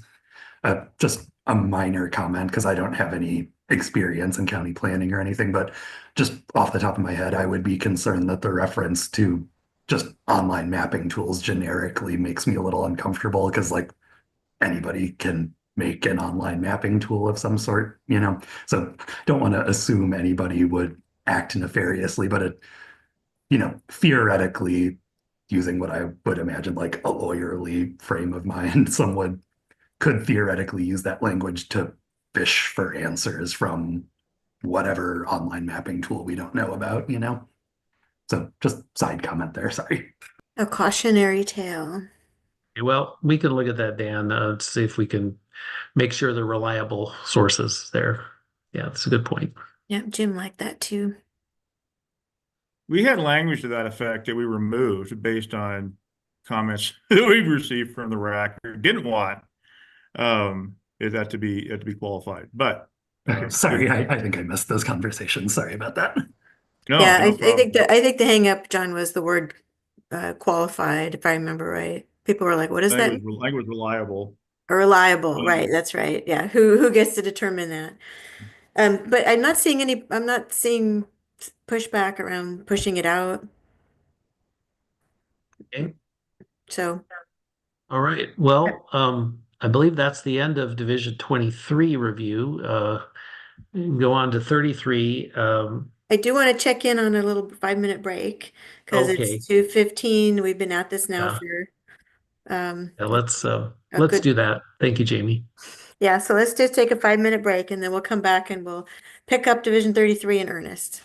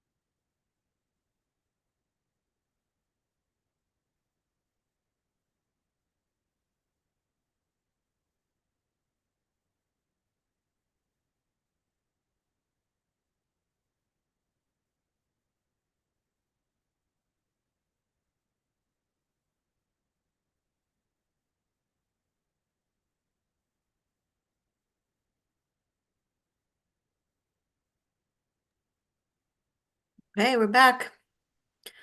It's 2:19. So I think that Gordon is right that this next section will go quicker because there's a lot of similar language. And then we have Division 4 and Division 6, which are very short. So I'm hoping that we can get through these last few by 3, because it would be nice. Our meeting goes till 4, and it would be good to we want to do a round robin where we get everybody's fist to 5 like we did last time and see if we're moving things in a more supportive direction. And so we want to be able to do that voting, that round robin voting. And it'd be great to start that at 3, because I think that's going to take about a half hour, maybe a little bit more, depending on what people need to say. And then we do have probably a good 10 minutes plus, maybe 15 minutes of talking about what happens next.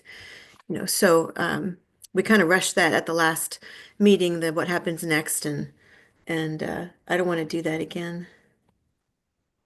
So Well, moving on, we're now in Division 33.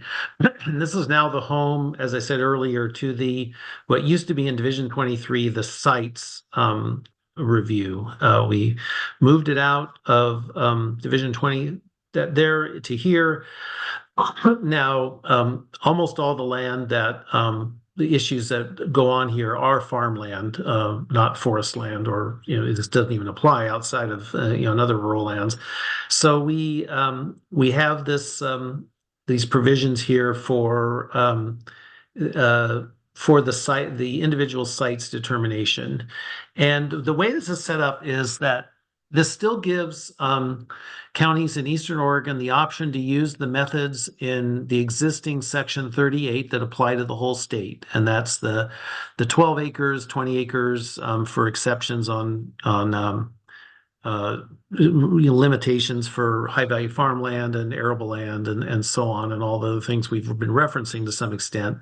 And I think that was, and there would be no changes to those that method, and what all the rules are for that would stay the same.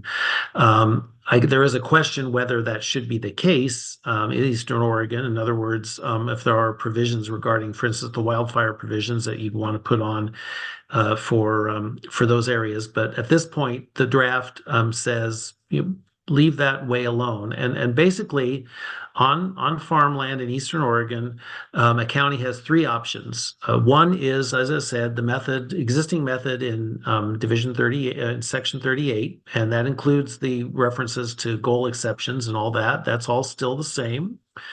And sending someone to the goal exception requirements if they're above those acreage thresholds. The second alternative is that the county can review the provisions under the provisions set forth in the rest of this particular section, which is Section 45 of the rule. And we'll get into in a minute a further qualification on that. And the third option a county has is to do a program under Goal 5 for renewable solar energy facilities, as we just have been discussing for the past several hours for Division 23. So county has 3 options. Now then we have the definitions provisions, which I don't know that we need to go through because these are basically the same, except without the definition of areas that we just discussed in the other rules, including the provision about the temporary workforce housing. And then going on, we get to and after this, we'll stop for discussion because this sets some standards by which a county can choose any of those 3 options. And first of all, the county has the choice to both, unfettered choice really, to consider these facilities under the provisions in existing Section 38 that apply to the entire state, or to the provisions in Division 23 under Goal 5, a county program. They can do or do not do those at any point. They have that option. However, for the provisions in this section, which we'll be going over, we put in what's called the opt-out provision. And the way we've set it up is that the county has the option of, well, actually, unless they opt out, they have the requirement to directly apply the rules in this section to applications, presumably conditional use permits for solar facilities within the county. And the state has the ability, the state of Oregon has the ability to require this, our commission does, based, as John put on that statute, ORS 1797646, the so-called direct application statute, at least part of it is that. But the county does have the option of opting out of those provisions. And the way we've written it is that the opt-out is a fairly straightforward matter. It would be an action by the county elected body, either prior to or after the effective date of the rule, that declines to consider these facilities under the rules in this section. So, I think we've talked about having the rules go into effect, 6 months after the commission's adoption. We might want to consider if that's the right amount of time. Should be less, perhaps, but we can talk about that too. But or the commission can. But this is the idea that unless a county makes a decision to say we're not going to do this, they need to directly apply these rules. But they do have the option, and it would be something the county elected body would do. It would not be required to be a plan amendment or anything like that. It's not a land use decision anymore. It's a fairly simple matter for the county if it wants to opt out to do that, but they do have to make a conscious decision to do that. Until or unless they do that, they have to directly apply these rules and consider applications for solar, renewable solar energy developments within the county. So at that point, we'll stop and open it up for discussion. Okay. So going back to you want to go back up, John, to the first discussion point, which is the clear delineation between these three methods for considering solar in Eastern Oregon. And the question is, does this work? There's one right above that actually too. Right here. Right. Yeah, there you go. No, that's up here. All the way up to the top. Yeah, right there. There's a couple of discussion questions there. Yeah, the other point to make is that if a county has adopted a program, then they can no longer use the individual sites method. There's no point in using the sites method if you have a program where you're considering sites under the program. So that's another aspect of this that we put in there. Okay, opening it up for questions, comments, thoughts about this, responses to the discussion points in the far right column.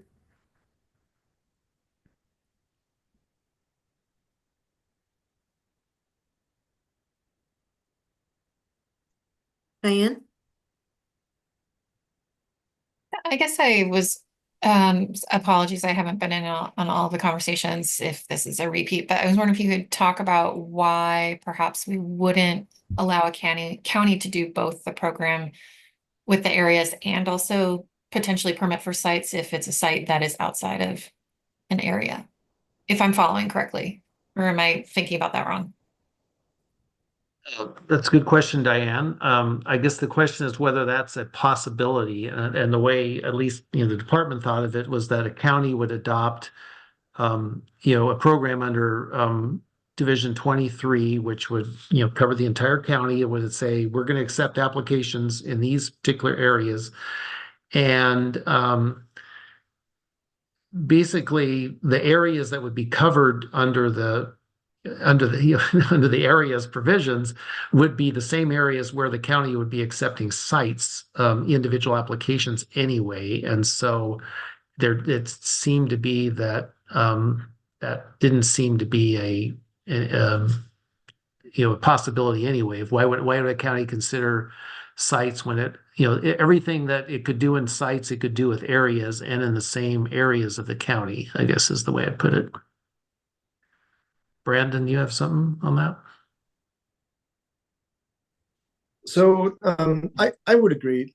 This Division 23 rule, if I remember correctly, also allows a county to address new sites based on newest information anyway. So if you had your Goal 5 inventory put in place and 5 years later a proposal was put in front of you and the county decided to go after amending that based on newer information in a proposal, I think that could also play into a role here too. So I imagine if that's true, Gordon, I would imagine it would effectively take the place of any direct application of the new Division 33 stuff. And then as far as timelines go for opting out, I want to hear more on the necessity for a timeline to opt out if there is a county jurisdiction that desired to do that in the future. So I throw that question out there. Yeah, it's a good question, Brandon. I think that the way that we've drafted this is that a county can opt out at any time. There's no particular timeline. They can opt out before the rule becomes effective, and they can opt out, say, after a year of processing applications, they decide we don't like this. They can opt out at that point as well. So it would be open-ended for the county in the future. There wouldn't be a deadline of which wouldn't be the lobster trap closing, and once the county decided hadn't opted out by a certain date, it could never opt out. It could opt out into the future at some point as well. Did you have more to say, Brandon? No, I'll lower my hand now. Okay, that's good. It sounds like that works. That what Gordon said works for you, though. I saw a thumbs up. Yeah. John, are you raising your hand or are you doing karate chops? I can't tell. A little bit of both. A little bit It's of that both. time of the meeting, Gordon. Okay. I guess I just wanted to emphasize, to take that just a step further, that's why we may consider a delayed effective date, right? So to allow counties that really feel strongly about it and really don't want to do this, that they could have a grace period to take their action before it becomes effective and before they're obligated to directly apply the rule.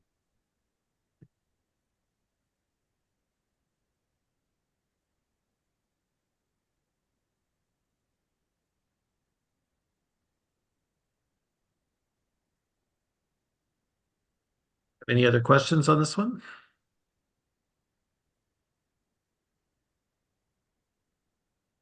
I think we're moving on. Okay. The next section talks about where a county can approve proposals on using this method. And what we tried to do was mimic the requirements that we already went over in Division 23 in terms of what kind of farmland and use the same methodology. You have areas where no mitigation is required. Oh, I'm sorry. Before we get to that, we've got the acreages. I'm sorry. On this one, if you remember on Division 23, we went to the maximum amount of acres that could be used on this method for this method that a county could consider. What we would propose for the direct application is somewhat smaller acreages. And the reason for that is, quite frankly, we want to encourage counties, if they want to approve larger projects, to do a more comprehensive planning through the areas method. These numbers, 160 acres, 1,280 acres, and 1,920 acres are still, vastly larger than are allowed under the existing rules in Section 38 of this rule. 12, 20, and 240, I think it is, whatever, 320. So, but it is a policy decision to kind of encourage counties that want to approve bigger projects or solar developers that want to have counties can approve bigger projects to move to the areas method in Division 23. Okay, pausing for questions or comments.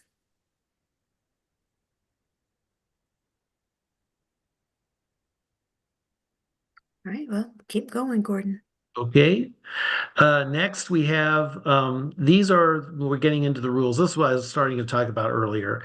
And that is we tried to make sure that the lands where either mitigations are allowed or is required or it's not allowed at all under the Division 23 rules are also in this rule. In other words, this particular rule and the sites method wouldn't allow solar development on lands or allow it on lands without mitigation in a different way, a significantly different way than is under the other rules in Division 23 and consistency there. So, under a sites rule, the intent is you wouldn't be allowed to do more on high value farmland than you would under the areas rule. Under this rule, you wouldn't be allowed to do more on areas of significant wildlife habitat than you would under the areas rule, and that was the intent here going forward. And once again, the same provisions, site-by-site analysis of historic, archaeological, and cultural resources that we already talked about under the different other rule. Okay. And then the other thing here is that in terms of where these projects could be approved, in terms of on the sites, it's the baseline from Division 23, the areas with the following characteristics. And unlike with Division 23 rules, where a county could vary that, the county would just apply this as a standard. It could consider and approve a project in these areas, period. And that would be it.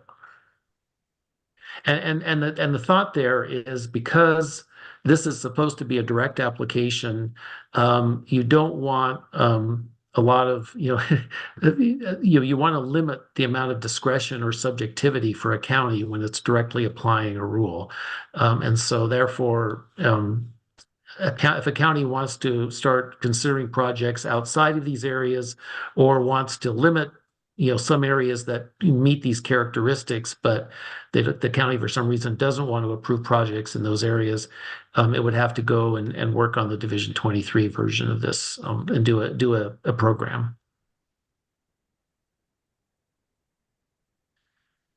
And this is the same stuff we talked about this quite a Yeah, the bit. cumulative impacts analysis quite a bit. And I think the one difference here is that we did hear an argument for why this is appropriate in this situation, but maybe not in the areas. We'll have to think about that further because but otherwise everything else is that we already discussed is applicable here as well.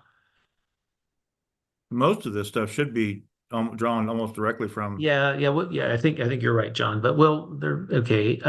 Let's stop for a minute. Agricultural impacts and community benefits.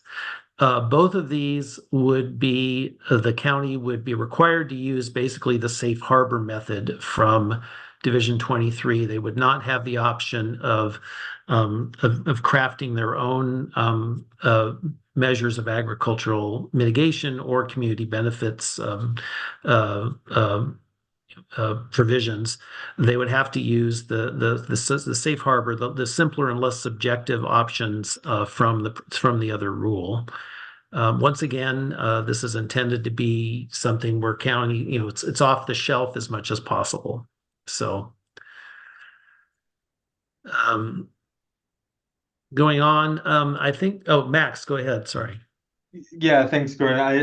I know you have some notes in the discussion points, but could you talk a little bit about why why county shouldn't be allowed to consider alternative mitigation for this pathway instead of just the fee and lieu payment? So what's the thought there? Well, I think the thought was, in addition to cleaning up some of the ambiguities, the goal in our redraft was simplicity and lack of complexity for a county that wanted to implement this. We heard, I mean, Commissioner Williams, I think most eloquently said it, but also we've heard it to some extent from Brandon as well, that one reason a county might not want to go forward with this is that it's too complex and difficult to deal with. And we thought that if a county was given a clear option, a clear thing to do if they wanted to directly apply this and not go through the process of going through the full Goal 5 program, the simpler the better, and a straightforward provision of agricultural impact mitigation and community benefit mitigation would be the way to do that. Now, clearly, if alternatively, if we wanted to move away from the issue of simplicity and give the county more options, we could, but we thought that that might actually, bog down the process both for a county and for the developers submitting applications to a county. Thanks. Yeah, I appreciate that explanation. I guess, I don't know if Elaine and Damien have thoughts, or Brandon, if he's still on. I guess like in practice, it'll be a developer shows up for a site application. They say, we have this alternative kind of agricultural mitigation thing we want to do, and the county could always say, no, we're not going to do that. You have to make the payment. So I don't know if there's a point of tying hands now versus just letting it play out, but I appreciate your explanation, Jerome. Yeah, Damien stepped away. He'll be back at 3, but Brandon's here. If Brandon, you've got something to add about this.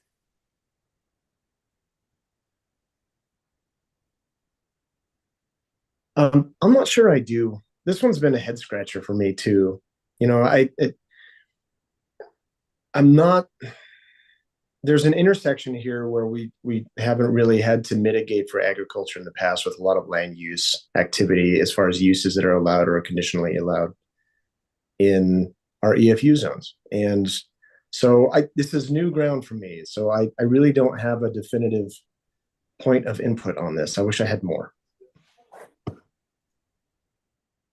The question I'd have for you, Brandon, as a at the Harney County planning desk, would be if would it be beneficial for the county to have be able to tell a solar developer, this is what you have to do, and just go ahead and do it. And you have some great ideas, creative ideas, but we can't consider them because we're doing it under this method.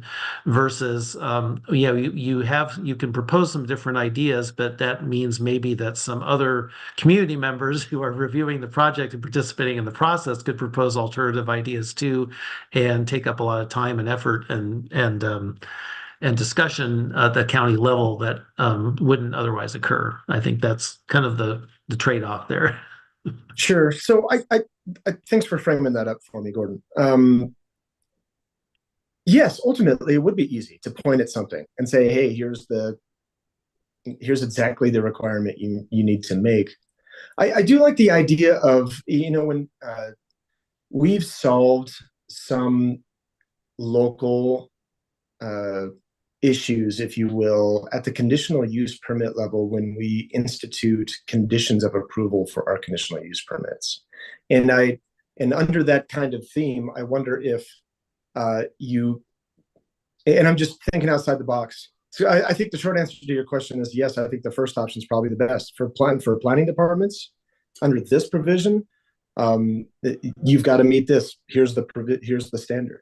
But if there was some flexibility for a county in its decision-making process to apply a condition of approval that would allow for a more creative approach that was agreed to by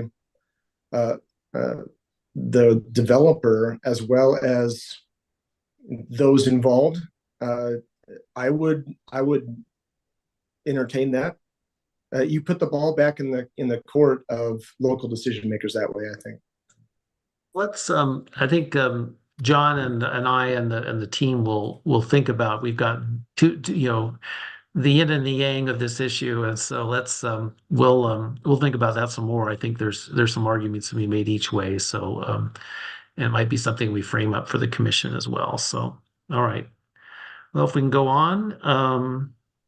Now, Fish and Wildlife, we have various language in the other version about different review of by ODF and W and under this circumstance. And I think what we just did is a fairly simple provision here that says fish and wildlife impacts will be reviewed pursuant to the statute, which is more or less what the other method is anyway. So, and the statute has a provision, this legislature set forth what is required in that, and so we thought this, in terms of simplicity, you go talk to ODF and W about your application, and they provide comments, and then the local government makes a decision based on those comments. And so we thought that was the best way to deal with this issue in a more simple way in this method. And then the historic, cultural, and archaeological resources is the same method as with the Division 23 that we discussed earlier. And like I said, it's not final. We're still consulting, but I think that that's the basic idea of what we're looking at there. It would be the same as with projects submitted under Division 23. Going forward, workforce housing is, I think, the same discussion we had earlier, and we'll look at whether we should more closely follow or completely follow the wind energy provisions. But that whatever we decide for that would apply here as well. We go on. Now, this one is once again those same four provisions, the same thing we just discussed, and we didn't really have any comments, is that we would just reference the existing requirements for all solar development in Oregon and make suggestions or encourage or allow or authorize counties to do additional things such as the wildfire mitigation plan. That's this section here that John is scrolling through. Going on. Now this is the same thing as before, porting over the arable land and non-arable land provisions where you have the parcel as a whole is a piece of non-arable farmland, but it has some arable soils on it, and what we do in that situation. And so and once again, high value soils, the issue is moot for these applications because we're not allowing little at all if at all, on little development on high value soils anyway under this method. So if we go on,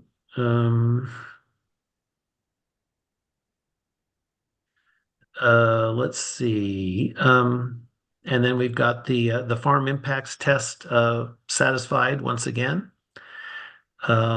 We've got a requirement to satisfy the Department of Defense airspace requirements that we went over in Division 23. And then we have the language about the time period of a permit. Now, this language was not in Division 23 because that's going to be up to a county when they're doing their program to determine that. But for this method, which is the direct application, this is the discussion that we had over a fairly long period of time in Morrow at our meeting, and we have left that language alone as it is, unless someone wants to revisit it. Hopefully not, but and then we have the conversation. I'm sorry. I just said that was a big discussion that we had. Yes, Lots of negotiating.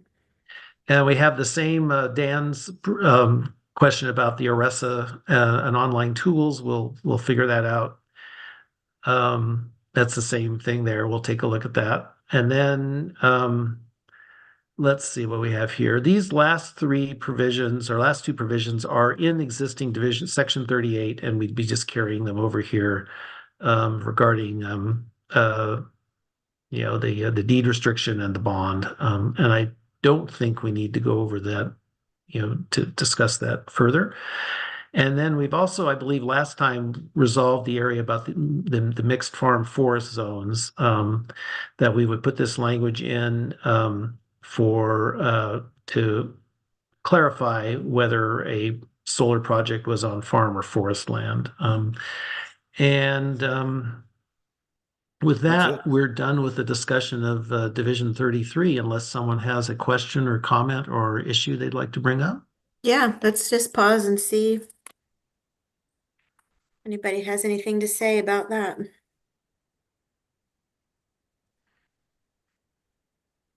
Not seeing any, Gordon. Okay, well, let's You want to move on to 4? yeah, let's see how long this my lucky streak goes on Give me a here. boot here.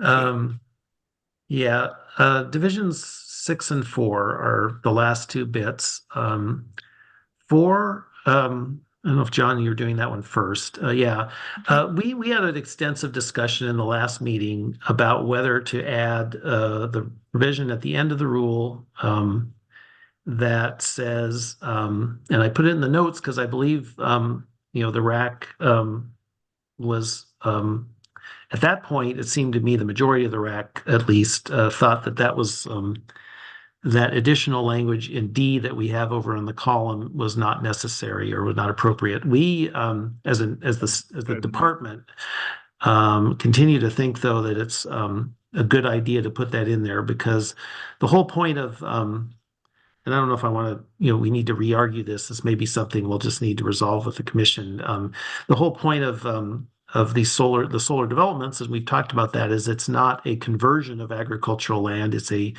very long-term temporary use of agricultural land, 50 years maybe, but it is not forever. And therefore, the underlying land should remain zoned exclusive farm use or, if appropriate, forest use. We heard some alternative arguments at the last meeting, and I think would probably be best at this point, instead of rehashing all that, to go forward and with that, unless someone insists on discussing it more, go forward with some this is what the commission will be deciding on, whether to include this or not.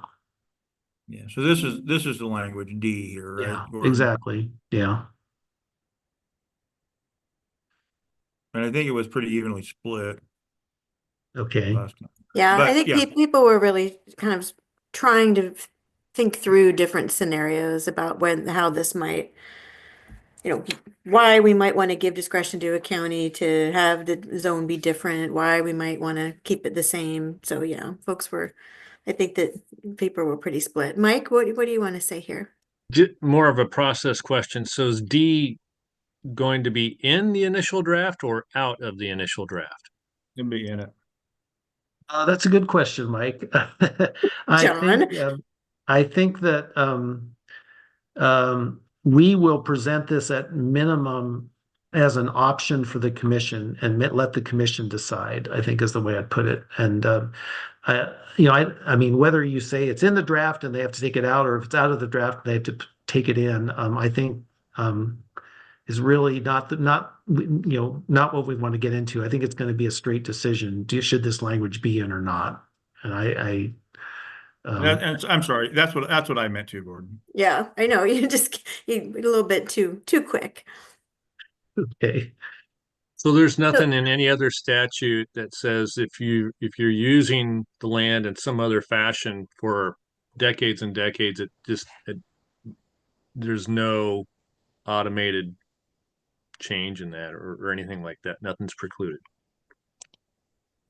I don't know the answer to that. John, do you have any thoughts on that? Well, I think it depends on the situation, Mike. So right, if you got a use that's gone on out there that for a long time that is inconsistent with what would be allowed now, then that's non-conforming, right? Or if you've got a use that's operating under a valid approval, it can go out there. There's no need to change the zone. It's approved under that zone. If you have a use that is different than what would otherwise be deemed consistent with a goal or a rule that's been out there for a long time, that might be the basis of a physically developed exception. Recognizing it to be what it's for. So it could be a number of things. Now, in this instance, right, what we're saying, I think, or this language tries to say, is that solar development is a use that's available on land zoned for exclusive farm use. What is being sought is the ability to do something bigger, right? Solar is the use, but what they're seeking relief from would be those sizes. But because, it's been, I think, generally accepted that there'll come a time when that land's put back to farm use, it could stand to reason that it, doesn't need to have a zone change. And I think that's how counties are doing it, by and large, doing it right now. Let's hear from Jim. Yeah, I've looked at dozens and dozens of reasons exceptions over my career, and I can't think of a single one that's actually changed the zoning. It's specific to a separate use. If this starts to go towards the direction of changing the zoning, that changes the whole ball game for our position on whether these reasons exceptions should be a tool that's used. If we're going to start having spot zones throughout the ag and forest zone that could ultimately become industrial uses or the like, I have a real problem with this. So Jim, you're advocating for keeping the. Yes. Yeah. And that's been the practice historically for reasons exceptions through the planning program.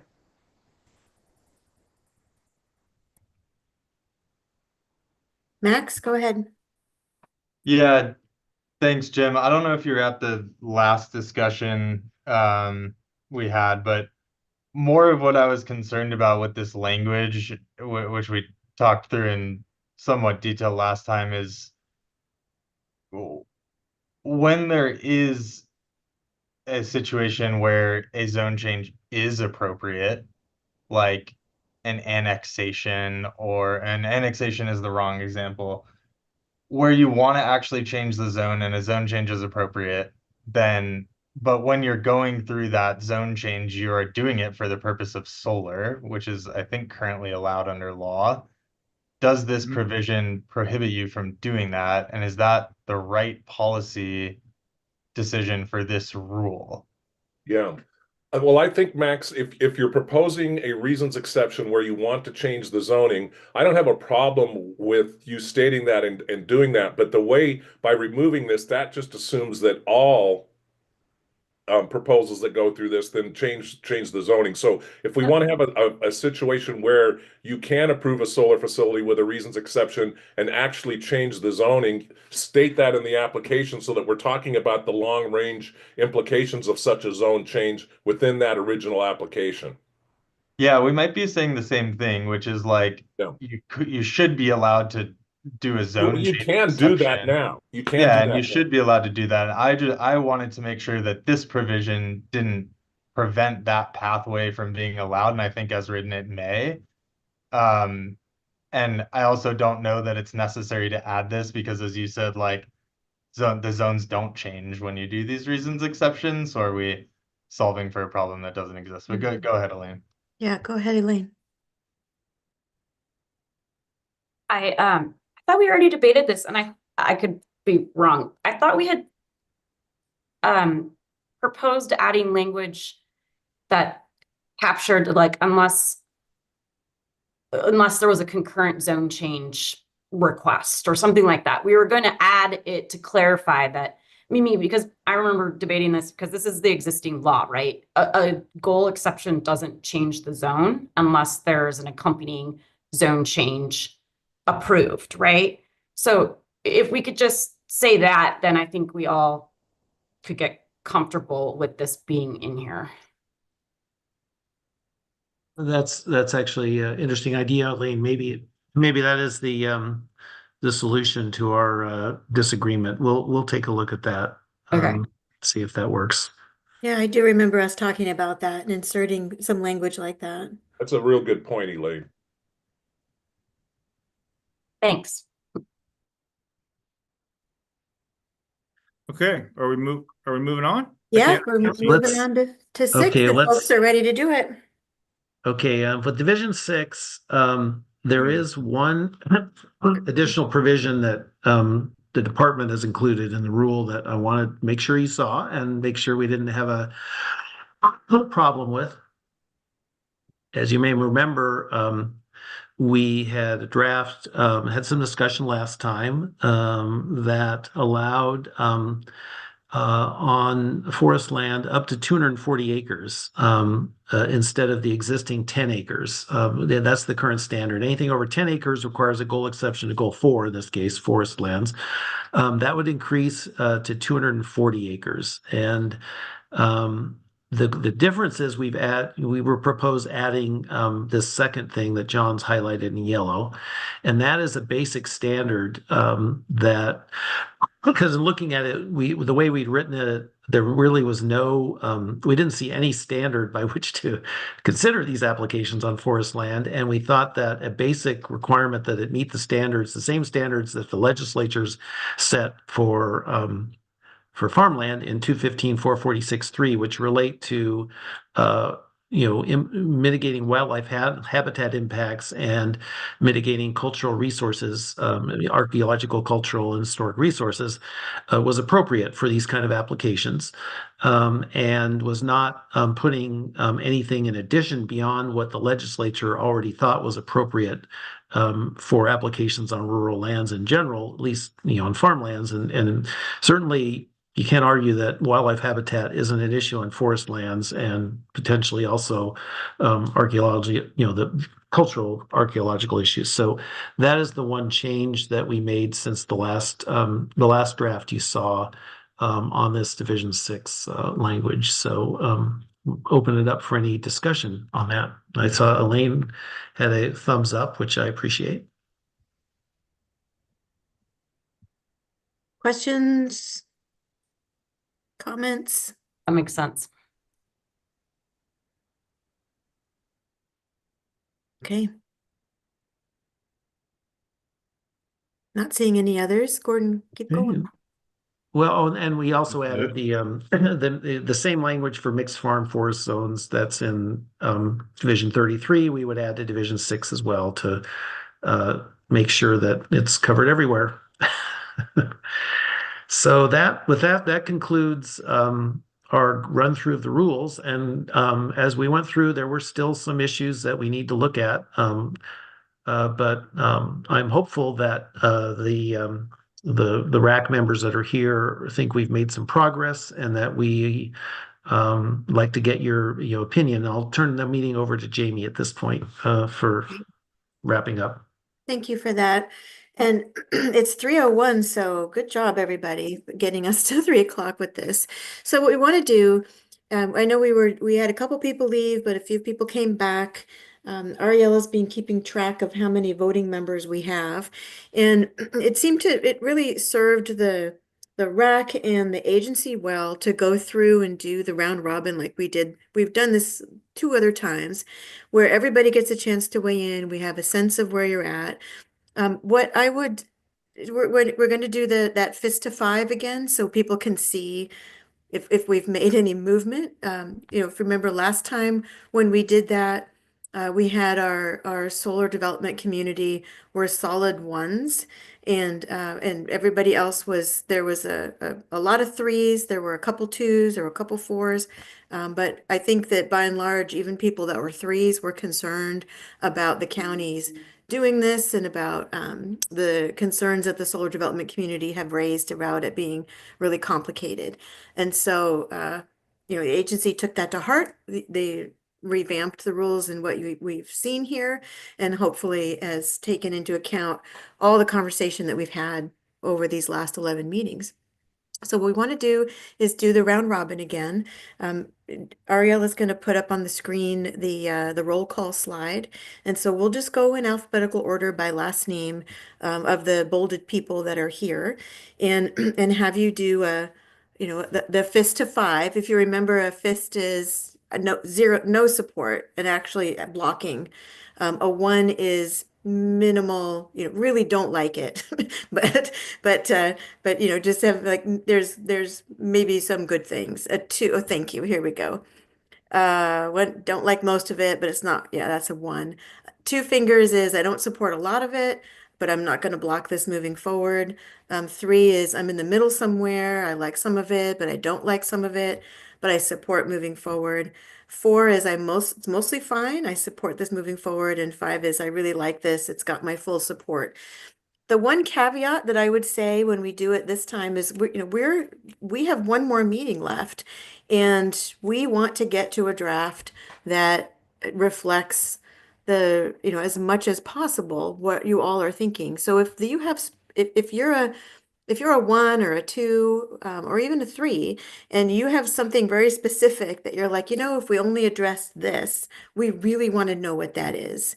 We just spent hours walking through all of the draft language, giving people an opportunity to weigh in on any refinements or changes that we would need to make. But there's a few areas that the agency said they need to do a little bit more work around. We've got some a couple places where people have said, if we add this word or change that a little bit, that's better. And so we've captured all of that. So I'm going to go around by alphabetical order, ask people, where they're at with their fist to five and any specifics.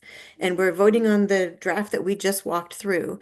So you can assume that the things that we've talked about here that we've all agreed to are going to are incorporated into that. Okay? Does that all sound good? Okay. Well, thank you, Adam and John, for your vigorous head nodding. I feel very validated. Okay, so Andrea was here, but I think Andrea's gone now. Oh, we're in alphabetical order from first name. Sorry about that. Thank you, Ariella. So let's see. I know Counselor Anderson's gone and Commissioner Williams is gone, but I thought Andrea came back. Maybe not. Thank you, Ken. All right, well, let's start with Bill. 4. Anything you want to say about that? I'm looking forward to the next draft. Share it as quick as you can, so we got time to review. Great, thanks, Bill. Brandon. Hey, I'm also at a 4. I like I've got a clearer picture from my perspective of your two different pathways on this. I think I'm in a better spot from the quote practitioner's position to maybe relay what this is to my county commissioners and keep it rolling. Thanks, Brandon. Damien was going to be back at 3. Damien, are you back? If not, I can loop back and catch Damien when I see him rejoin us. Okay, so let's go on to Diane. Yeah, I think I'm at a 3. I think I'm really encouraged by the movement of the sites into the goal 3 process into Division 33. I think that offers some great flexibility for counties. I think the area that I'm still wanting to, I would love to hear staff's deliberations and thoughts on are more about the cumulative costs. Actually, there are 2 things: the cumulative costs of all of the different benefit agreements and the mitigations, which I think are really important to get right.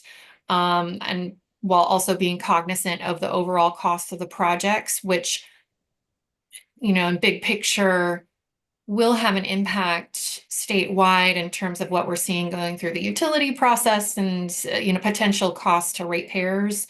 So I just want to be sensitive of everyone while also making sure that the communities and the impacts have the right compensatory agreements. And then the other one was what I raised earlier, just ensuring that the different review processes to get these in place and what's in the rules aren't stacking on top of each other, and that we're ensuring that the duplication, we're not adding more unintentionally or duplicating our efforts. Great. Thanks for that, Diane. Elaine. I think we've made some really good progress. I'd like to see where we end up on this next round of language. So I'm going to say I'm a 3 right now. Thanks, Elaine. Jim Johnson. Yeah, I'm a 3. I still want to think and some more about how cumulative impacts is being addressed or is not being addressed. I'm a bit concerned about that. I'm also a little bit concerned about the removal of the farm impacts test based on the satisfaction of some other criteria, especially as it relates to certain types of the operations. So the 215, 296 standard, I want to think about that and look at that some more. And then lastly, I just really want to make sure that we work out what is considered irrigated land, the water issue and the like that we discussed earlier in the day. So I'm a 3. Great, thank you. Thanks, Jim. John Eisler. I got into this so late and I missed so much of today. I feel it's probably appropriate to abstain this time. But if I get the time, I'll go back and watch this video on YouTube and go through the materials and try to provide comment before the next meeting. And I'll definitely give a vote next time. Thank you, I need to John. abstain. And Ken Yates put in the chat that he's got to take some things back to OWRC and so is also abstaining at this time. Ken, anything more you want to say about that?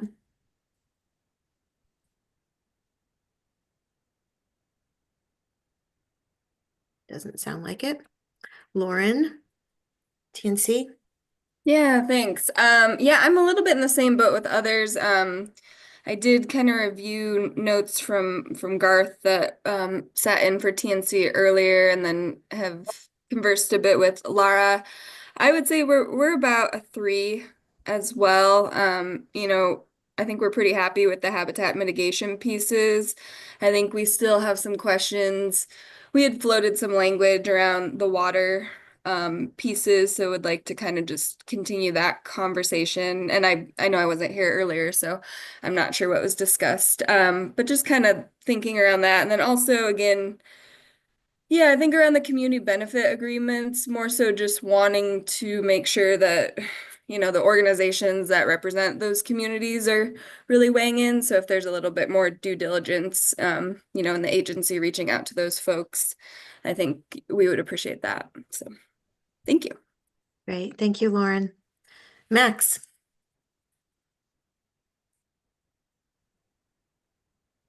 Sorry, I wasn't ready. You guys switched up the order. Yeah, I'm now you're always last. yeah. I'm probably a 3. I don't remember where I was last time, maybe a 2 or 1. I appreciate all the work that the department has put into this to streamline sites and clarify rules.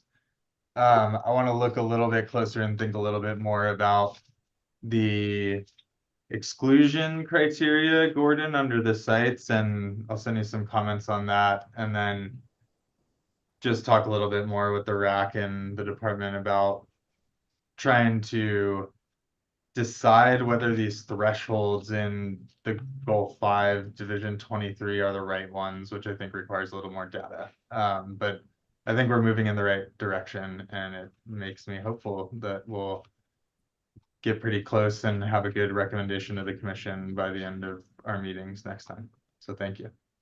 Thanks, Max. Mike Toady.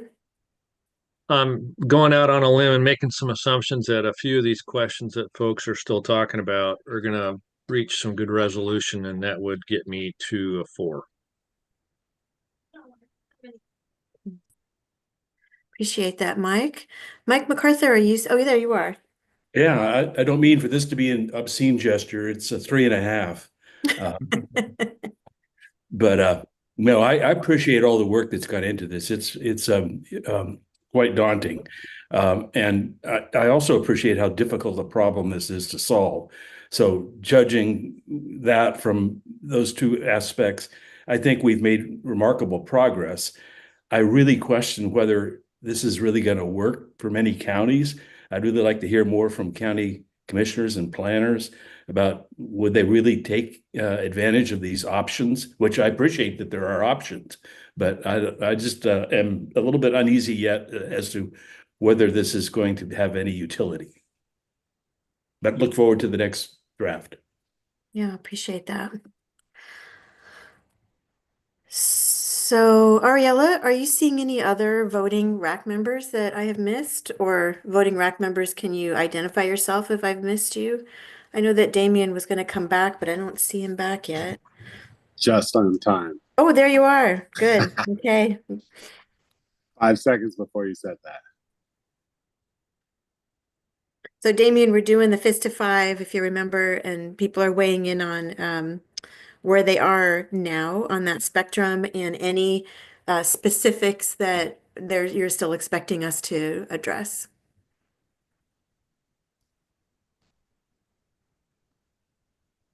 And everybody's done but you.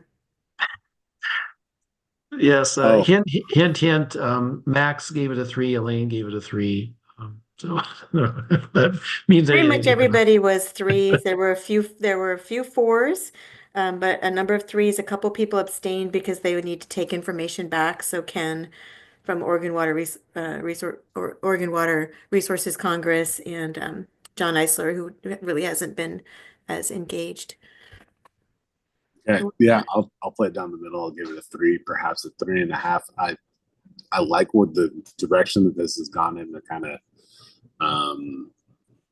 streamlining it down to the call out of what we're supposed to be doing under our legislative prompting of finding opportunities for solar. We focus it on farmland, hence the ag mitigation. I think we've kind of right sized sort of what the requirements and the obligations are, and we've made a lot of headway there. Still don't 100% know exactly, different sections, how much uptake or opportunity is going to be created. I'm still unsure about goal 5. I would be lying if I told you that I understood how the ag mitigation spreadsheet works. But so there's some sort of things that are unknown, at least to me, and so that's probably what keeps me from being more enthusiastic. Okay. Anybody else I forgot? Not seeing any. So let's talk about next steps. So one of the next steps is there are people who aren't here, and so we need to get their thoughts as well. John, Gordon, Adam, we haven't talked about what we do with those folks that aren't here, but I'm going to suggest, or I think that we should reach out to them and convey to them, a little bit of a summary of what we heard here, and get their feedback, and also have them weigh in on kind of where they are on the spectrum. So, but let me pause there and just see, John, Gordon, Adam, what you all think about that. Yeah, thank you, Jamie. We definitely will reach out to the RAC members who are not present today and ask them, ASAP, if you will, for their written comments, or if they want to discuss it with us in a chat, that's fine too. And we want to get, what we're doing now is what's really been really great about this meeting is getting the input on, and I get the sense that we're, from the ratings that we got, that we're on the right path. But there were significant issues raised. I think perhaps the biggest one was from Max about what are the areas overall that this covers. I think that's obviously that's a key issue. I don't know that we'll be able to resolve that with the information we have, but we'll work on that. But all the other issues that have been raised and the policy points, we're going to have some internal discussions and hopefully get some more input from the other RAC members who were in and out of this meeting and not here at all, and get something to put forward for the next step, which is going to the commission. The commission's scheduled to have this on March, is it the 21st, John? 21st is that meeting. I'm not sure if it's. Yeah, I think this meeting is on the afternoon of the 20th, the Thursday right now. Yeah, that's right. Is where it's scheduled. So they're going to have a public hearing again, and We're going to work as a staff, given the input we got today and that we get from others on the group, and maybe do some tweaking to the draft that we put out for you today. We'll present that to the commission. We will present. Jamie is. What is the timing, Jamie? I think you were going to be working on a summary of the RAC issues, but that's for after the last meeting, correct? Right, Not that's this right. one. Yeah. Yeah. Yeah. Okay. So we'll also provide the commission, the input of the RAC in terms of meeting notes and things, and we would encourage, in fact, urge you all to provide your written or oral testimony to the commission at its hearing in March, to discuss the draft, and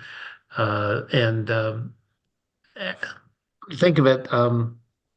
I'm not sure how many changes we're going to be able to make before we send this to the commission based on today's discussion, because we're under some major deadlines.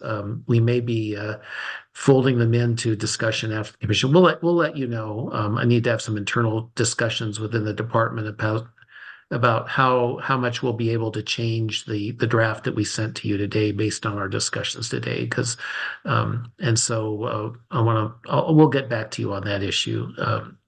And then the next step after the commission meeting on this on the 20th of March, we'll have one more RAC meeting. I think it was that It's April 2nd. April 2nd. We'll discuss any input that the commission received and any direction the commission gives us based upon that input. And hopefully discuss these issues. We will, not hopefully, we will discuss these issues and the draft one more time. And hopefully come to a RAC, if not consensus, then clear positions on the issues. And then we will also around that time be having a regional hearing in Eastern Oregon that's required by a rulemaking procedure, the state's rulemaking statutes. And then we will have the end of public comment period on April 11th. Additional comment from members of this group, any members of the public who are interested in the process as well. And then the commission at its June meeting, with that input, will prepare a final draft for the commission to consider. If there are areas where the RAC has come to a conclusion different from the commission, we will clearly present the RAC's position on that, because that is that's something that's called for in the statute that the legislature passed. And then the commission at its June meeting will make a final decision on these rules. Do we know John, the date of the June sorry. meeting? Do we know the date of the June meeting? Let me look that up here. 25, 26, or 26, 27. Okay. Okay. And then do we know the date and location of the regional hearing? We do not yet know that, no. Okay. June 26th and 27th. It'll be one of those 2 days. 2 days. The commission has 2-day meetings. Mm-hmm.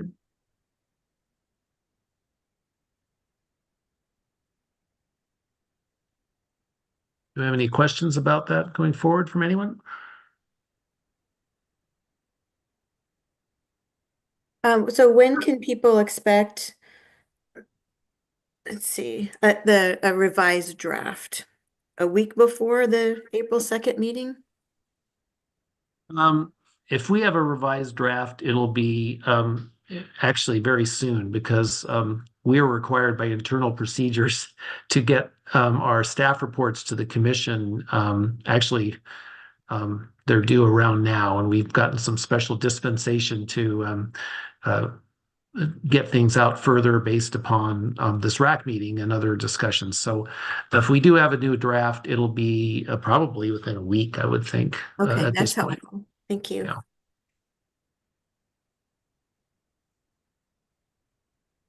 And like I said, at this point, if there are any changes to the draft, they'll be I would characterize them as being around the edges because to address some of the specific issues that have been brought up today at our in this meeting. And if we don't get them done before in the draft that goes to the commission, we would certainly be working on them afterwards before the final RAC meeting.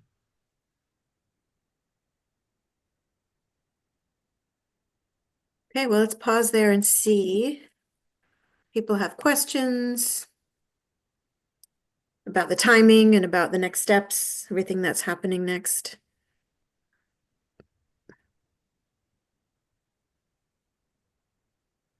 I'm not seeing any. I think this is a first, you guys, in the history of this RAC that we're done. I think we're early. tired. We'll give you that back. Here's 35 minutes, a little gift. Hot dog. Yep. Gordon, John, Adam, anything you want to say to folks before we? I just want to say thank you all to the RAC members for putting up with us for a whole year now, and slogging through. We'll have one more meeting, but we've seen a lot of different corners of the central and eastern parts of the state, and I had a lot of discussions and at times contentious discussions. But I think we're on the right track. I'm hopeful that we are on a point where we're going to fulfill the legislature's mission. Actually, it would consider the word confident, not just hopeful. So, but we're not done yet. We still have quite a bit of work to do, particularly over the next month and a half, 2 months. And then we'll go forward from there. And I would just once again want to thank you all for participating. And I also really want to thank my fellow DLCD colleagues for our combined effort and teamwork on this. So thank you all.